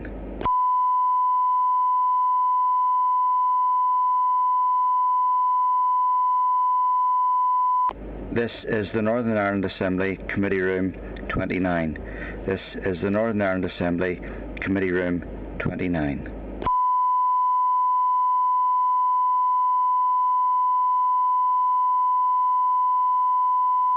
This is the Northern Ireland Assembly Committee Room 29.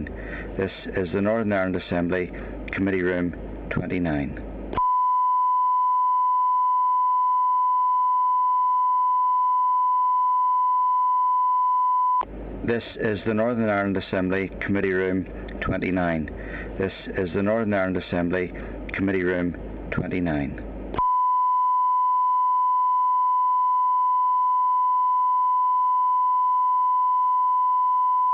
This is the Northern Ireland Assembly Committee Room 29. This is the Northern Ireland Assembly Committee Room 29.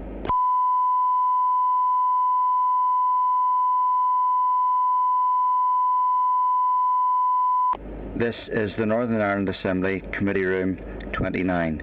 This is the Northern Ireland Assembly Committee Room 29.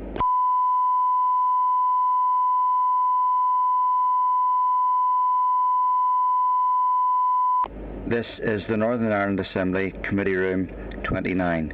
This is the Northern Ireland Assembly Committee Room 29.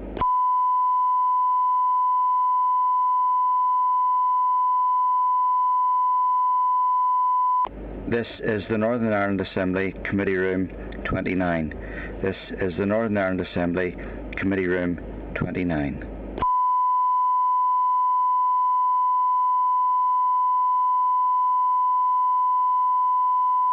This is the Northern Ireland Assembly Committee Room 29. This is the Northern Ireland Assembly Committee Room 29.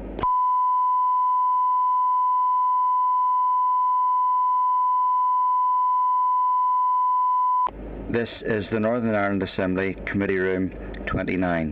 This is the Northern Ireland Assembly Committee Room 29.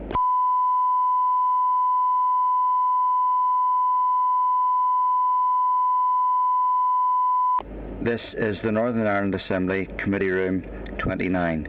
This is the Northern Ireland Assembly Committee Room 29.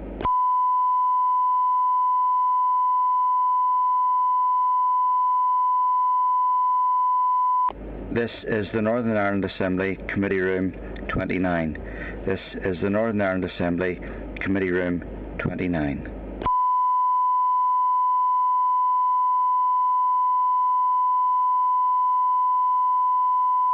This is the Northern Ireland Assembly Committee Room 29.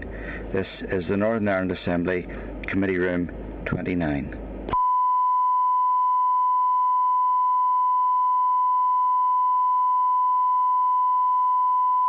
This is the Northern Ireland Assembly Committee Room 29. This is the Northern Ireland Assembly Committee Room 29.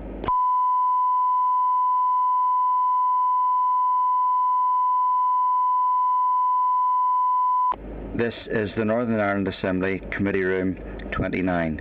This is the Northern Ireland Assembly Committee Room 29.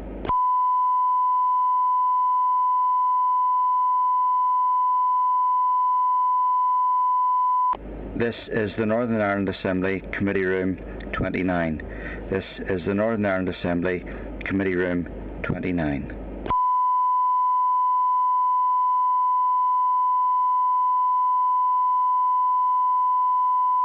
This is the Northern Ireland Assembly Committee Room 29. This is the Northern Ireland Assembly Committee Room 29.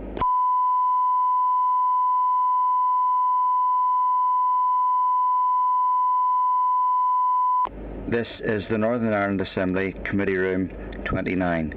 This is the Northern Ireland Assembly Committee Room 29.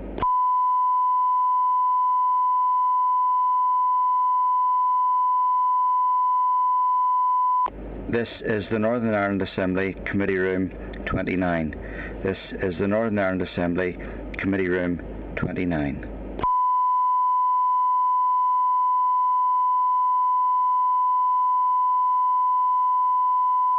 This is the Northern Ireland Assembly Committee Room 29. This is the Northern Ireland Assembly Committee Room 29.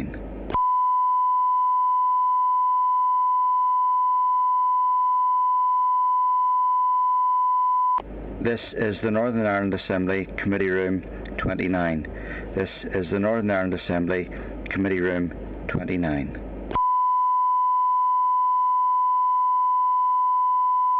This is the Northern Ireland Assembly Committee Room 29. This is the Northern Ireland Assembly Committee Room 29. This is the Northern Ireland Assembly Committee Room 29. This is the Northern Ireland Assembly Committee Room 29. This is the Northern Ireland Assembly Committee Room 29.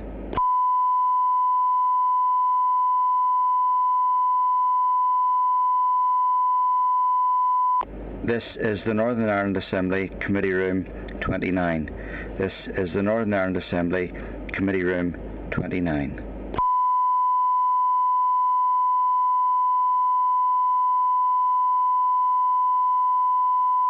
This is the Northern Ireland Assembly Committee Room 29. This is the Northern Ireland Assembly Committee Room 29.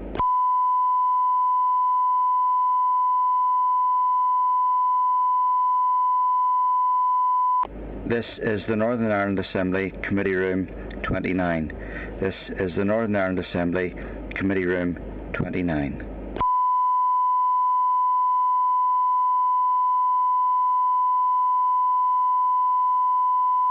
This is the Northern Ireland Assembly Committee Room 29. This is the Northern Ireland Assembly Committee Room 29.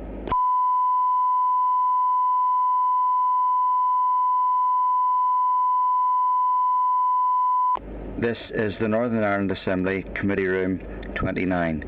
This is the Northern Ireland Assembly Committee Room 29.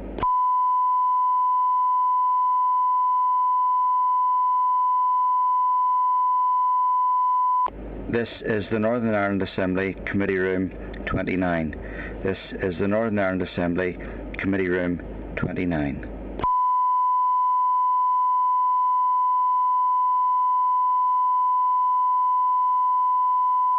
This is the Northern Ireland Assembly Committee Room 29. This is the Northern Ireland Assembly Committee Room 29.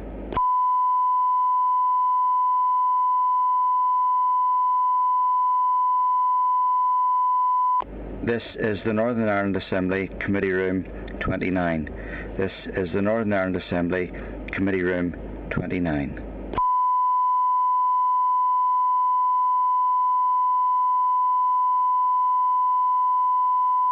This is the Northern Ireland Assembly Committee Room 29.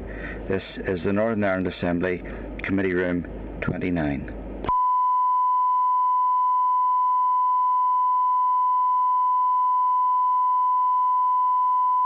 This is the Northern Ireland Assembly Committee Room 29.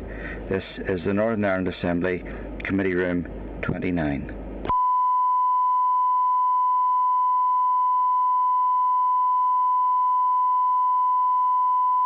This is the Northern Ireland Assembly Committee Room 29. This is the Northern Ireland Assembly Committee Room 29.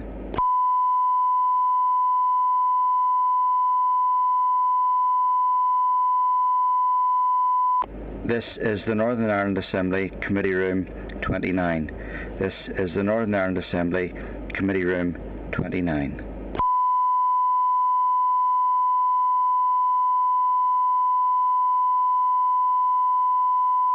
This is the Northern Ireland Assembly Committee Room 29. This is the Northern Ireland Assembly Committee Room 29.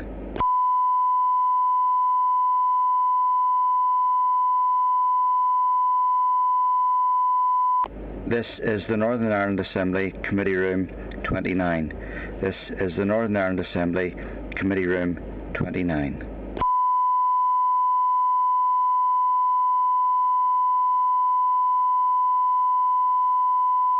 This is the Northern Ireland Assembly Committee Room 29. This is the Northern Ireland Assembly Committee Room 29.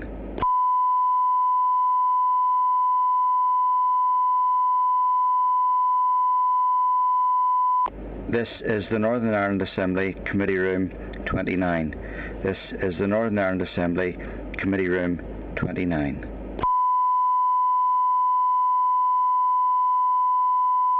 This is the Northern Ireland Assembly Committee Room 29. This is the Northern Ireland Assembly Committee Room 29. This is the Northern Ireland Assembly Committee Room 29. This is the Northern Ireland Assembly Committee Room 29.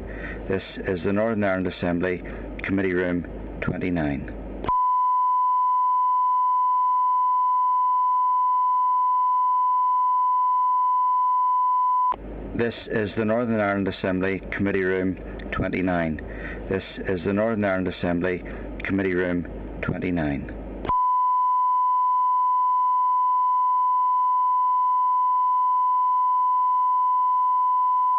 This is the Northern Ireland Assembly Committee Room 29.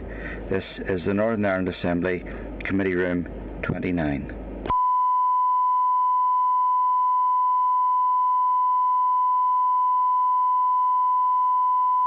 This is the Northern Ireland Assembly Committee Room 29. This is the Northern Ireland Assembly Committee Room 29.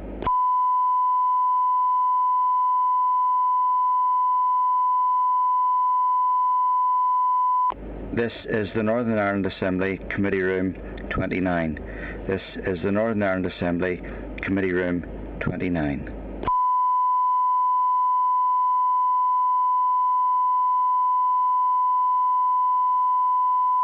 This is the Northern Ireland Assembly Committee Room 29. This is the Northern Ireland Assembly Committee Room 29.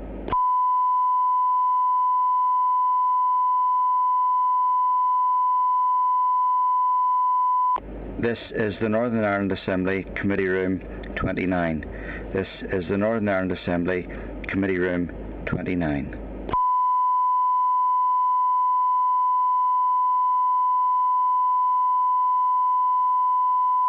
This is the Northern Ireland Assembly Committee Room 29.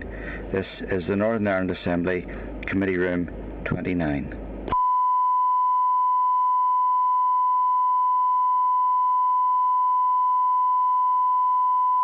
This is the Northern Ireland Assembly Committee Room 29. This is the Northern Ireland Assembly Committee Room 29.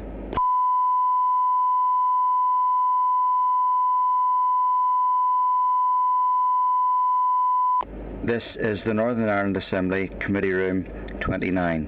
This is the Northern Ireland Assembly Committee Room 29.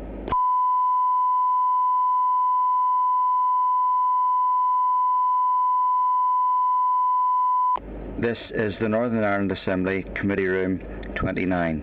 This is the Northern Ireland Assembly Committee Room 29.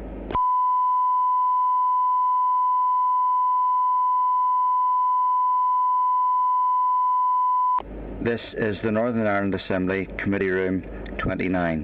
This is the Northern Ireland Assembly Committee Room 29.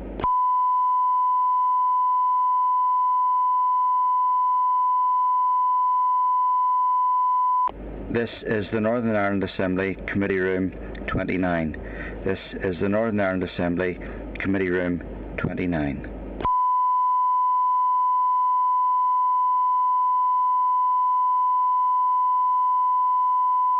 This is the Northern Ireland Assembly Committee Room 29.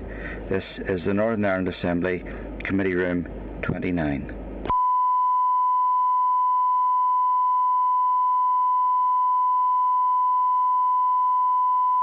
This is the Northern Ireland Assembly Committee Room 29. This is the Northern Ireland Assembly Committee Room 29.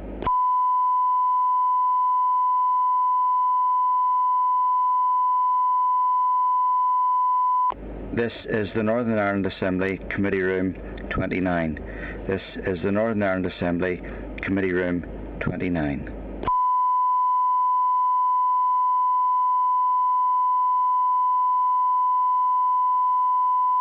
This is the Northern Ireland Assembly Committee Room 29. This is the Northern Ireland Assembly Committee Room 29.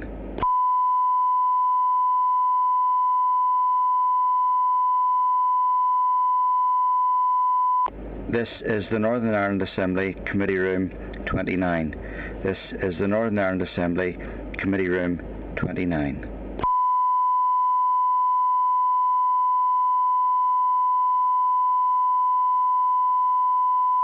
This is the Northern Ireland Assembly Committee Room 29.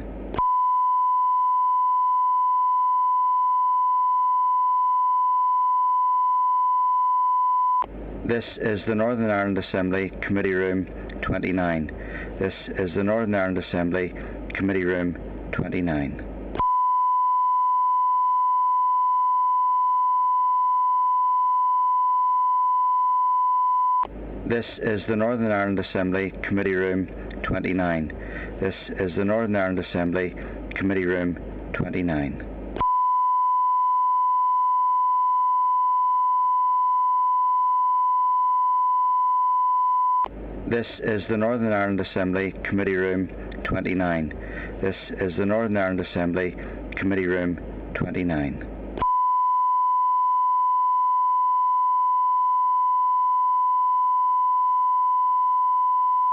This is the Northern Ireland Assembly Committee Room 29. This is the Northern Ireland Assembly Committee Room 29.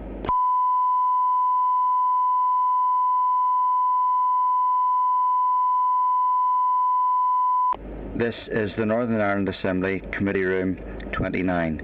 This is the Northern Ireland Assembly Committee Room 29.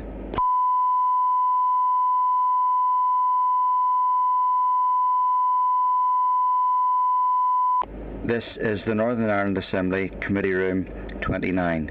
This is the Northern Ireland Assembly Committee Room 29.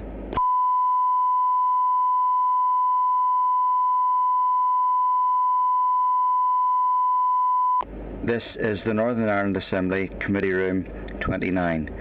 This is the Northern Ireland Assembly Committee Room 29.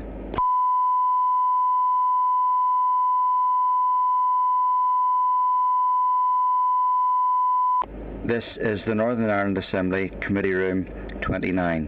This is the Northern Ireland Assembly Committee Room 29.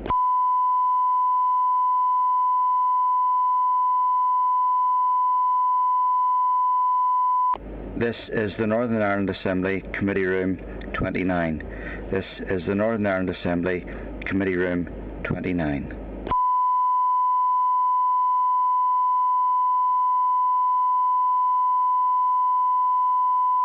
This is the Northern Ireland Assembly Committee Room 29. This is the Northern Ireland Assembly Committee Room 29.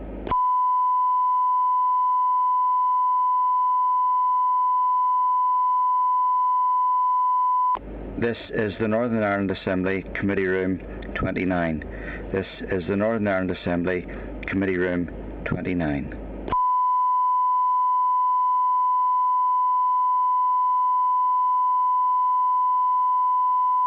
This is the Northern Ireland Assembly Committee Room 29. This is the Northern Ireland Assembly Committee Room 29.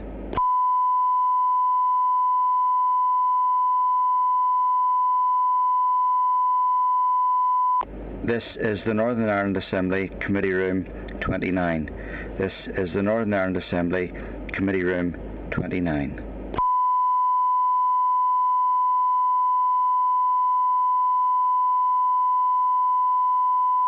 This is the Northern Ireland Assembly Committee Room 29.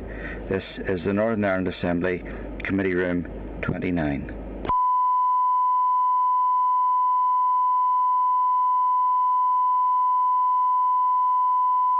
This is the Northern Ireland Assembly Committee Room 29. This is the Northern Ireland Assembly Committee Room 29. This is the Northern Ireland Assembly Committee Room 29.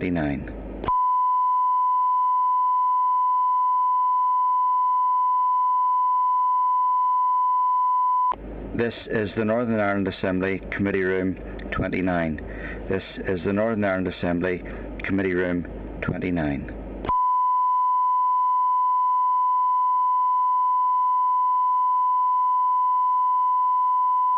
This is the Northern Ireland Assembly Committee Room 29. This is the Northern Ireland Assembly Committee Room 29.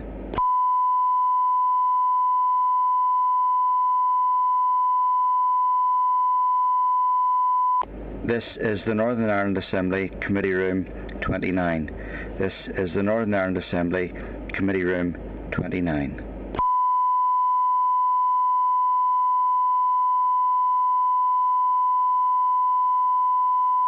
This is the Northern Ireland Assembly Committee Room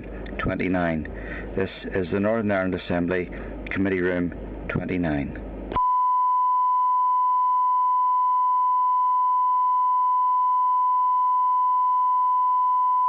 This is the Northern Ireland Assembly Committee Room 29. This is the Northern Ireland Assembly Committee Room 29.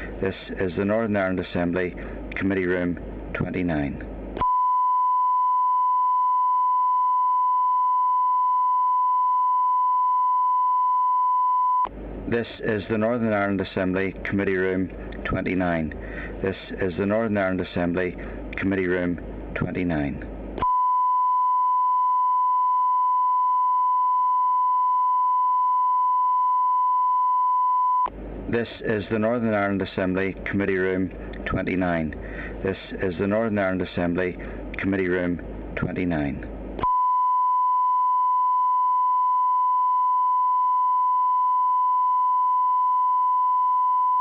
This is the Northern Ireland Assembly Committee Room 29. This is the Northern Ireland Assembly Committee Room 29.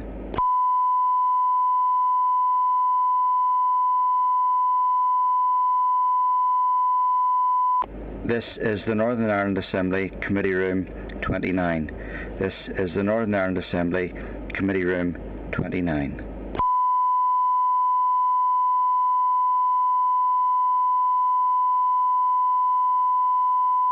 This is the Northern Ireland Assembly Committee Room 29. This is the Northern Ireland Assembly Committee Room 29.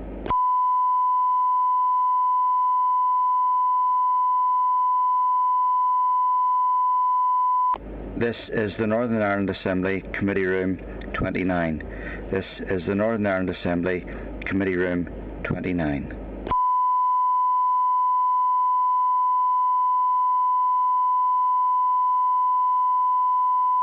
This is the Northern Ireland Assembly Committee Room 29. This is the Northern Ireland Assembly Committee Room 29.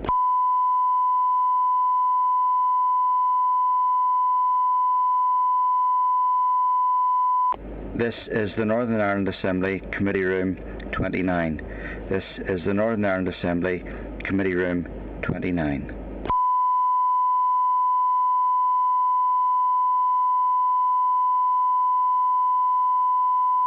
This is the Northern Ireland Assembly Committee Room 29. This is the Northern Ireland Assembly Committee Room 29.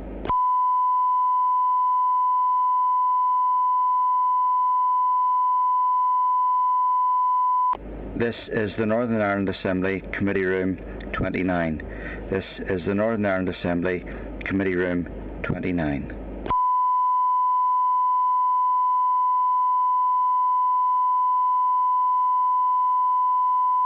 This is the Northern Ireland Assembly Committee Room 29.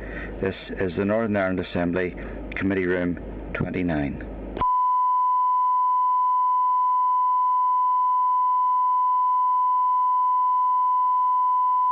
This is the Northern Ireland Assembly Committee Room 29. This is the Northern Ireland Assembly Committee Room 29.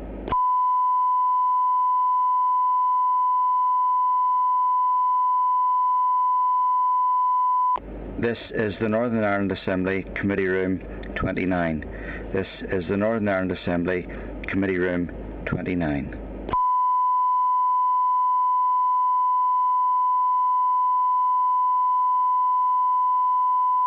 This is the Northern Ireland Assembly Committee Room 29.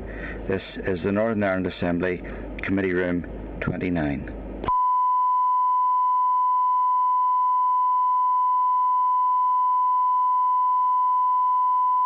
This is the Northern Ireland Assembly Committee Room 29. This is the Northern Ireland Assembly Committee Room 29.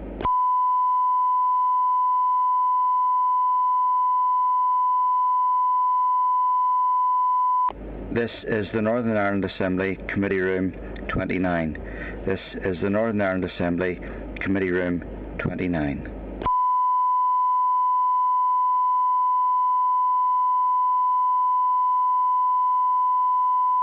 This is the Northern Ireland Assembly Committee Room 29. This is the Northern Ireland Assembly Committee Room 29.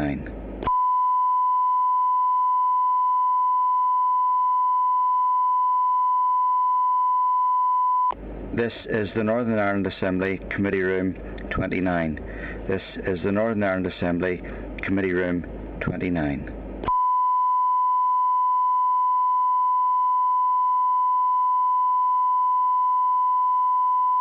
This is the Northern Ireland Assembly Committee Room 29. This is the Northern Ireland Assembly Committee Room 29.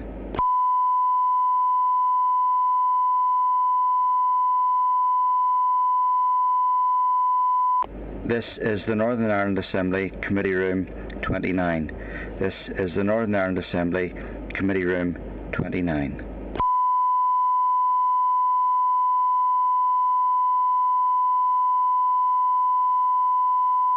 This is the Northern Ireland Assembly Committee Room 29. This is the Northern Ireland Assembly Committee Room 29.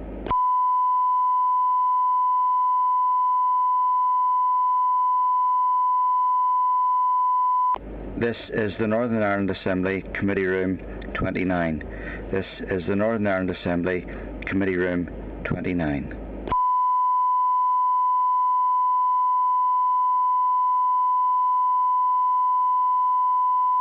This is the Northern Ireland Assembly Committee Room 29. This is the Northern Ireland Assembly Committee Room 29.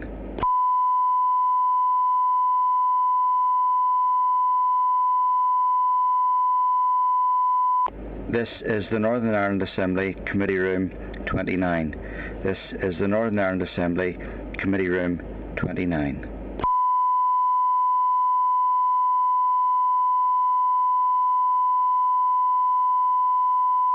This is the Northern Ireland Assembly Committee Room 29. This is the Northern Ireland Assembly Committee Room 29.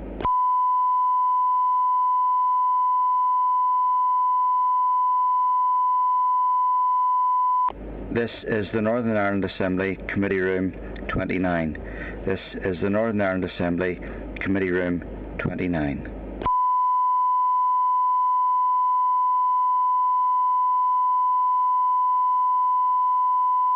This is the Northern Ireland Assembly Committee Room 29. This is the Northern Ireland Assembly Committee Room 29.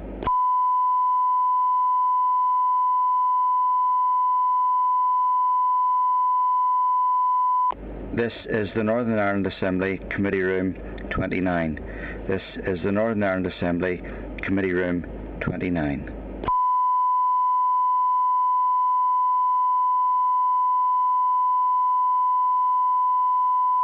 This is the Northern Ireland Assembly Committee Room 29. This is the Northern Ireland Assembly Committee Room 29.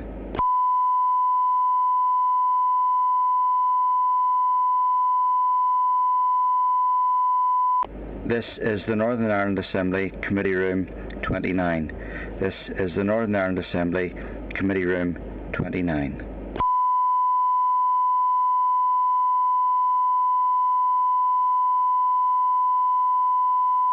This is the Northern Ireland Assembly Committee Room 29.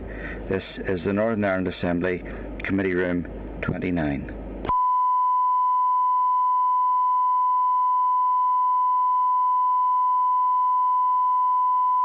This is the Northern Ireland Assembly Committee Room 29. This is the Northern Ireland Assembly Committee Room 29.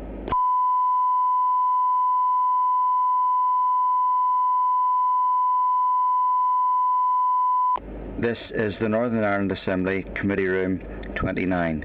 This is the Northern Ireland Assembly Committee Room 29.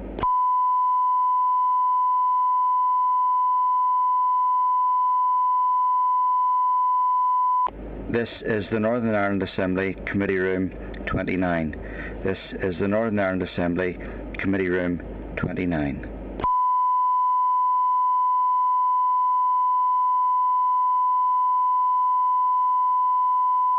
This is the Northern Ireland Assembly Committee Room 29. This is the Northern Ireland Assembly Committee Room 29.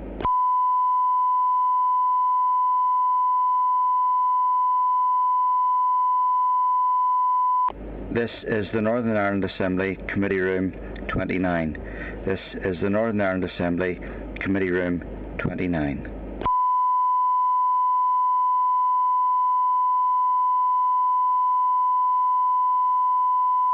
This is the Northern Ireland Assembly Committee Room 29. This is the Northern Ireland Assembly Committee Room 29.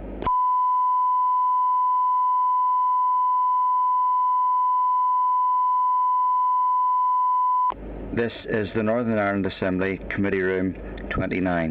This is the Northern Ireland Assembly Committee Room 29.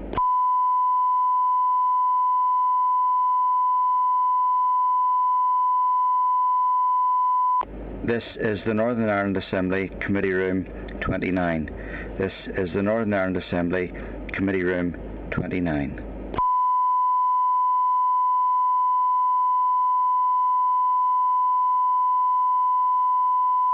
This is the Northern Ireland Assembly Committee Room 29. This is the Northern Ireland Assembly Committee Room 29.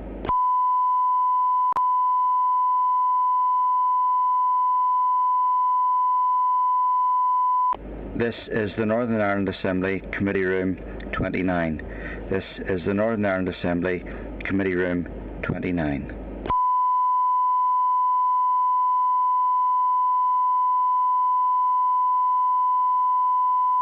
This is the Northern Ireland Assembly Committee Room 29. This is the Northern Ireland Assembly Committee Room 29.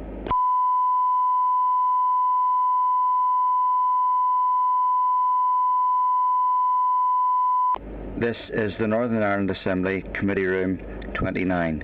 This is the Northern Ireland Assembly Committee Room 29.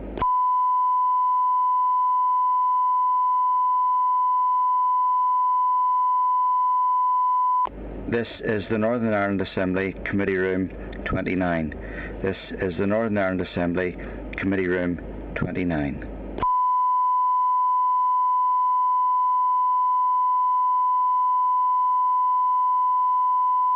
This is the Northern Ireland Assembly Committee Room 29.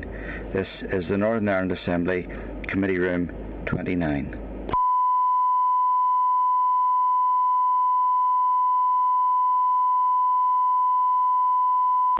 This is the Northern Ireland Assembly Committee Room 29.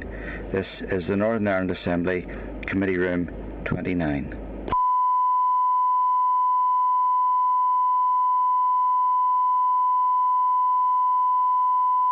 This is the Northern Ireland Assembly Committee Room 29. This is the Northern Ireland Assembly Committee Room 29.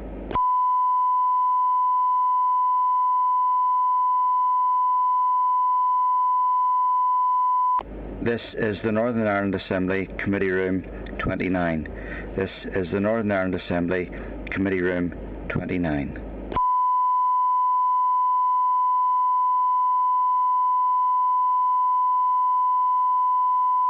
This is the Northern Ireland Assembly Committee Room 29.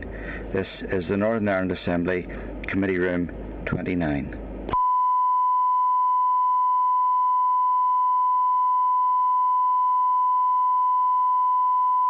This is the Northern Ireland Assembly Committee Room 29.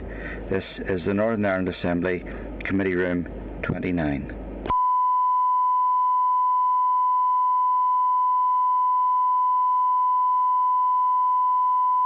This is the Northern Ireland Assembly Committee Room 29. This is the Northern Ireland Assembly Committee Room 29.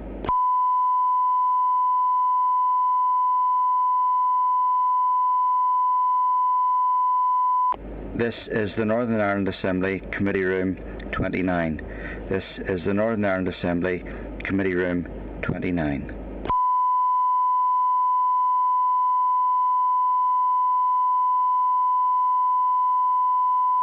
This is the Northern Ireland Assembly Committee Room 29.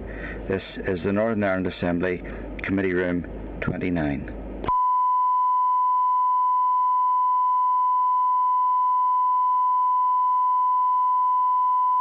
This is the Northern Ireland Assembly Committee Room 29.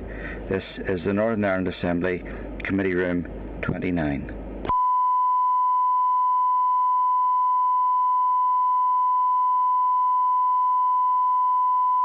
This is the Northern Ireland Assembly Committee Room 29.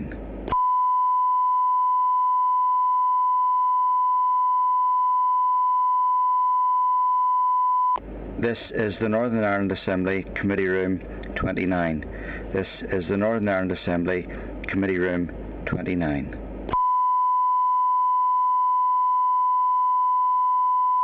This is the Northern Ireland Assembly Committee Room 29. This is the Northern Ireland Assembly Committee Room 29.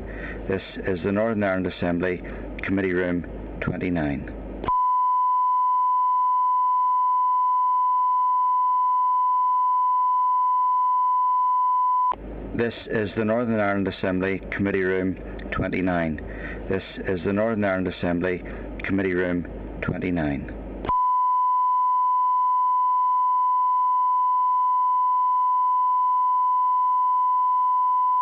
This is the Northern Ireland Assembly Committee Room 29. This is the Northern Ireland Assembly Committee Room 29.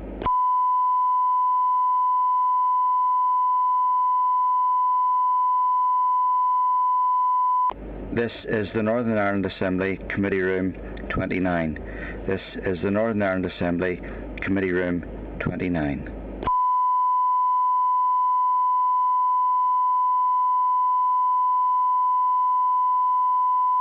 This is the Northern Ireland Assembly Committee Room 29. This is the Northern Ireland Assembly Committee Room 29.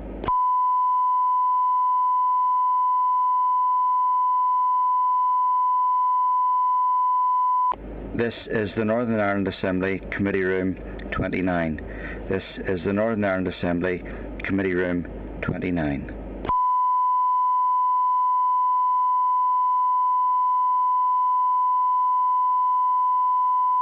This is the Northern Ireland Assembly Committee Room 29. This is the Northern Ireland Assembly Committee Room 29.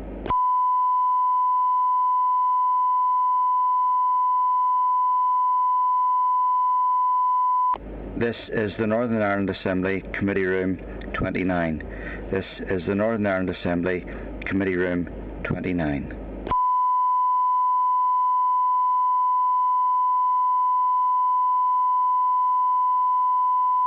This is the Northern Ireland Assembly Committee Room 29. This is the Northern Ireland Assembly Committee Room 29.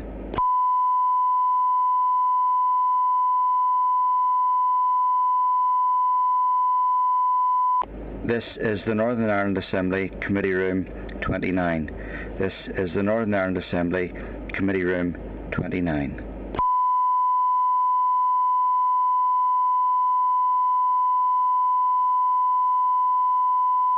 This is the Northern Ireland Assembly Committee Room 29. This is the Northern Ireland Assembly Committee Room 29.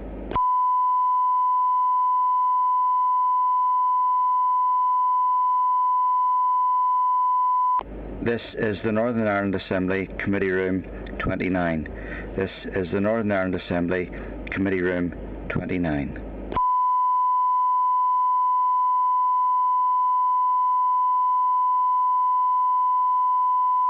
This is the Northern Ireland Assembly Committee Room 29. This is the Northern Ireland Assembly Committee Room 29.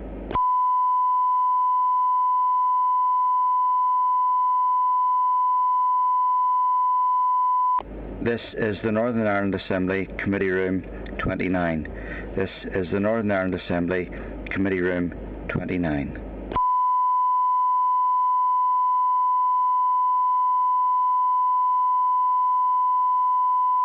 This is the Northern Ireland Assembly Committee Room 29. This is the Northern Ireland Assembly Committee Room 29.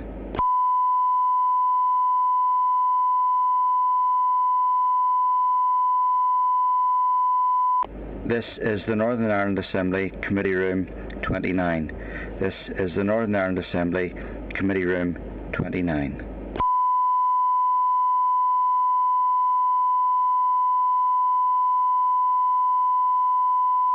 This is the Northern Ireland Assembly Committee Room 29. This is the Northern Ireland Assembly Committee Room 29.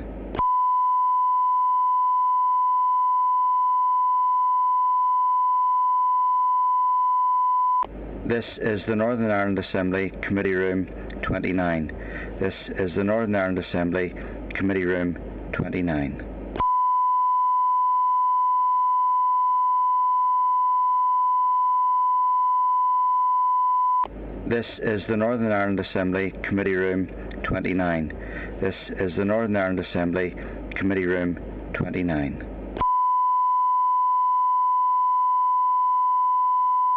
This is the Northern Ireland Assembly Committee Room 29. This is the Northern Ireland Assembly Committee Room 29.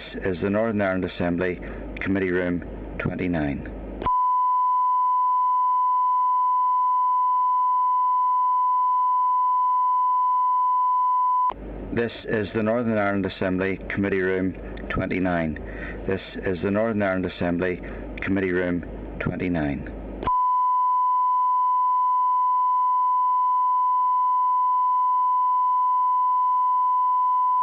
This is the Northern Ireland Assembly Committee Room 29. This is the Northern Ireland Assembly Committee Room 29.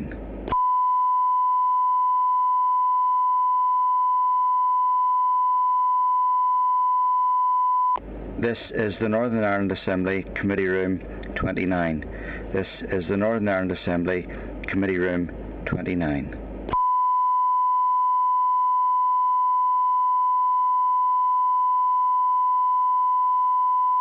This is the Northern Ireland Assembly Committee Room 29.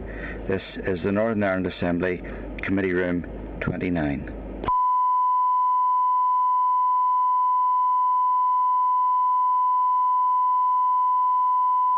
This is the Northern Ireland Assembly Committee Room 29. This is the Northern Ireland Assembly Committee Room 29.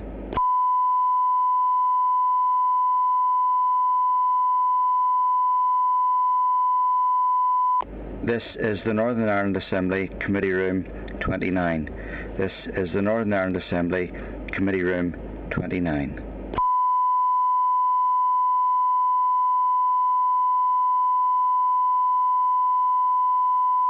This is the Northern Ireland Assembly Committee Room 29.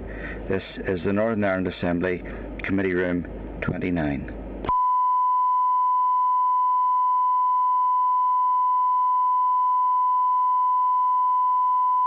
This is the Northern Ireland Assembly Committee Room 29. This is the Northern Ireland Assembly Committee Room 29.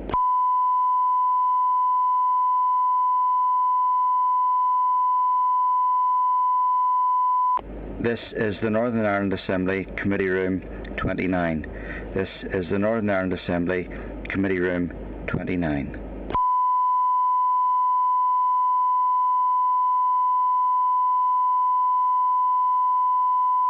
This is the Northern Ireland Assembly Committee Room 29. This is the Northern Ireland Assembly Committee Room 29.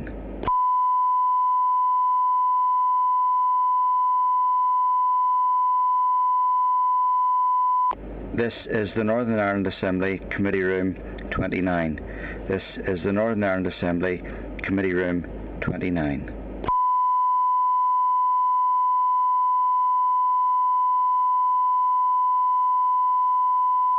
This is the Northern Ireland Assembly Committee Room 29. This is the Northern Ireland Assembly Committee Room 29.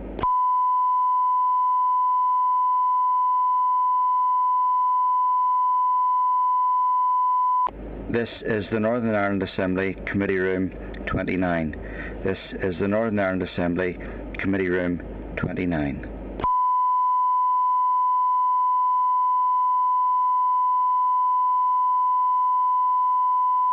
This is the Northern Ireland Assembly Committee Room 29. This is the Northern Ireland Assembly Committee Room 29.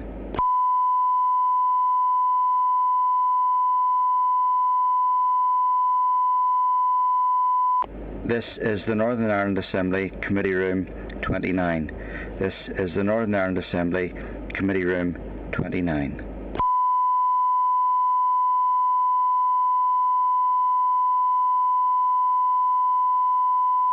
This is the Northern Ireland Assembly Committee Room 29. This is the Northern Ireland Assembly Committee Room 29.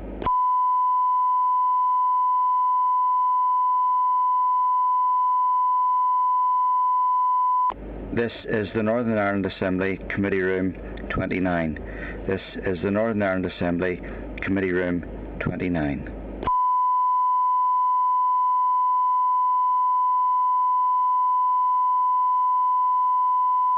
This is the Northern Ireland Assembly Committee Room 29.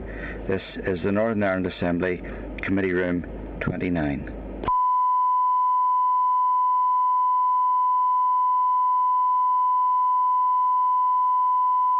This is the Northern Ireland Assembly Committee Room 29. This is the Northern Ireland Assembly Committee Room 29.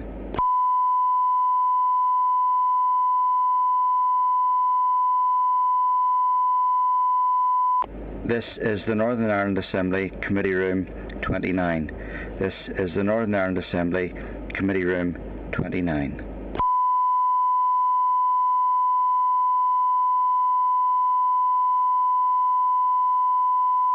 This is the Northern Ireland Assembly Committee Room 29. This is the Northern Ireland Assembly Committee Room 29.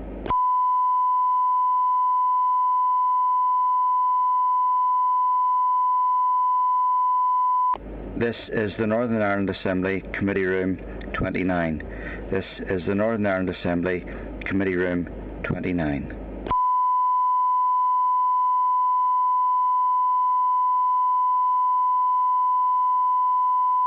This is the Northern Ireland Assembly Committee Room 29. This is the Northern Ireland Assembly Committee Room 29.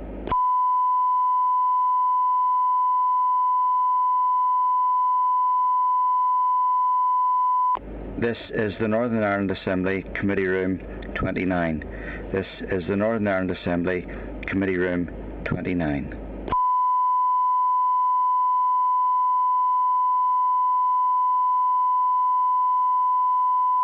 This is the Northern Ireland Assembly Committee Room 29.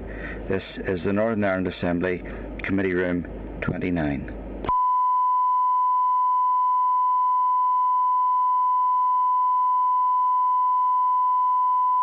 This is the Northern Ireland Assembly Committee Room 29. This is the Northern Ireland Assembly Committee Room 29.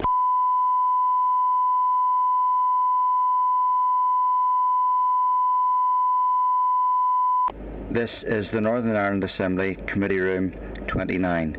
This is the Northern Ireland Assembly Committee Room 29.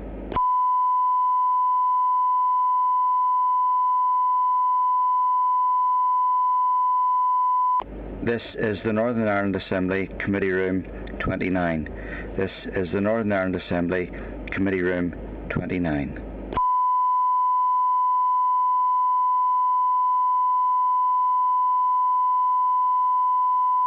This is the Northern Ireland Assembly Committee Room 29. This is the Northern Ireland Assembly Committee Room 29.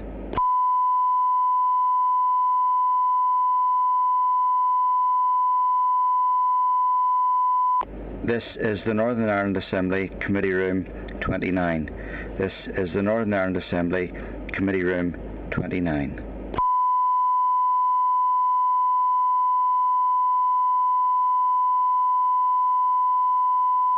This is the Northern Ireland Assembly Committee Room 29.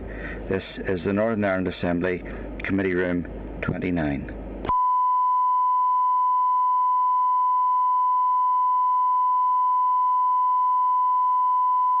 This is the Northern Ireland Assembly Committee Room 29. This is the Northern Ireland Assembly Committee Room 29.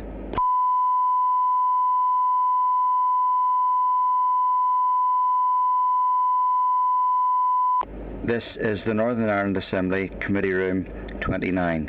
This is the Northern Ireland Assembly Committee Room 29.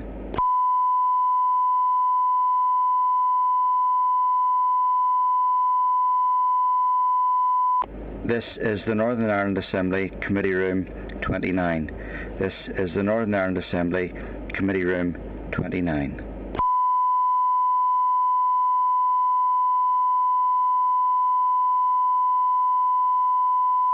This is the Northern Ireland Assembly Committee Room 29.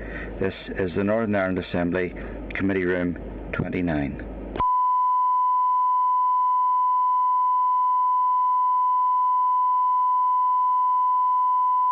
This is the Northern Ireland Assembly Committee Room 29.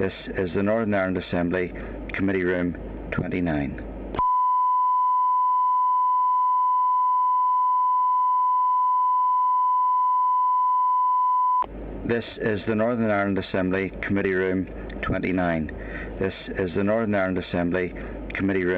29.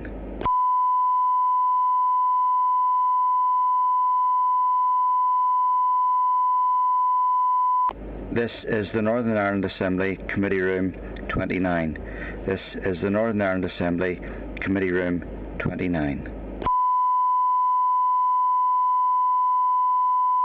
This is the Northern Ireland Assembly Committee Room 29. This is the Northern Ireland Assembly Committee Room 29. This is the Northern Ireland Assembly Committee Room 29. This is the Northern Ireland Assembly Committee Room 29.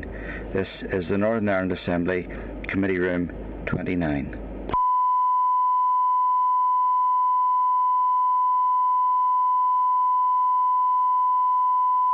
This is the Northern Ireland Assembly Committee Room 29. This is the Northern Ireland Assembly Committee Room 29.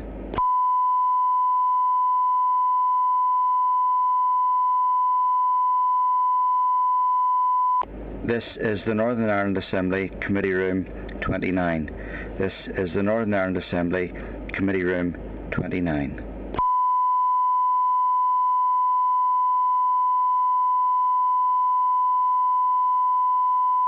This is the Northern Ireland Assembly Committee Room 29.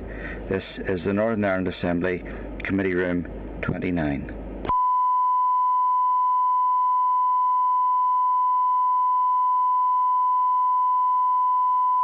This is the Northern Ireland Assembly Committee Room 29. This is the Northern Ireland Assembly Committee Room 29.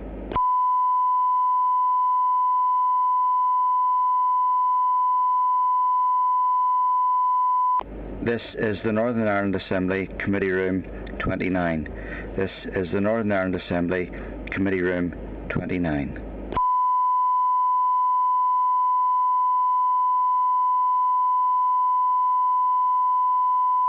This is the Northern Ireland Assembly Committee Room 29. This is the Northern Ireland Assembly Committee Room 29.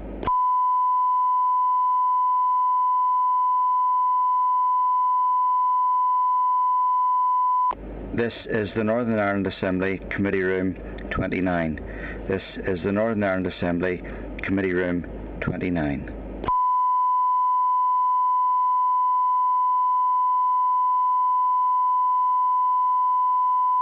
This is the Northern Ireland Assembly Committee Room 29. This is the Northern Ireland Assembly Committee Room 29.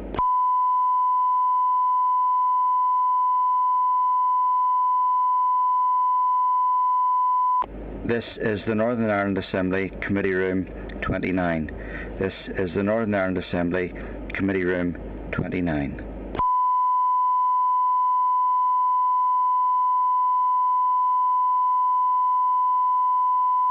This is the Northern Ireland Assembly Committee Room 29. This is the Northern Ireland Assembly Committee Room 29.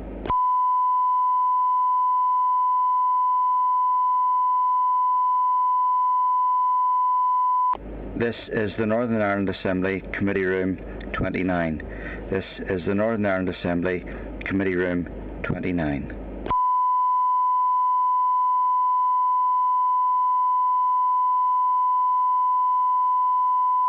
This is the Northern Ireland Assembly Committee Room 29. This is the Northern Ireland Assembly Committee Room 29.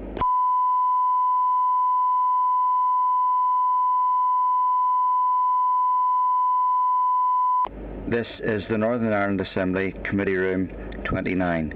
This is the Northern Ireland Assembly Committee Room 29.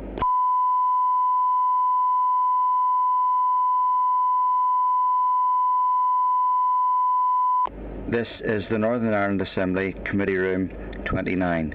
This is the Northern Ireland Assembly Committee Room 29.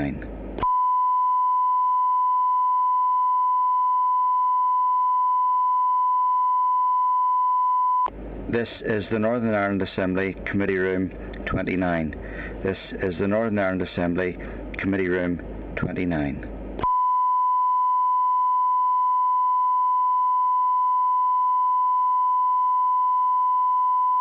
This is the Northern Ireland Assembly Committee Room 29. This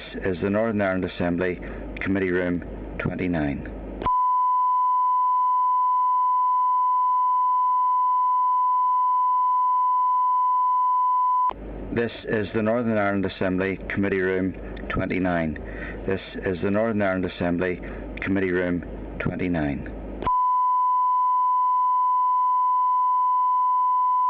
This is the Northern Ireland Assembly Committee Room 29. This is the Northern Ireland Assembly Committee Room 29. This is the Northern Ireland Assembly Committee Room 29.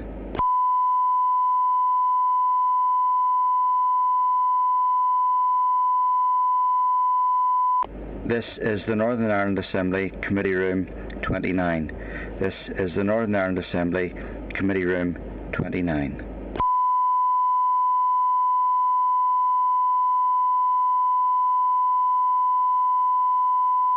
This is the Northern Ireland Assembly Committee Room 29. This is the Northern Ireland Assembly Committee Room 29.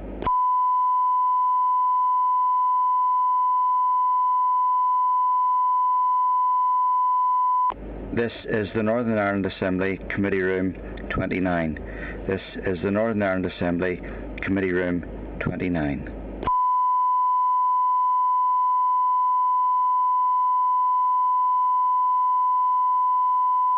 This is the Northern Ireland Assembly Committee Room 29.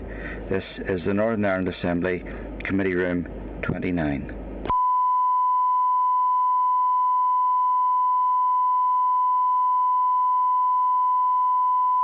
This is the Northern Ireland Assembly Committee Room 29. This is the Northern Ireland Assembly Committee Room 29.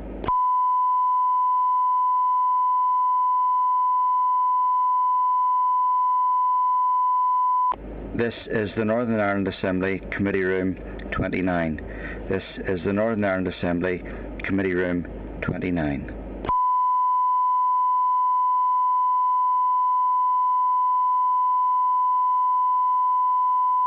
This is the Northern Ireland Assembly Committee Room 29. This is the Northern Ireland Assembly Committee Room 29.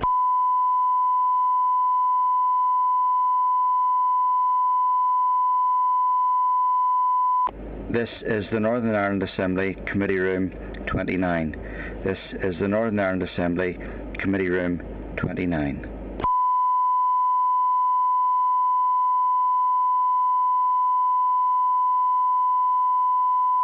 This is the Northern Ireland Assembly Committee Room 29. This is the Northern Ireland Assembly Committee Room 29.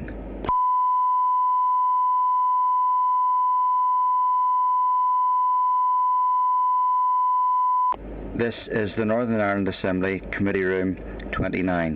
This is the Northern Ireland Assembly Committee Room 29.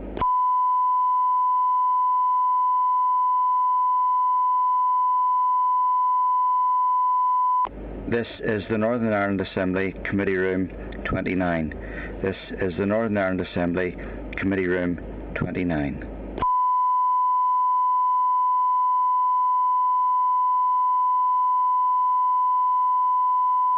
This is the Northern Ireland Assembly Committee Room 29. This is the Northern Ireland Assembly Committee Room 29.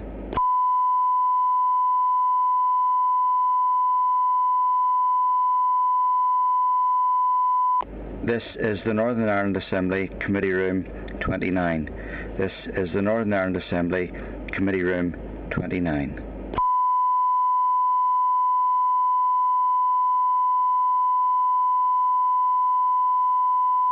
This is the Northern Ireland Assembly Committee Room 29. This is the Northern Ireland Assembly Committee Room 29.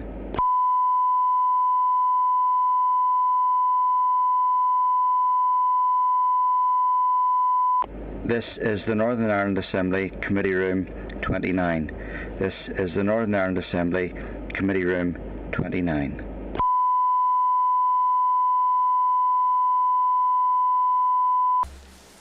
Members, we are open to the public. And I just want to remind everyone that the committee meeting will be recorded and broadcast throughout Parliament buildings as well as online. We currently have 4 members attending in total. We've got 3 members attending in person, myself, Emma Sheeran, Mike Nesbitt, the Vice Chair, Michelle McElveen, and via Starleaf we have John O'Dowd. We don't have any formal apologies, and we're expecting Paula Bradshaw to join us via Starleaf slightly later on in the meeting, and Christopher Stalford to join us in the room. So with that, we can go to agenda item number 1, and as I say, we don't have any apologies unless any members have any. So the second item on our agenda today, we've got a briefing on Brexit and the wider implications for human rights in the North by Professor Colm O'Connady. Colm is a Professor of Constitutional and Human Rights Law at University College London. Professor O'Connady has acted as Specialist Legal Advisor to Westminster's Joint Committee on Human Rights and its Women and Equalities Committee, and has advised a range of international organisations, including the UN and European Commission. So with that, I would like to welcome Professor O'Connady to the meeting.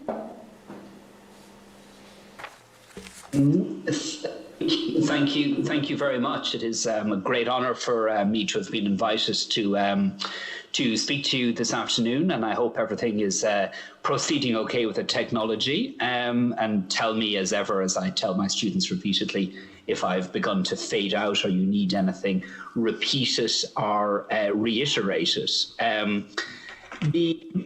What I've been asked to do is to speak to you for around 5-10 minutes on the implications of Brexit for human rights protection in the UK in general, with specific reference, of course, to Northern Ireland.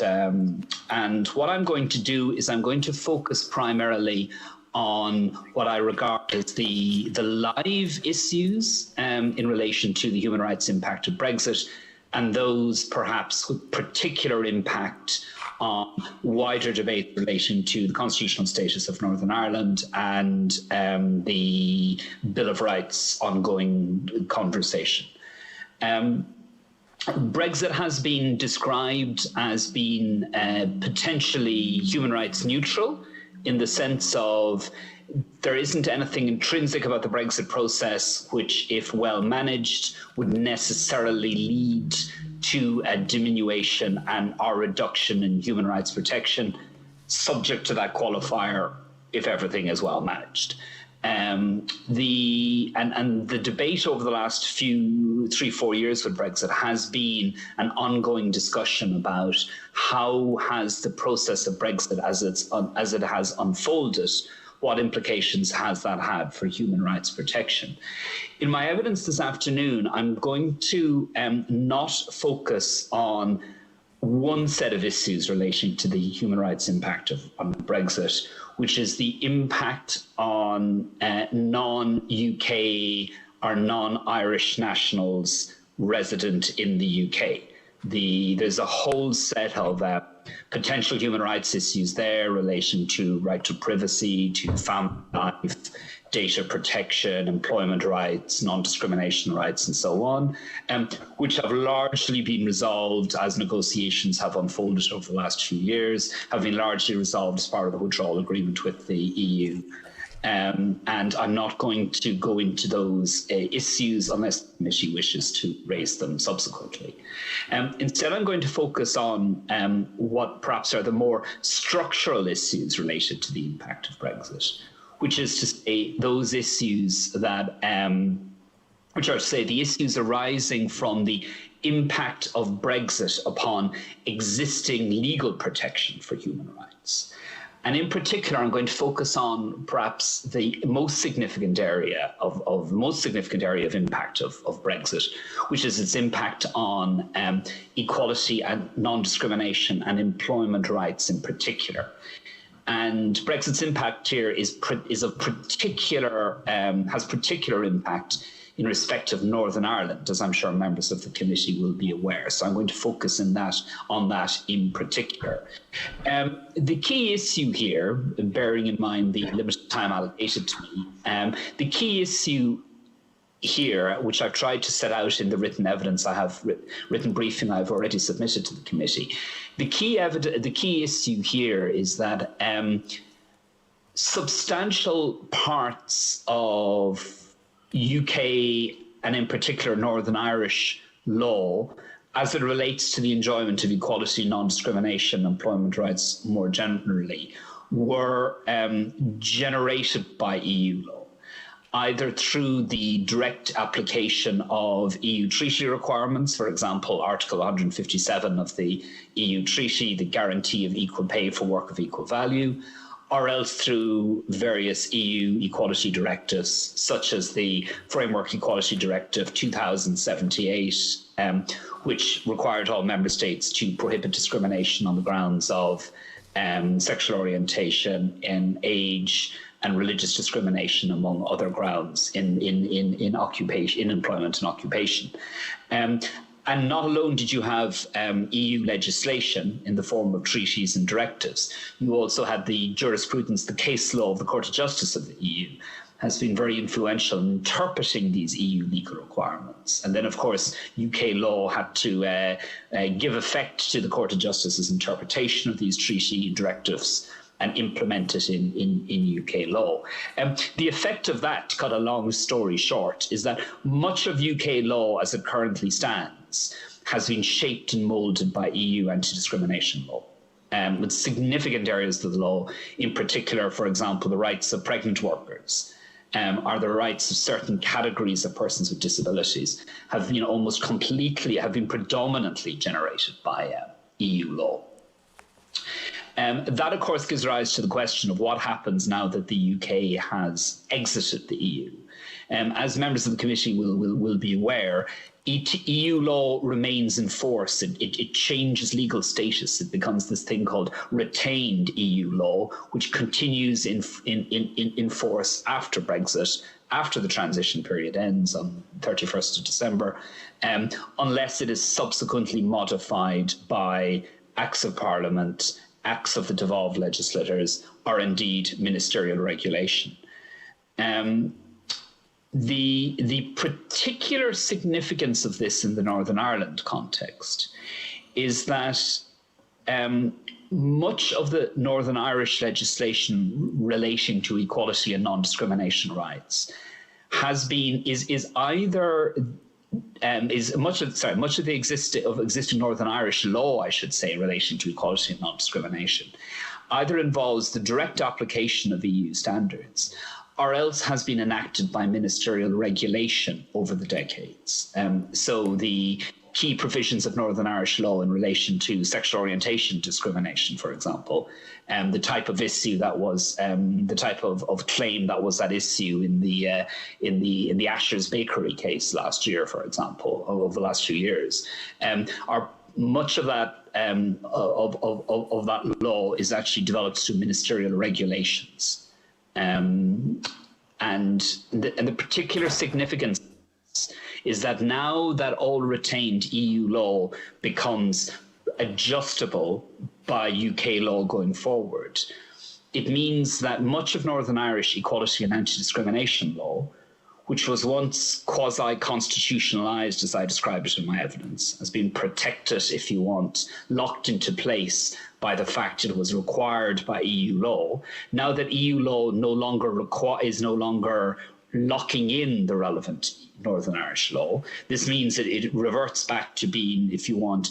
changeable UK law. And because so much of it has been established by ministerial regulation, or involves interpretations by the Court of Justice then subsequently applied by the UK courts, this means much of existing Northern Irish law is potentially amendable by ministerial regulation. Mainly by the powers of the Secretary of State, actually, under the EU Withdrawal Act 2018, where the Secretary of State in Westminster Secretary of State, the Secretary of State for Northern Ireland, it would be, has very extensive powers to adjust and modify retained UK law under Henry VIII clauses and similar measures, which give the Secretary of State very wide powers to adjust that law. This is a particular issue for Northern Ireland, as I said, because of how much of Northern Irish law is regulation-based, and therefore, since it's regulation-based, it can be changed by ministerial regulation. Now, the situation is different to a large extent in Britain, because the Equality Act 2010 applies to England, Scotland and Wales. Now, this is Westminster legislation. It is the controlling legal norm in play, which means that most of equality and anti-discrimination law in Britain can't be changed by ministerial regulation. It would require an Act of Parliament, an amendment to be made to the Equality Act 2010. But all of this means, to cut a very long story short, and I apologise for the complexity of my briefing and the complexity of the legal issues, is that Brexit has had the particular impact of Northern Ireland of deconstitutionalising much of its equality, anti-discrimination, employment rights framework more generally, and of making existing Northern Irish law easy to alter by ministerial regulation, as distinct from parliamentary legislation. And as you will be aware, perhaps more than I will be, regulations are much easier to implement. Law changeable by regulation is much easier to adjust and isn't subject to the same legislative processes as changes by full primary legislation. So Brexit has, to summarise, a particular impact on human rights protection in the case of Northern Ireland by virtue of how it puts, shall we say, a question mark over much of existing Northern Irish law relating to equality, discrimination, employment rights in general, and makes it much easier to amend by the executive. That's the brief summary of the written briefing, written evidence I submitted to the committee, and I would be delighted if you have any follow-up questions or queries or anything you want to ask me about this or indeed wider topics. Professor, thank you very much. We've had a range of presentations now at this stage. We've been meeting, I suppose, every week since the summer, and we've had contributions from many academics and people involved in human rights and professors from different universities on this topic. And The constant thing that we're discussing obviously is Brexit, and the remit of this committee as per NDNA to consider the creation of a Bill of Rights, considering both the particular circumstances as laid out in 1998 and then the impact that Brexit would have on that. And I note that you've mentioned in your presentation that you feel that because of the article in the protocol that protects this floor as set out by the EU. And I suppose the question that I keep coming back to is, and you've said that if the protocol arrangements are abandoned in a couple of years' time, does a Bill of Rights then in that instance allow us to reintroduce that floor or indeed improve upon what we currently have? Yes, that's... Oh, sorry, you're muted maybe? Am I unmuted now? Hear you now. Sorry. Right, perfect. I apologise. I am the terror of my students with my incapacity with muting and unmuting. Yes, I didn't discuss the protocol a lot in my oral presentation just now, but it's analysed in detail in the paper. Of course, in the case of Northern Ireland, the protocol maintains, the provisions of the protocol maintains key elements of EU law in force in the specific context of Northern Ireland.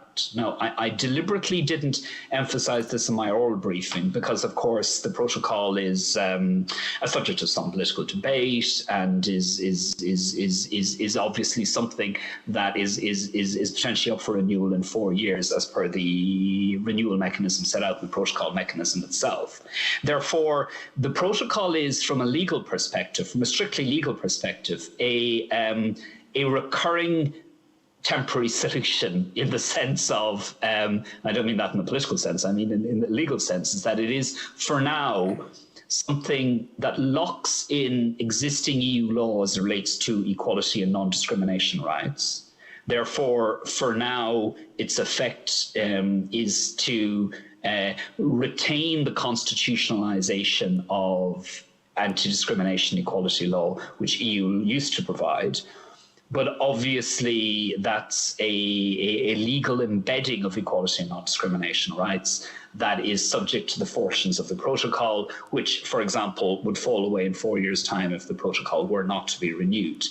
Now, of course, this gives rise to the question, might there be an argument for having an alternative mechanism, a more permanent mechanism, a different mechanism for embedding equality and non-discrimination rights? And I have to say, in my expert opinion, that the using the protocol as the primary mechanism for embedding equality and non-discrimination rights has its disadvantages. The 4-year potential cut-off point means that in 4 years' time, everything could become up for grabs once again. You would be back to the original legal situation I sketched out in my briefing. So if the views of this committee and of the elected representatives in the Northern Ireland Assembly were that we want something more permanent, more embedded, longer lasting, less subject to the churn of politics that will surround the protocol, then I think there are good grounds for thinking very, very seriously about having a Bill of Rights framework that would embed protection for equality and anti-discrimination norms, and that would become the established vehicle for locking in this level of protection, rather than what's been done at the moment, which is relying on the protocol with all the politics and all the uncertainty that comes in its wake.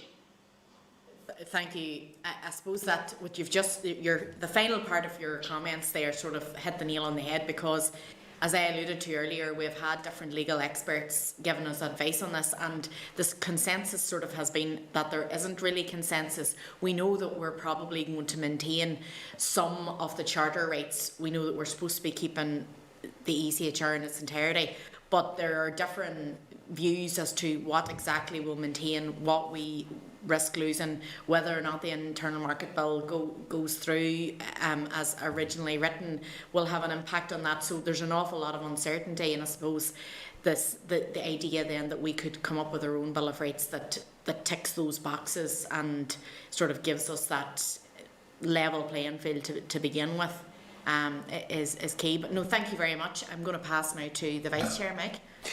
Chair, thank you, and Professor, good afternoon, and thank you for your engagement. It's much appreciated. You say that the equality laws that we have are largely enforced through ministerial regulations, and you go on to suggest that that means they are uniquely easy to amend, which sounds very handy. But in paragraph 22 of your submission, you make clear that section 21 of the EU withdrawal agreement confers on UK ministers powers which you describe as Henry VIII-like in terms of being able to amend our laws without much in the way of parliamentary oversight or formal consultation. So would I be right in thinking that that could take us back to the dark days of direct rule, where much legislation for Northern Ireland came by an order in council which could not be amended, so that local MPs could either vote for it or against it, but they couldn't improve it? Yes, that is precisely the potential concern. That you could have a scenario where UK ministers, using their regulatory powers under the EU Withdrawal Act, would modify retained EU law. That has a knock-on effect on the Northern Irish law, much of which is incorporated EU law. And so you could end up in a situation, for example, where you have equality and anti-discrimination protection as it applies in Northern Ireland being modified, and being modified specifically by orders in council enacted by the Secretary of State, as distinct from the devolved institutions in Stormont. So that's precisely the potential concern. Now, it is a complicated legal area. And there are potential differences between the ministers have wider, the Secretary of State, UK ministers, I should say, will have wider powers to amend EU law, or at least have greater freedom to amend EU law than in some respects they might have in respect of Northern Irish law. So there's a little bit of an uncertainty there. But in general, the picture is, as you present it, that it certainly opens up the potential of orders in council becoming used as a tool to amend and adjust Northern Irish equality and anti-discrimination law in potentially quite far-reaching ways. There is also, I think, some uncertainty with regard to those who believe that we could end up with people having different rights in this jurisdiction depending on whether they are British or Irish. Now, last week, Dominic Grieve said he wasn't sure that that would be the case, that there would be a difference. Am I to assume that if the retained EU laws are not amended by UK ministers, that there will be no difference?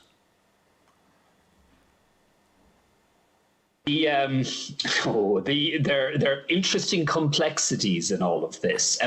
When it comes to the, which is of course lawyers speak for messiness. When it comes to employment rights, to equality and non-discrimination rights, if EU law isn't changed, it gives reasonably it gives a certain level of protection against discrimination against people who would classify themselves as Irish national, ethnically Irish, however way you want to frame that identity basis. So too do other elements of law, in particular the UK embedded legislation as well, separate and distinct from EU law. But the overall effect is that if things stay at the moment, if things remain in place as they are at the moment, if, for example, the protocol remains in force, the provisions of Article 2 of the protocol relating to this, if they remain in force, then the legal situation will not change. That your classification as British or Irish will not affect your employment status, will not be able to affect your employment status. The anti-discrimination protection will kick in there to all intents and purposes, subject to certain complicated facets of immigration law, as highlighted by the D'Souza case, which you are probably aware, you're certainly aware of, which I won't go into because they relate more to the sort of immigration employment law interface. But in general, the existing state of affairs will minimise the possibility for discrimination to emerge based on British Irish identity, British Irish nationality, or similar related facets. In terms of employment law, Professor, and I haven't thought this through to any great degree, but if the UK government was to change our employment laws in a way that the EU did not like, is it possible that they could impose something sort of equivalent to the McBride principles for trading with Northern Ireland, where they would say this will only happen if you impose and obey the following employment laws or regulations? That's a very interesting question. For that to happen, you would have to have a breakdown of the protocol mechanism. Effectively, you would have to have either the protocol mechanism effectively being overruled by regulation or legislation subsequent to it coming into place. But it certainly is hypothetically possible that the protocol mechanism could be overruled, and obviously after 4 years it might lapse if not renewed. And then it is possible to envisage a hypothetical scenario where UK non-compliance with the protocol, what was in the protocol, leading to a lessening of equality non-discrimination protection, would generate political tensions, resulting in some sort of movement from McBride principles to be kicking in as regards in respect of Northern Ireland and the UK more generally. Of course, by that stage, you'd be reaching quite a degree of political meltdown in the EU-UK Northern Irish Republic of Ireland relationship. That complicated relationship would have sort of collapsed into a sort of molten slag of tension, I think, at that point, not to be too dramatic about it. But you could certainly see this sort of scenario arising. And even before you get to that scenario, it would be quite easy to see heightened tensions arising from shifts and adjustments to equality and non-discrimination law introduced via regulation. I mean, you see the tensions that have already materialized in relation to the Internal Market Bill and the adjustments it makes, the proposed adjustments it makes there to the protocol, which involve giving UK ministers the power to override the protocol, as you will be aware. You could and those issues relate primarily to questions of state aid and the customs relationship between Northern Ireland and the rest of the UK. I mean, you could imagine, and if you bear in mind the tensions that has generated, it's easy to envisage a much heightened level of tension if it came to adjustments to the existing equality and anti-discrimination legal framework. Basically, and I realise I'm giving the committee very, very lawyery answers. I apologise. It's the curse of my legal expertise profession. But basically, there are substantial advantages in keeping the ship steady as it goes, in maintaining the existing quo and finding ways to lock it into some sort of Bill of Rights embedded framework. The more changeable the legal situation is, the potential, the rockier the waters you might find yourself in unanticipated ways 5, 10, 15 years down the track. Thank you. Finally, and perhaps briefly, do you take a view on whether, if there is a Bill of Rights, it should come through Westminster or the Northern Ireland Assembly? That, I think, depends on on what you want to achieve with the Bill of Rights. So I am going to neatly bounce that question back to yourselves and the committee in a way. I think that's a political decision in terms of what you want to achieve in the Bill of Rights. Obviously, legally speaking, if the Bill of Rights is to have any sort of embedded status within the UK and to have an impact on Westminster legislation, then Westminster will probably have to be involved in the process. If it's something you see playing out solely within the scope of the devolved authority of the Northern Irish Assembly, then that's a different matter. But everything depends on what you want the Bill of Rights to do. And that's, I'm glad to say, a political choice, not really a legal choice. Very nicely handled, Professor. Thank you very much. Appreciate it. Michelle? Okay, thank you, and thank you very much for your presentation. Just in preparation for the session, I noticed that you'd given a lecture entitled Rescuing Human Rights Against the New Minimalism. And obviously you state that you feel that human rights are in a time of crisis, and you challenged a lot of the presumptions perhaps around a minimalist approach. So by virtue of that, I suppose I'm going to assume that you're a maximalist. So really just want to ask whether that is the approach then that you would apply to a Northern Ireland framework for a Bill of Rights. That's a very good question. In that particular lecture, I claimed to be not a minimalist, but not necessarily to be a maximalist. Okay. But certainly not a minimalist. But I think that's a very good question. In overall on the Bill of Rights issue, I can see clear advantages in attempting to build in a solid, tangible floor of rights protection and to give it some sort of embedded status, as embedded as can be done within the UK constitutional structure and the confines of the Belfast Agreement in general. And then by building in that structure to avoid human rights issues in Northern Ireland, including equality and non-discrimination issues, becoming subject to the type of intense political disputes we're seeing arising in the context of the protocol. In fact, I must say the tensions around the protocol, I think, neatly illustrate the problem that there are many things that could go wrong in the future, especially in the post-Brexit environment. And many of these issues have the potential to blow up and to become very destabilizing very, very, very, very quickly.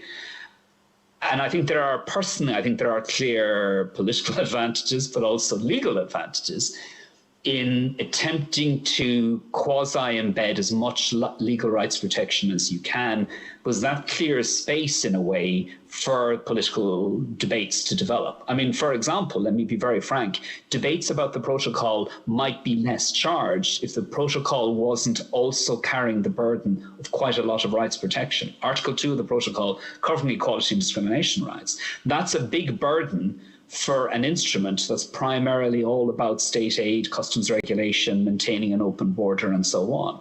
There's this human rights baggage piled onto an already straining legal mechanism. And it seems to me that the more you take that baggage off a mechanism like the protocol and put it onto some human rights, Bill of Rights specialist embedded mechanism, the less strain you put on the political system more generally. But when that would be my perspective as an external observer. You would have more expertise in that, but I would certainly see advantages in that regard. Okay, but then if you're looking at sort of rights-based solutions, then naturally this will involve sort of larger government, more spending, perhaps create a situation where judges are much more involved in policy decisions, which creates a situation where politicians are obsolete then and makes elections then more challenging as well, because you can't really make the change perhaps that you would like to make. So really just from that perspective, how do you feel that this can be deliverable, particularly in the context of a devolved administration? Sorry, that's a very good set of questions there. I must say, I mean, and this is maybe where the minimalist maximalist thing comes in. I'm not sure I think it would be quite possible to design a Bill of Rights that didn't radically judicialise many different aspects of Northern Ireland life. I think it would be quite possible to have a floor of rights at a certain degree of judicial protection that would, as I said, actually in a funny sort of way, free up space for more political choice. Precisely because if you give legal protection to a certain set of issues, a certain level of guaranteed rights, and you put those in the Bill of Rights box and you say there's a certain degree of embedded protection there, in a way that frees up debates to be had on everything else that's not in that box. Whereas at the moment, the rights issues are very closely interconnected with other elements. I mean, I keep on coming back to the protocol because I think the protocol illustrates this really starkly. The future political discussion about the protocol, and let's face it, with the 4-year renewal mechanism, or the regular renewal mechanism, the protocol is going to be a constant subject of debate within Northern Ireland and between Northern Ireland and wider aspects of the UK and the EU and Ireland and the Republic of Ireland in general. That permanent political sore that the protocol is going to represent, the issues it arises, are amplified precisely because there are human rights, equality and non-discrimination issues made part of that package. And it actually, I think, complicates the political decision-making that's involved. And I do think, yes, there is a potential judicialization, potential legalization effect achieved when you put things away in a Bill of Rights box and you have a certain level of judicial protection. But at the same time, in a funny sort of way, I think that can free up politics to happen outside of that space, as opposed to what happens at the moment, where, if you want, the concerns about human rights and equality, non-discrimination rights tend to leak into multiple different aspects. So debates about state aid, this is what's happening with the protocol, debates about state aid and the customs relationship between Northern Ireland and the rest of the UK suddenly become charged with the extra freight baggage of all the human rights equality issues being part of that debate. Whereas if they were in a Bill of Rights framework, then the protocol debate would, frankly, I think, be it would be less charged, at least. So in other words, that's a roundabout way of saying, I think that legalization and protection through a Bill of Rights framework, depending on how you want to frame that Bill of Rights framework, can in a way free up more space for genuine political debate and make it less charged, less sort of do or die when it comes to human rights issues. As for cost elements, I think you could have a Bill of Rights that wouldn't substantially load on additional state costs. I have to say, I think that could be. I think that could be engineered. And bear in mind, for example, when it comes to equality and non-discrimination rights, the key issue is almost to preserve what currently exists, rather than in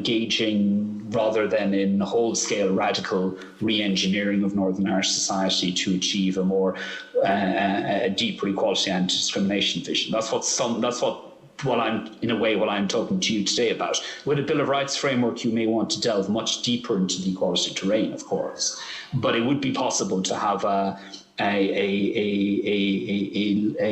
slightly less ambitious Bill of Rights, and that would certainly get rid of some of the tensions, or reduce some of the tensions that the Brexit process has currently generated. Okay, thank you very much. Okay, Michelle. We'll go to the members that are joining us via Starleaf. So I've got Mark.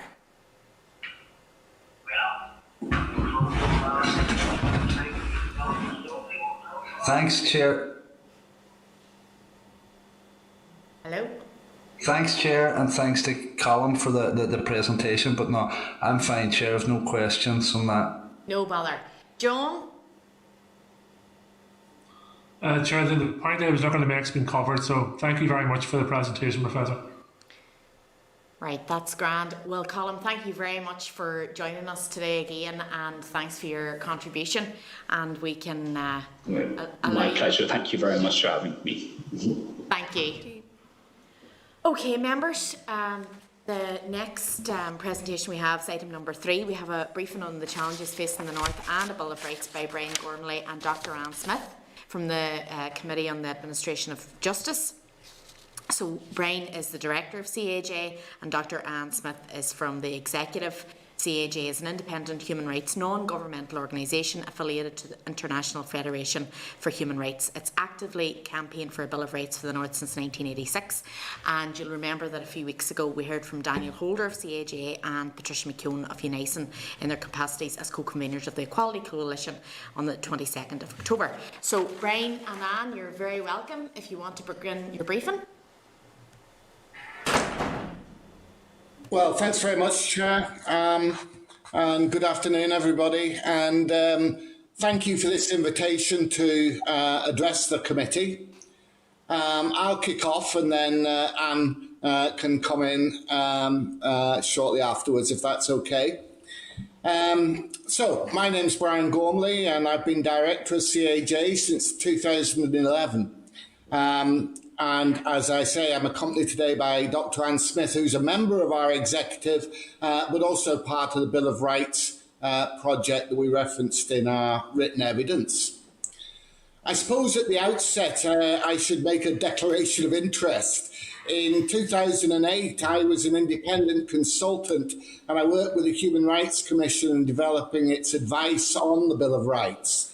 I attended every meeting of the Commission that considered its advice and had a particular hand in developing its criteria for deciding whether a given right arose out of the particular circumstances of Northern Ireland.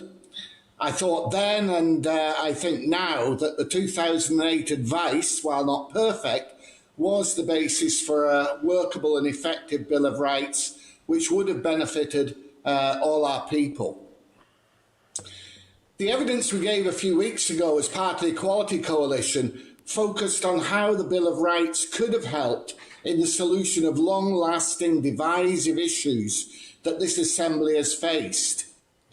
Only last week, controversy arose over the use of the St Andrews veto, and we just published a briefing on how a Bill of Rights could have impacted on that situation. We can talk about that more if you wish. However, the focus of our evidence today is on the future, how a human rights approach formalised in a Bill of Rights could bring focus, stability and direction to our path over the next very difficult and complex months and years. There can be no return to the old normal in 2021. Whatever happens about a Brexit deal, Northern Ireland will be in a unique situation on the 1st of January, and we will have to find homegrown solutions to new arising problems. Our people are unlikely to accept a post-pandemic return to the old normal of an under-resourced health and social care service dependent on the work of the lowest paid, and which fails the old, the poor and the ethnic minorities. Are the devolved institutions to lurch from crisis to crisis with long-term planning impossible? Will the failure to deal with the legacy of conflict continue to leak poison into our society? And will we sleepwalk into a constitutional crisis that emphasises only division? The alternative is a new normal that's based around a coherent and uniting set of principles. Human rights benefit everyone and cannot be used to oppress anyone. They are not an alternative to politics, but give a unifying and coherent direction. Take the task of preparing a programme for government. If a human rights approach is adopted, it will be based on the principles of identifying the neediest members of society and remedying their situation, participation of those affected, equality and non-discrimination, transparency and accountability, and clear benchmarks. It would also be given direction by specific rights recognised in international law, such as the rights to health, education, housing, food, work and equal access to justice.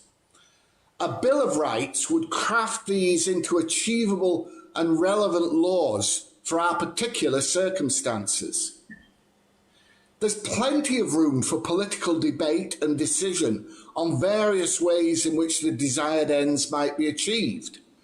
There's plenty of room for technical expertise and the input of those who will have to deliver what politicians decide. But there would be a common unifying direction. So where are we in this debate about a Bill of Rights? Very often a human rights approach is derided and dismissed as naive, and the advantages of a realpolitik attitude lauded instead. This implies deals and horse trading, bribes and inducements or repression, the carrot and stick zero-sum approach of the real world. In fact, this approach is uniquely unsuited to divided societies, where people have incompatible national aspirations and allegiances. In split societies like Northern Ireland, a zero-sum approach, where the only choices are supremacy or submission, leads inevitably to conflict.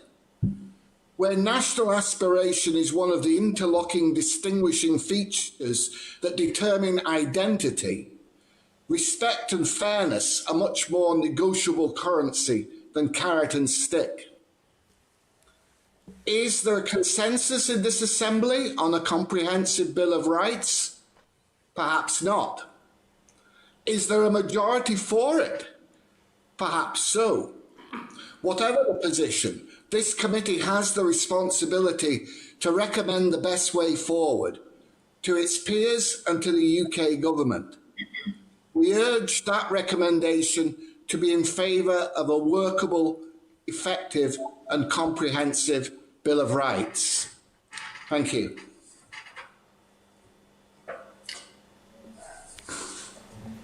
Thank you, Brian. Is it okay if I come in, Chair? Of course, Anne. Yeah, thank you. Yes, thanks. Good afternoon, everyone. I too would like to thank you for this opportunity to give evidence. As Brian said, I'm here wearing two hats. One as an executive member of the CAJ. The other hat is I'm one half of a Bill of Rights project funded by Joseph Rowntree Charitable Trust. I'm working at Ulster University in the Law School and the Transitional Justice Institute as a senior lecturer. And the other half of that project is Professor Colin Harvey at Queen's University Belfast. I'll talk briefly about the project as it's specifically referenced in the written evidence, as Brian pointed out. But before doing so, I just want to say that it's great to see that, for the first time in 14 years since the St Andrews Agreement, that there is now a formal process to take forward a Bill of Rights for Northern Ireland. The passing of a Northern Ireland Bill of Rights was an important part of the 1998 peace agreement, so it's to be welcomed to see it back on the political agenda. And we hope that our Bill of Rights project can feed into that political process. So I'll talk briefly about our Bill of Rights project. What we did as part of that project was that we took the Commission's advice that was submitted in 2008 and translated it into a draft model bill, if I'm showing it here.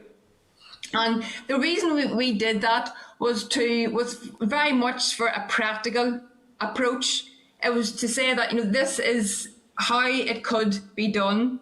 And we launched our draft model bill and asked for feedback. Now, it's important to note that we acknowledged that the Commission's advice was not unanimous, both within the Commission at that time and outside the Commission.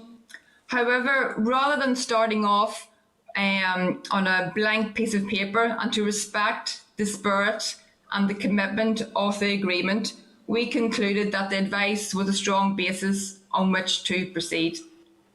So the feedback highlighted that the draft model bill, firstly, that it was submitted, the advice was submitted in 2008. We're living in a completely different world today. We didn't have Brexit. we didn't have COVID-19. So the feedback highlighted that the advice needs to be updated. Other feedback highlighted that there were certain areas that needed stronger protections, and the following were highlighted, but they're certainly not limited to these specific areas. Stronger provisions on children's rights, a stronger equality clause, the inclusion of refugee rights, stronger provisions in relation to women's rights, especially reproductive rights, and the inclusion of marriage equality for same-sex couples. Now, some of those major social issues have had notable success via the Westminster Parliament, but that does not mean that we do not need a Bill of Rights for Northern Ireland. A Bill of Rights supplements and complements existing legislation and provides an overarching framework, provides core safeguards. The other area that was highlighted and was a constant theme in the feedback was that Brexit. Professor Colm Ó Cinnéide has highlighted in his evidence the serious challenges and concerns that Brexit poses in terms of human rights and equality protections. So in terms of, to bring my briefing to a close, as part of the project put forward a number of recommendations, one of which was that in order to respect the 1998 peace agreement, legislation must be passed at Westminster, as this is the approach committed to in the agreement, and that there should be a recommendation of enactment based on an update of the Commission's advice. And while the Bill of Rights needs to be in Westminster legislation, a positive report from this committee would be extremely helpful in terms of convincing the UK government to adhere to its responsibilities and obligations in order to bring forward a Bill of Rights for Northern Ireland. So thank you very much. Thank you both very much for the presentation, both your oral presentation and the written contribution that you provided.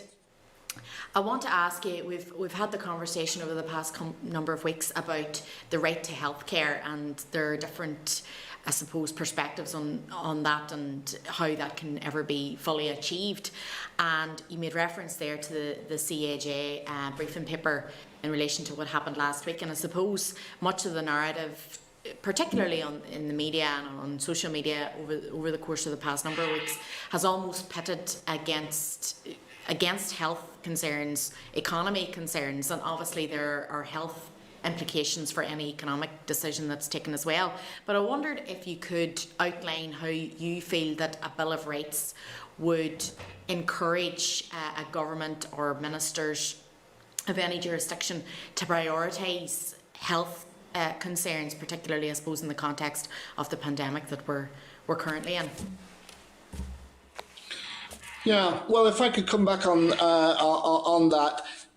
Obviously, this kind of issue is in all our minds at the moment, and in particular when we're all going to be faced with the task of rebuilding a health and social care service.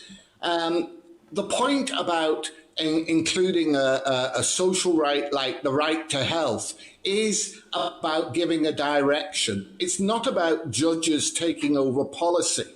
It's about prioritising the health needs of the people when you're talking about policy in terms of building hospitals, in developing provision, and so on. And it's subject, like all social and economic rights, to the principle of progressive realisation. We progressively realise year on year the attainment of the highest possible standard of physical and mental health. That's what a right to health means. It doesn't take away from politics, because how do you achieve the best standard of health care is, of course, a matter for political debate. And no court would interfere in the decisions arising out of that. Where a court might interfere is if, in a case, and I'm not describing the events of last week, but were it to be the case that a political party, for example, wielded a veto for reasons entirely unconnected with health, to block a mechanism that was designed to protect and increase health, then that might very well fall foul of the principle of no regression, no backward movement in guaranteeing people's health. So the briefing that we put out, and maybe you have it, if not, we can certainly get it to you, is quite detailed, and it does describe the genesis of the St Andrews veto and also to what extent it's been used.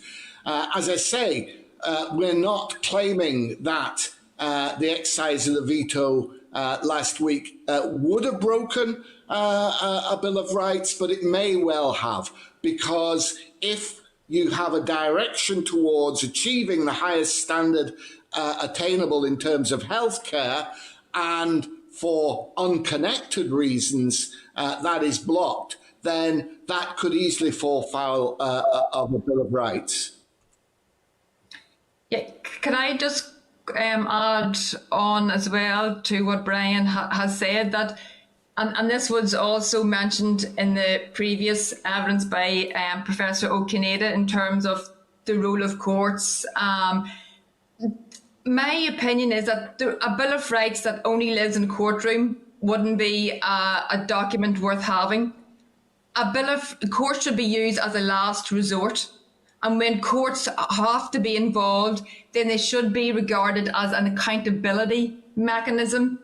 It's not about taking power away from elected representatives.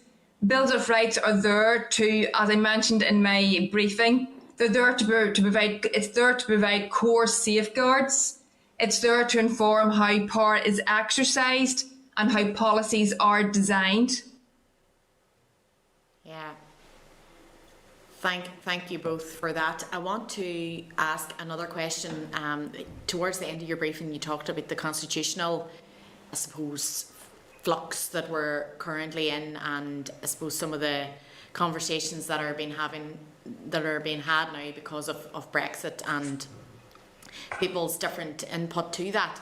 And you mentioned that a Bill of Rights, if it were to be created now in the context that the North is part of the UK, where nationalists are seen as a minority in the broader UK, that then would work as a protection if we were to have a united Ireland for unionists who may then become a minority on a 32 county basis. I wondered if you could expand on that.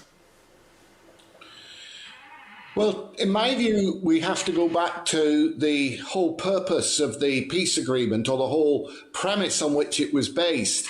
And that was to deal with the constitutional question by saying, well, look, a majority of people at the moment want to retain the Union, and a minority want a united Ireland.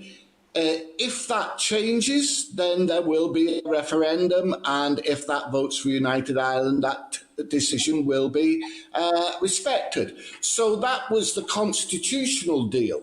But in the meantime, the idea was to create a society in Northern Ireland that was based on human rights and equality, and you cannot mistake that purpose if you read the agreement. And it was to create a society which could be shared, to which everybody could give allegiance on the basis of its fairness, if you like, rather than its national identity. So in those circumstances, the whole idea of a Bill of Rights as part of the panoply of protections for rights and equality that the agreement constructed would be to deal with any change in the constitutional status of this region, as well as in maintaining its existing one. So, in other words, a Bill of Rights would, of course, be for everyone anyway, but the clear presumption would be that it would survive and should survive any change in the constitutional character of Northern Ireland. So we can develop that debate and look at, if we're having conversations on the constitutional future, which seems very sensible, to look at what other structures of the Good Friday Agreement should be retained were there to be a united Ireland. But without any question, a Bill of Rights would give a firm foundation to make sure that everybody would have their rights at least as firmly protected in the future as they are today. Yeah, and just to add to that as well, I was listening to a conversation yesterday actually about it was constitutional conversations, and it was the Bill of Rights was raised in that particular context. And as Brian says, that, and it's so important to get this narrative across, that Bills of Rights, human rights, they are universal, the universality of human rights, and they are for everyone. They're not just for one minority or the majority. They are for everyone. Yeah, I think that's key. It's not a zero-sum argument. We can Yeah. improve people's rights without taking away from anyone else's. But thank you both. I'm going to pass now to the Vice Chair, Mike. Chair, thank you, and good afternoon to Brian and Anne, and thanks for your engagement.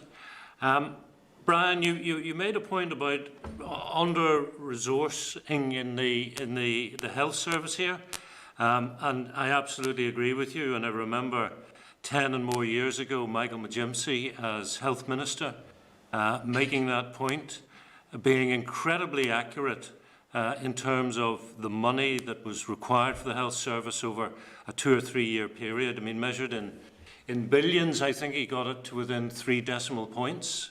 But he didn't get the money. So I'm with you on that. But would you also accept that there's an equal issue in terms of the fact that the health service is under-recalibrated to be fit for purpose? I'm not sure what you mean by under-calibrated or... Well, I think we all agree from Bengoa and previous Donaldson and all the rest that we need significant transformation. Yes, indeed. And there can be no question about that. If there ever was a question about it, then the impact of COVID has demonstrated the lacks. It's demonstrated the question of low pay. It's demonstrated the lack of staff on a long-term basis. It's demonstrated that the poor get sicker in our society. It's demonstrated overall the nature of inequality in society. So it is, of course, quite right that the health service needs to be transformed, and that will need more resources, and amongst other things, it's about the willingness of the population, at least those who can afford it, to pay more in taxes to do that. But what we're arguing is that if you rebuild on the basis of a right to health, you've got a series of principles that I outlined, things like accountability, transparency, involving patients and sick people in planning and so on, as well as the right to the highest attainable standard of health and social care. If that's the guiding principle, then other matters like, oh, I'm a local MLA and I want to make sure a hospital stays in my constituency or whatever, are not the guiding principles of how this reconstruction is going to go forward. It is about a direction, a common purpose in going forward. As I've said, there's plenty of room for debate about how you achieve the common purpose, and there always will be. But at least you've got a decision-making process that prioritises health rather than any other extraneous issue. Could I just add to that in terms of the issue of resources? In the context of a Bill of Rights, it would be within the maximum available resources. So they would look at, what are the constraints on resources. So that's important. And Brian talked about in terms of progressive realisation, non-regression, the concept that I used are the maximum available resources. There is guidelines in terms of, what do these actually mean? The general comments from the Committee on Economic and Social and Cultural Rights provides clear guidance as to what those phrases mean. And it's so important that people know when people talk about those phrases, well, what exactly does it mean? Well, and could you give us maybe an indication, because I'm not aware of that, and hopefully we will take a look at that in more detail, but if you're having an argument about the maximum available resources, and the Health Minister, as Michael McGimpsey did, is making this case, but the Education Minister is saying, well, I need it for schools, and the Infrastructure Minister is saying, I need it for roads. I mean, surely that can only be resolved through a political agreement. Yes, in terms of, there's always going to be a balancing when it comes to rights, and especially then when there's an issue about resources as well. But what I was referring to, and I don't have the general comments at hand, but the Committee on Economic and Social and Cultural Rights, they go through what exactly does the maximum available resources mean. So it would give you an idea as to how do you balance the resources? How do you balance the budget? Okay, I'm sure we'll take a look at that, Anne. Thank you. Do you believe that a Bill of Rights could have affected how we have dealt with the pandemic, and specifically the number of deaths? Well, I think it could have. And what you would be looking at in those circumstances, again, is the priority of healthcare. I'm sure a Minister of Health, for example, gets bogged down in the details of management issues, governance issues, resourcing issues, how many beds have we got, where can we put them, and so on. The point is not to take away that decision-making from the Minister and colleagues and so on, but it's to say, but in all of this, the guiding principle has to be, are we improving people's health choices? Now, in those circumstances, would we have had the same crisis over PPE if that had been gathered and prepared for, looking forward on the basis of exercises done about pandemics and so on? Would we have had people discharged to care homes without being tested for COVID-19?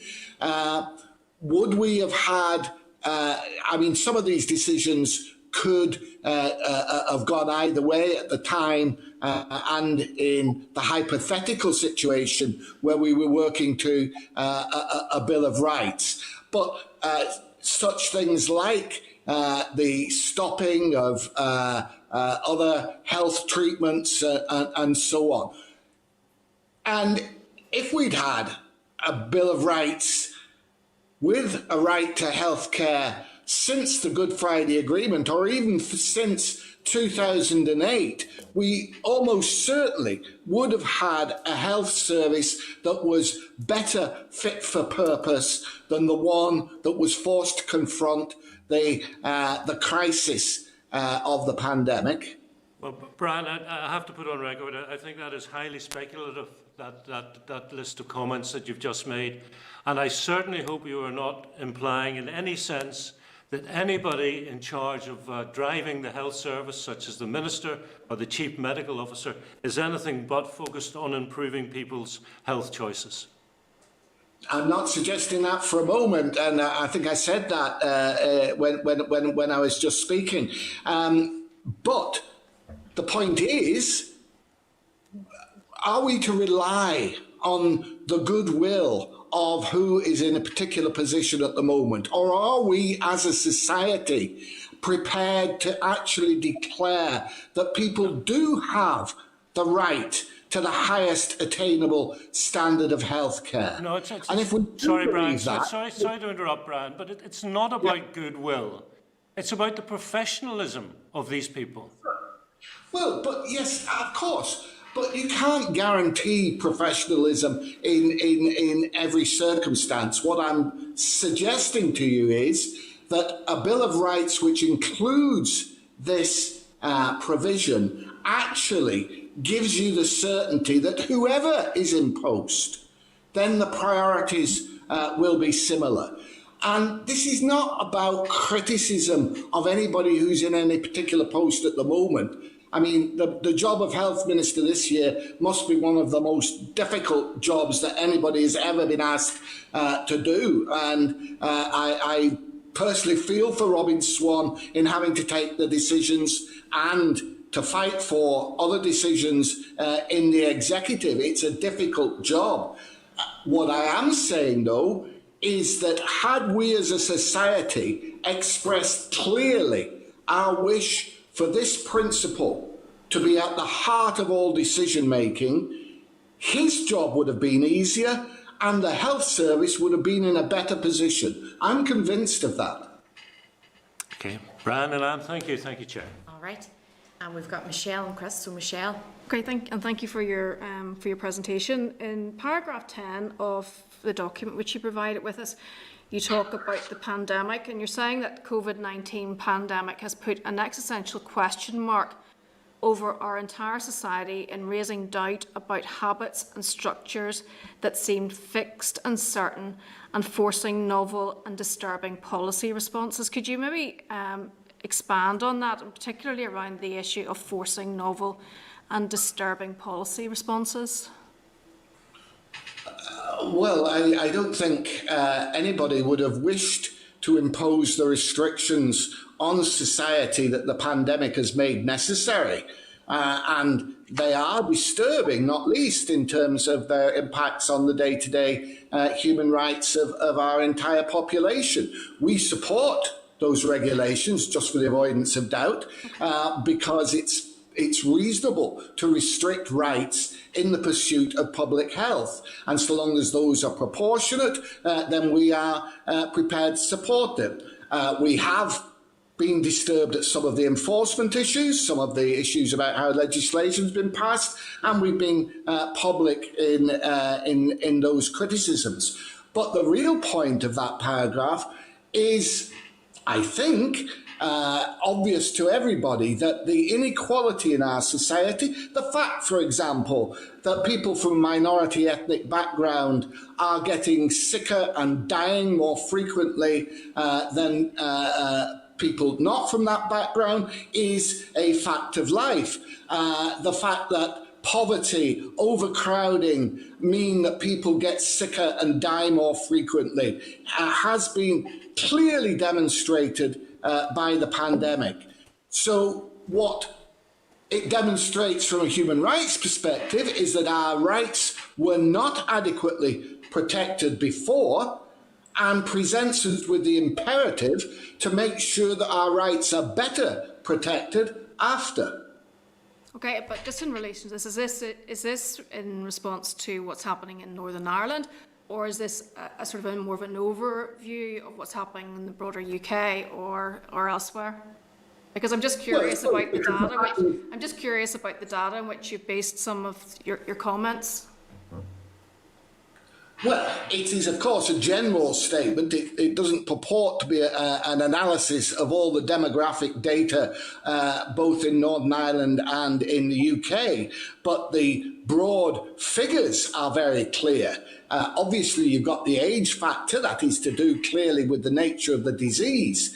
The fact that the fact that people from a minority ethnic background are dying more frequently is clearly not to do with anything genetic or the nature of the disease. It is to do with living conditions. And it's also clear that people from a poorer background are more likely to be infected, more likely to get sick, and more likely to die. Now, we can play around and delve into the statistics to get a more nuanced picture, if you like, but the broad brush evidence is clear that we are a deeply unequal society, our rights are inadequately protected, and they should be better protected in the future. Well, it's just that I'm guessing we didn't ask for a thesis on this, but I suppose whenever you're making statements like that, some evidence would be helpful too. You were obviously critical in the response to Mike there in relation to maybe an MLA who wants to protect a service in their constituency.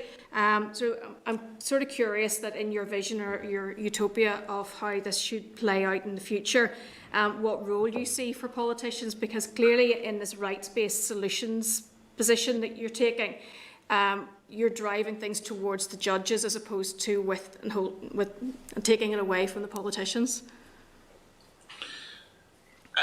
I mean, I think as Anne has said, and will no doubt say again, we are not in favour of bringing every political decision into the courts, and that would not be the effect of a Bill of Rights. And I know you've heard evidence from Albie Sachs, amongst others, about how social and economic rights work in a Bill of Rights in South Africa, and there is not over litigation in terms of policy making. The politicians still have a huge role to play, for good or bad. And we did see in South Africa, as it happens, bad decision making around the HIV epidemic.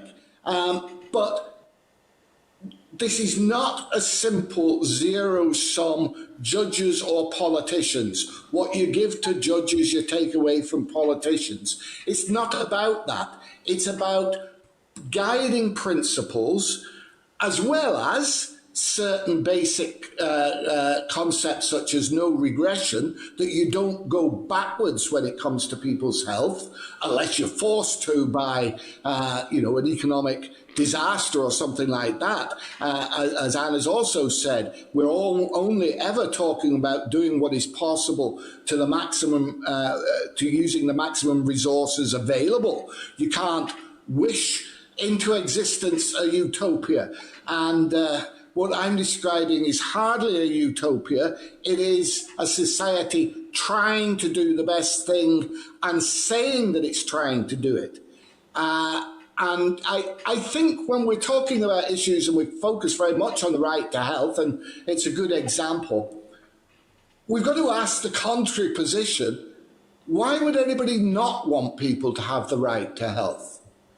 Are we to simply rely on what I described, and Mike pulled me up, of saying goodwill, or on the professionalism of people who get political posts? Or are we to say as a society, this is the direction we want to go in, and only if you blatantly disregard that direction will you end up in court? I think that's a right and proper way to organise a society. Okay, thank you. Yeah. All right, Michelle. Yes, right. And just to add and to reiterate what I had said earlier in terms of the roles of courts, they should be seen as the last resort when all the other institutional safeguards have failed. And when it does go to courts, comparative experience shows that even courts that have the strong judicial power to set aside incompatible legislation, what they often do is they actually put the ball back into Parliament and give them a year or so to actually amend the incompatibility to make it human rights compliant. So there's like a type of dialogue that creates between the three branches of government. So it's not about taking power away from one branch and giving it to another branch. It shouldn't be bills of rights and the roads of courts, this judicialisation of politics. It shouldn't be viewed like that, because comparative experience shows that it isn't. And actually some academics would say that courts have been far too differential in their treatment. Okay, thank you. All right, Michelle. Christopher? Thank you, and thank you for your evidence thus far. Could I suggest that what happened last week was actually the defence of people's economic rights? Because you said in your presentation that the poorest people get the sickest and have been most disproportionately affected by this. Could I suggest that by enabling the poorest people to go to their work, what happened was a move to protect not only their economic rights, but also their health rights? Well, I don't think it's our role to second guess the political choices that have been made around the executive table. But what, in any situation, you can have is a conflict of rights. For example, to take a completely different example, the right to protest, to march, is a fundamental right. If the police seal off a road to facilitate a march, they're also affecting the rights of people who are living in the neighbouring houses, who can't get out of their houses, and so on. So while you've got the Article 10 right, the freedom of assembly, you've also got the Article 8 right of living your own private life without interference. So you have to go through a balancing exercise. And a balancing exercise requires you to say, what is the most serious right here? What is the biggest infringement? Are we talking about mild inconvenience compared to a serious exercise of a very basic right? Or what? In those circumstances, if you're going to argue that the only way you can improve people's levels of poverty or levels of subsistence is by opening up all workplaces, opening up pubs and bars and so on, so that the economy in an indefinite future makes people more wealthy, if you like, and therefore more healthy.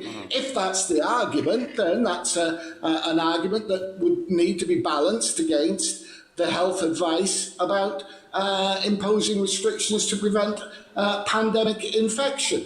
It's not for me to say which of those is right, but what it is a balancing exercise. Absolutely. You might very well think that exercising a veto in those circumstances is abandoning political compromise, but that's another matter. I absolutely agree with you in terms of, I think there should be a right to freedom of assembly and the right to procession. I don't know any jurisdiction in the world that has a right to not be offended by other people doing that, but apparently the law is structured that way in Northern Ireland.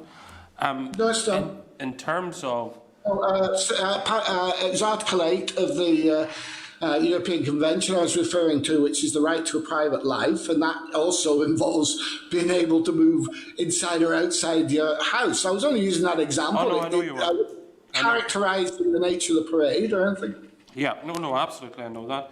You used the word in terms of when things end up in court. It would only be if there was blatant action that could be acted upon. What's blatant to you might not be blatant to me.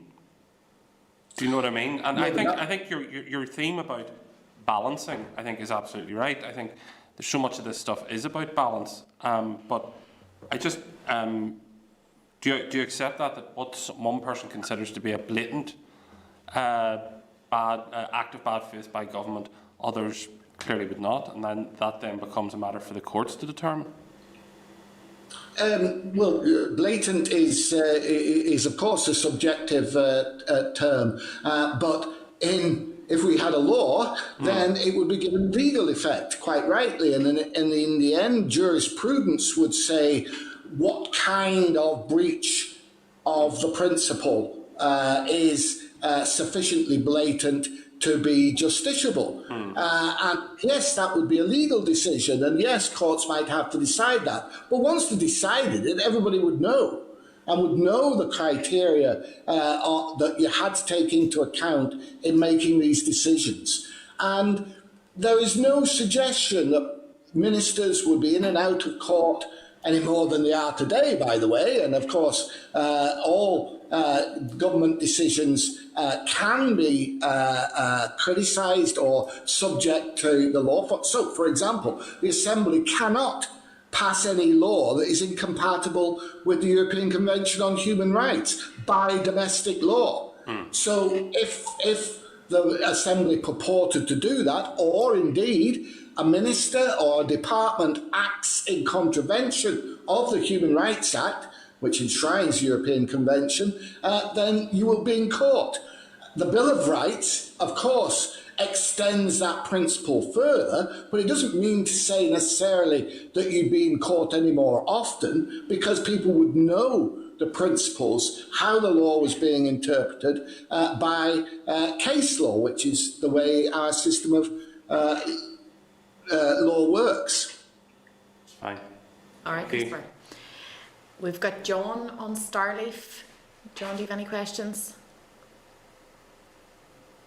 George is following up from Christopher's comments about on a few people, and this has been a theme throughout the discussions in the committee around the role of the courts fee, the role of the elected representative, and I defend the role of the elected representative at all times. But as has been said there by Brian, we're already subject to judicial review by the courts. And indeed, we have a very low bar here for access to judicial review. And what departments then do is departments take measures to ensure that their minister is properly advised on all rules and regulations that govern their authority. But at times, and I faced judicial review several times myself, it's in relation to the interpretation of the law, of the policies and procedures are open to contest, and sometimes the only way a community or a group within the community feel that can be interrogated properly is through the courts, and you have to go to the courts, defend your position, the judge hears both sides, and then a judge will make that decision. I have to say, my legal team won all but one of my judicial reviews, and then there was a 0-0 draw on the last one, which was eventually turned into a 1-0 draw for me, or 1-0 win for me. But nobody wants to end up in court. But as an elected representative, we have to recognise that power can be abused. It can be misinterpreted, but it can also be abused. And there has to be a balance against the abuse of political power. Many of the things I wanted to touch on, Brian, and Dr. Smith, have already been discussed. I was interested in the issue of how, and since we don't have a Bill of Rights in front of us, it's difficult to interpret, but how the pandemic would have been managed if a Bill of Rights had been in place, because quite clearly, as has been stated, those on lower incomes, from socially deprived backgrounds, ethnic minorities, or the victims to a higher percentage than other categories in our society, and could or would a Bill of Rights been used to redirect government policy in that regard? I know you have touched on it, but do you want to explore that any further, or has it been, for instance, has a Bill of Rights, to the best of your knowledge, been used in other jurisdictions which have a Bill of Rights to redirect government policy, or has it been shown to ensure that government policy has acted in such a way which protects those minorities who are suffering the worst outcomes of this pandemic? I think you've just put forward a brilliant idea for a research project, actually, into what the difference has been in jurisdictions with a Bill of Rights in handling the pandemic. And I really don't have that information. But I think it's a long-term thing. It isn't just about how the crisis was managed. It's about the nature of society and the long-term impact of equality and human rights being at the centre of policy making. Can I just, as you mentioned, having had judicial reviews against you, one that was a win for CAJ back in 2015 was actually against the executive on the question of an anti-poverty strategy. And we took a judicial review because it was in law from the St Andrews Agreement, actually, that there should be an anti-poverty strategy. We went to court and argued that there wasn't one. And in response, it was argued by government lawyers that, oh, well, there was this policy and that policy. And the judge made a very strong statement about a strategy had to have a beginning, a middle and an end with benchmarks and so on. And that's exactly the kind of issue that could go, well, has been to court in this particular case, but it's analogous to the kind of issues that would arise under a Bill of Rights. And what did it do? What did the court say? It didn't say, you will have an anti-poverty strategy that says this, this and this. It said, you will have an anti-poverty strategy. Now, please go away and draft one. So it wasn't a question of laying down what should be in an anti-poverty strategy. We have our own views about what a human rights compliant anti-poverty strategy would look like, transparency, involving people, going for the poorest first in terms of remedies and so on and so forth. But the court wouldn't say that. It simply says it's the law that you have to have a strategy. Please develop one. And that's a good example, I think, of the way judicial review, if you like, would operate under a Bill of Rights. Yeah, and if we have an anti-poverty strategy, then those who are currently facing the worst outcomes from the pandemic would be protected against it. And of course, the best way to protect low-paid workers is to make sure they're not low-paid.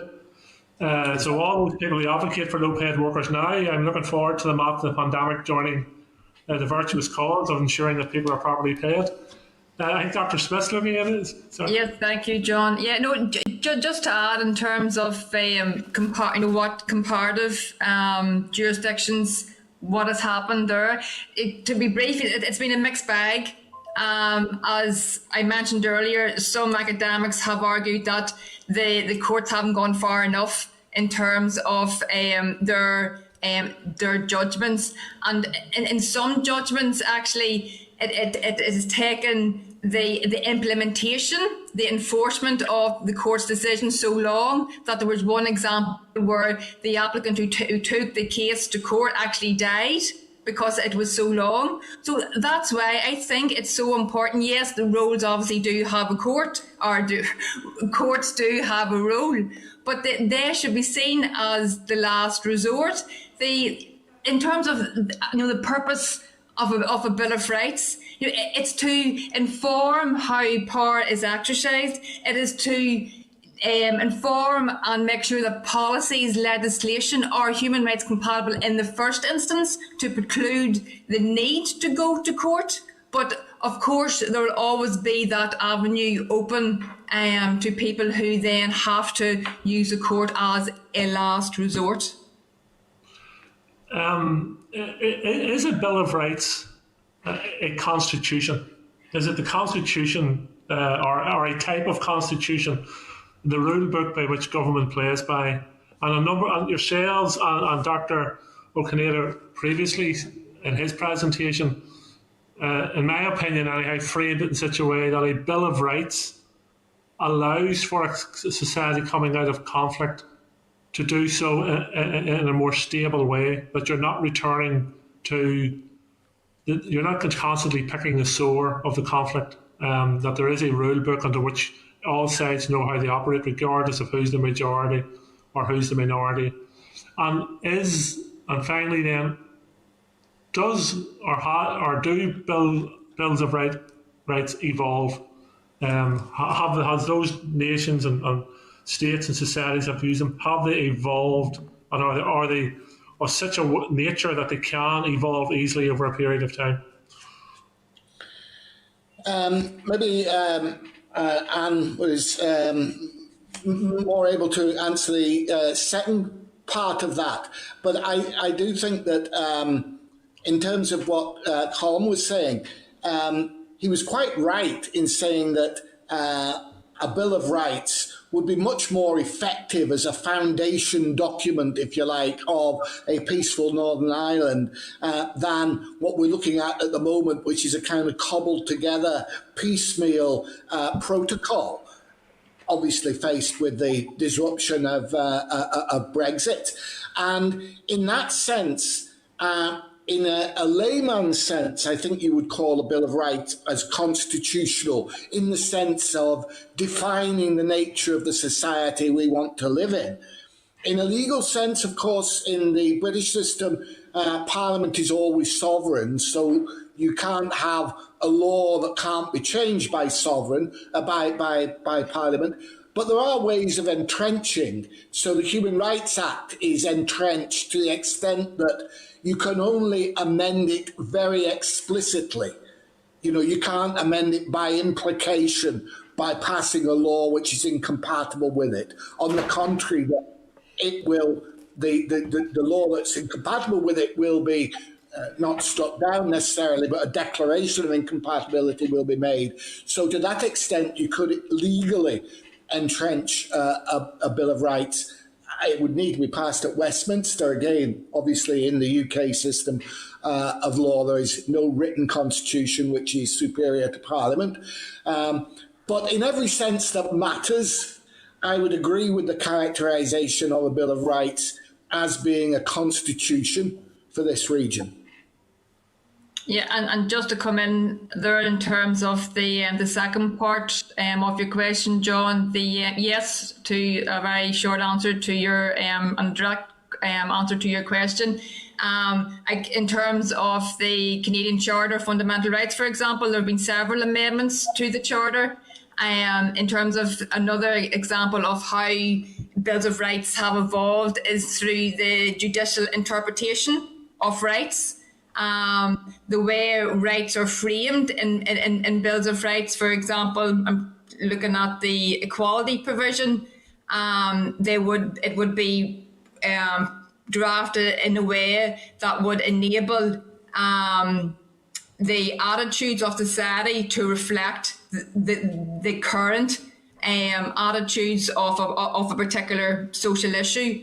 So it is very important that Bills of Rights can evolve with time. Something that is set in stone wouldn't last too long, and that's important. And we talk about the European Convention on Human Rights has been mentioned on several occasions, and understandably so, because it's incorporated into our domestic law. Well, most of the provisions are.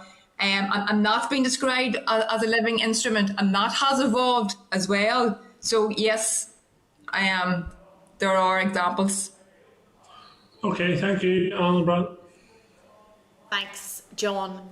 Just when John had asked his question there around, I suppose, international examples of a Bill of Rights and how they've been exercised in the context of the pandemic and a government's response, have you looked at the Brazilian example?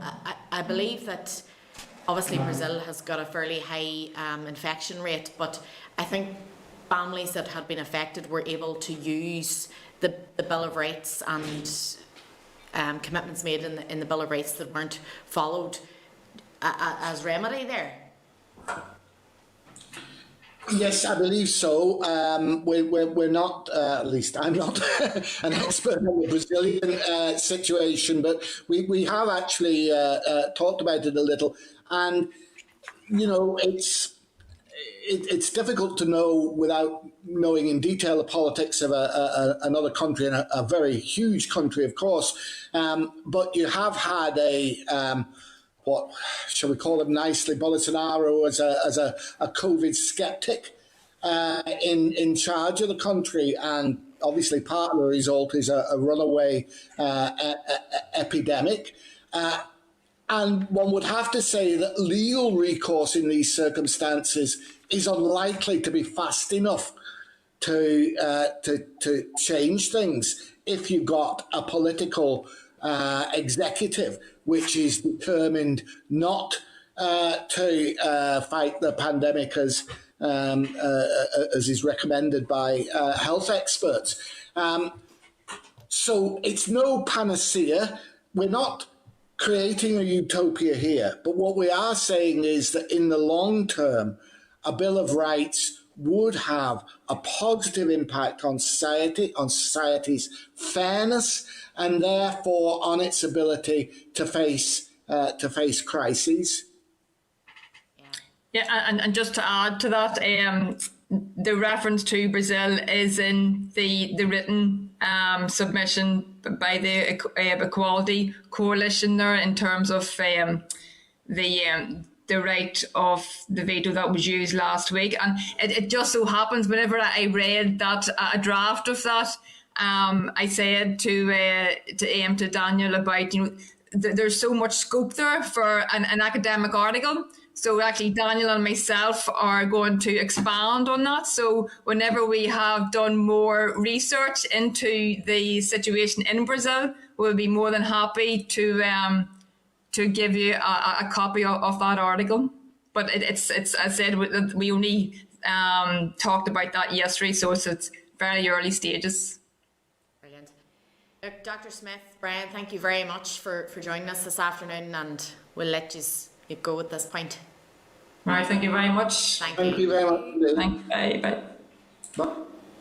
Okay, members, so item number 4 on our agenda is chairperson's business, and we don't have any this week. We can then go to the draft minutes, which you'll find at page 37 of your pack, if members are happy to agree. Content. Yep. Brilliant. Number 6, we have no matters arising. Agenda item 7, page 41, correspondence. We just have an invitation from Cares NA for an event next Friday, so if people want to RSVP to that. Friday or Thursday? I think it's Friday. No, it's Thursday. Sorry, I'm wrong. Thanks for raising that, because I probably had that in my diary as Friday. And then the forward work programme. If members are content to agree that as well. Mm-hmm. And if anyone has any other business? No. Okay, so same time, same place next week. Thank you. This is the Northern Ireland Assembly Committee Room 29. This is the Northern Ireland Assembly Committee Room 29.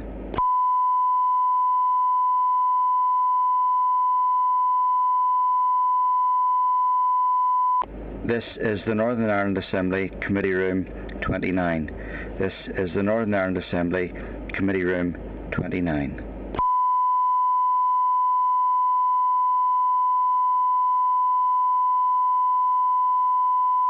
This is the Northern Ireland Assembly Committee Room 29.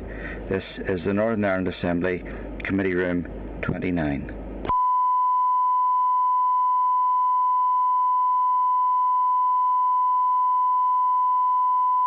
This is the Northern Ireland Assembly Committee Room 29. This is the Northern Ireland Assembly Committee Room 29.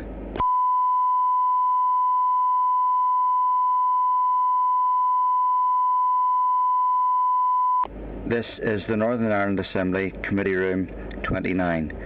This is the Northern Ireland Assembly Committee Room 29.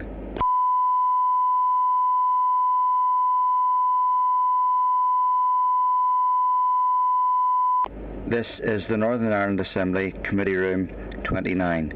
This is the Northern Ireland Assembly Committee Room 29.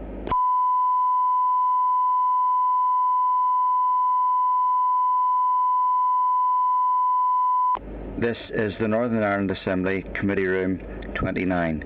This is the Northern Ireland Assembly Committee Room 29.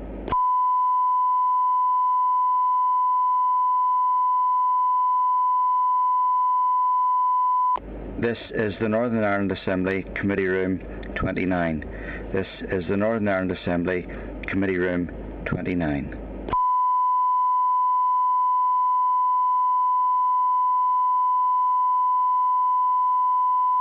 This is the Northern Ireland Assembly Committee Room 29. This is the Northern Ireland Assembly Committee Room 29.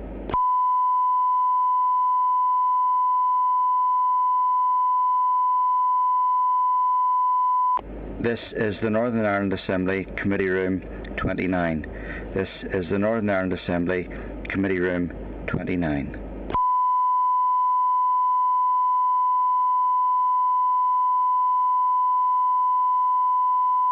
This is the Northern Ireland Assembly Committee Room 29. This is the Northern Ireland Assembly Committee Room 29.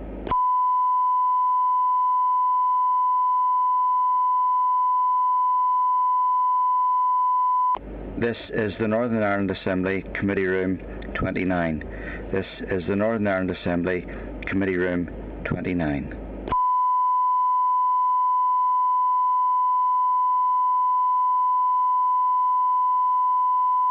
This is the Northern Ireland Assembly Committee Room 29. This is the Northern Ireland Assembly Committee Room 29.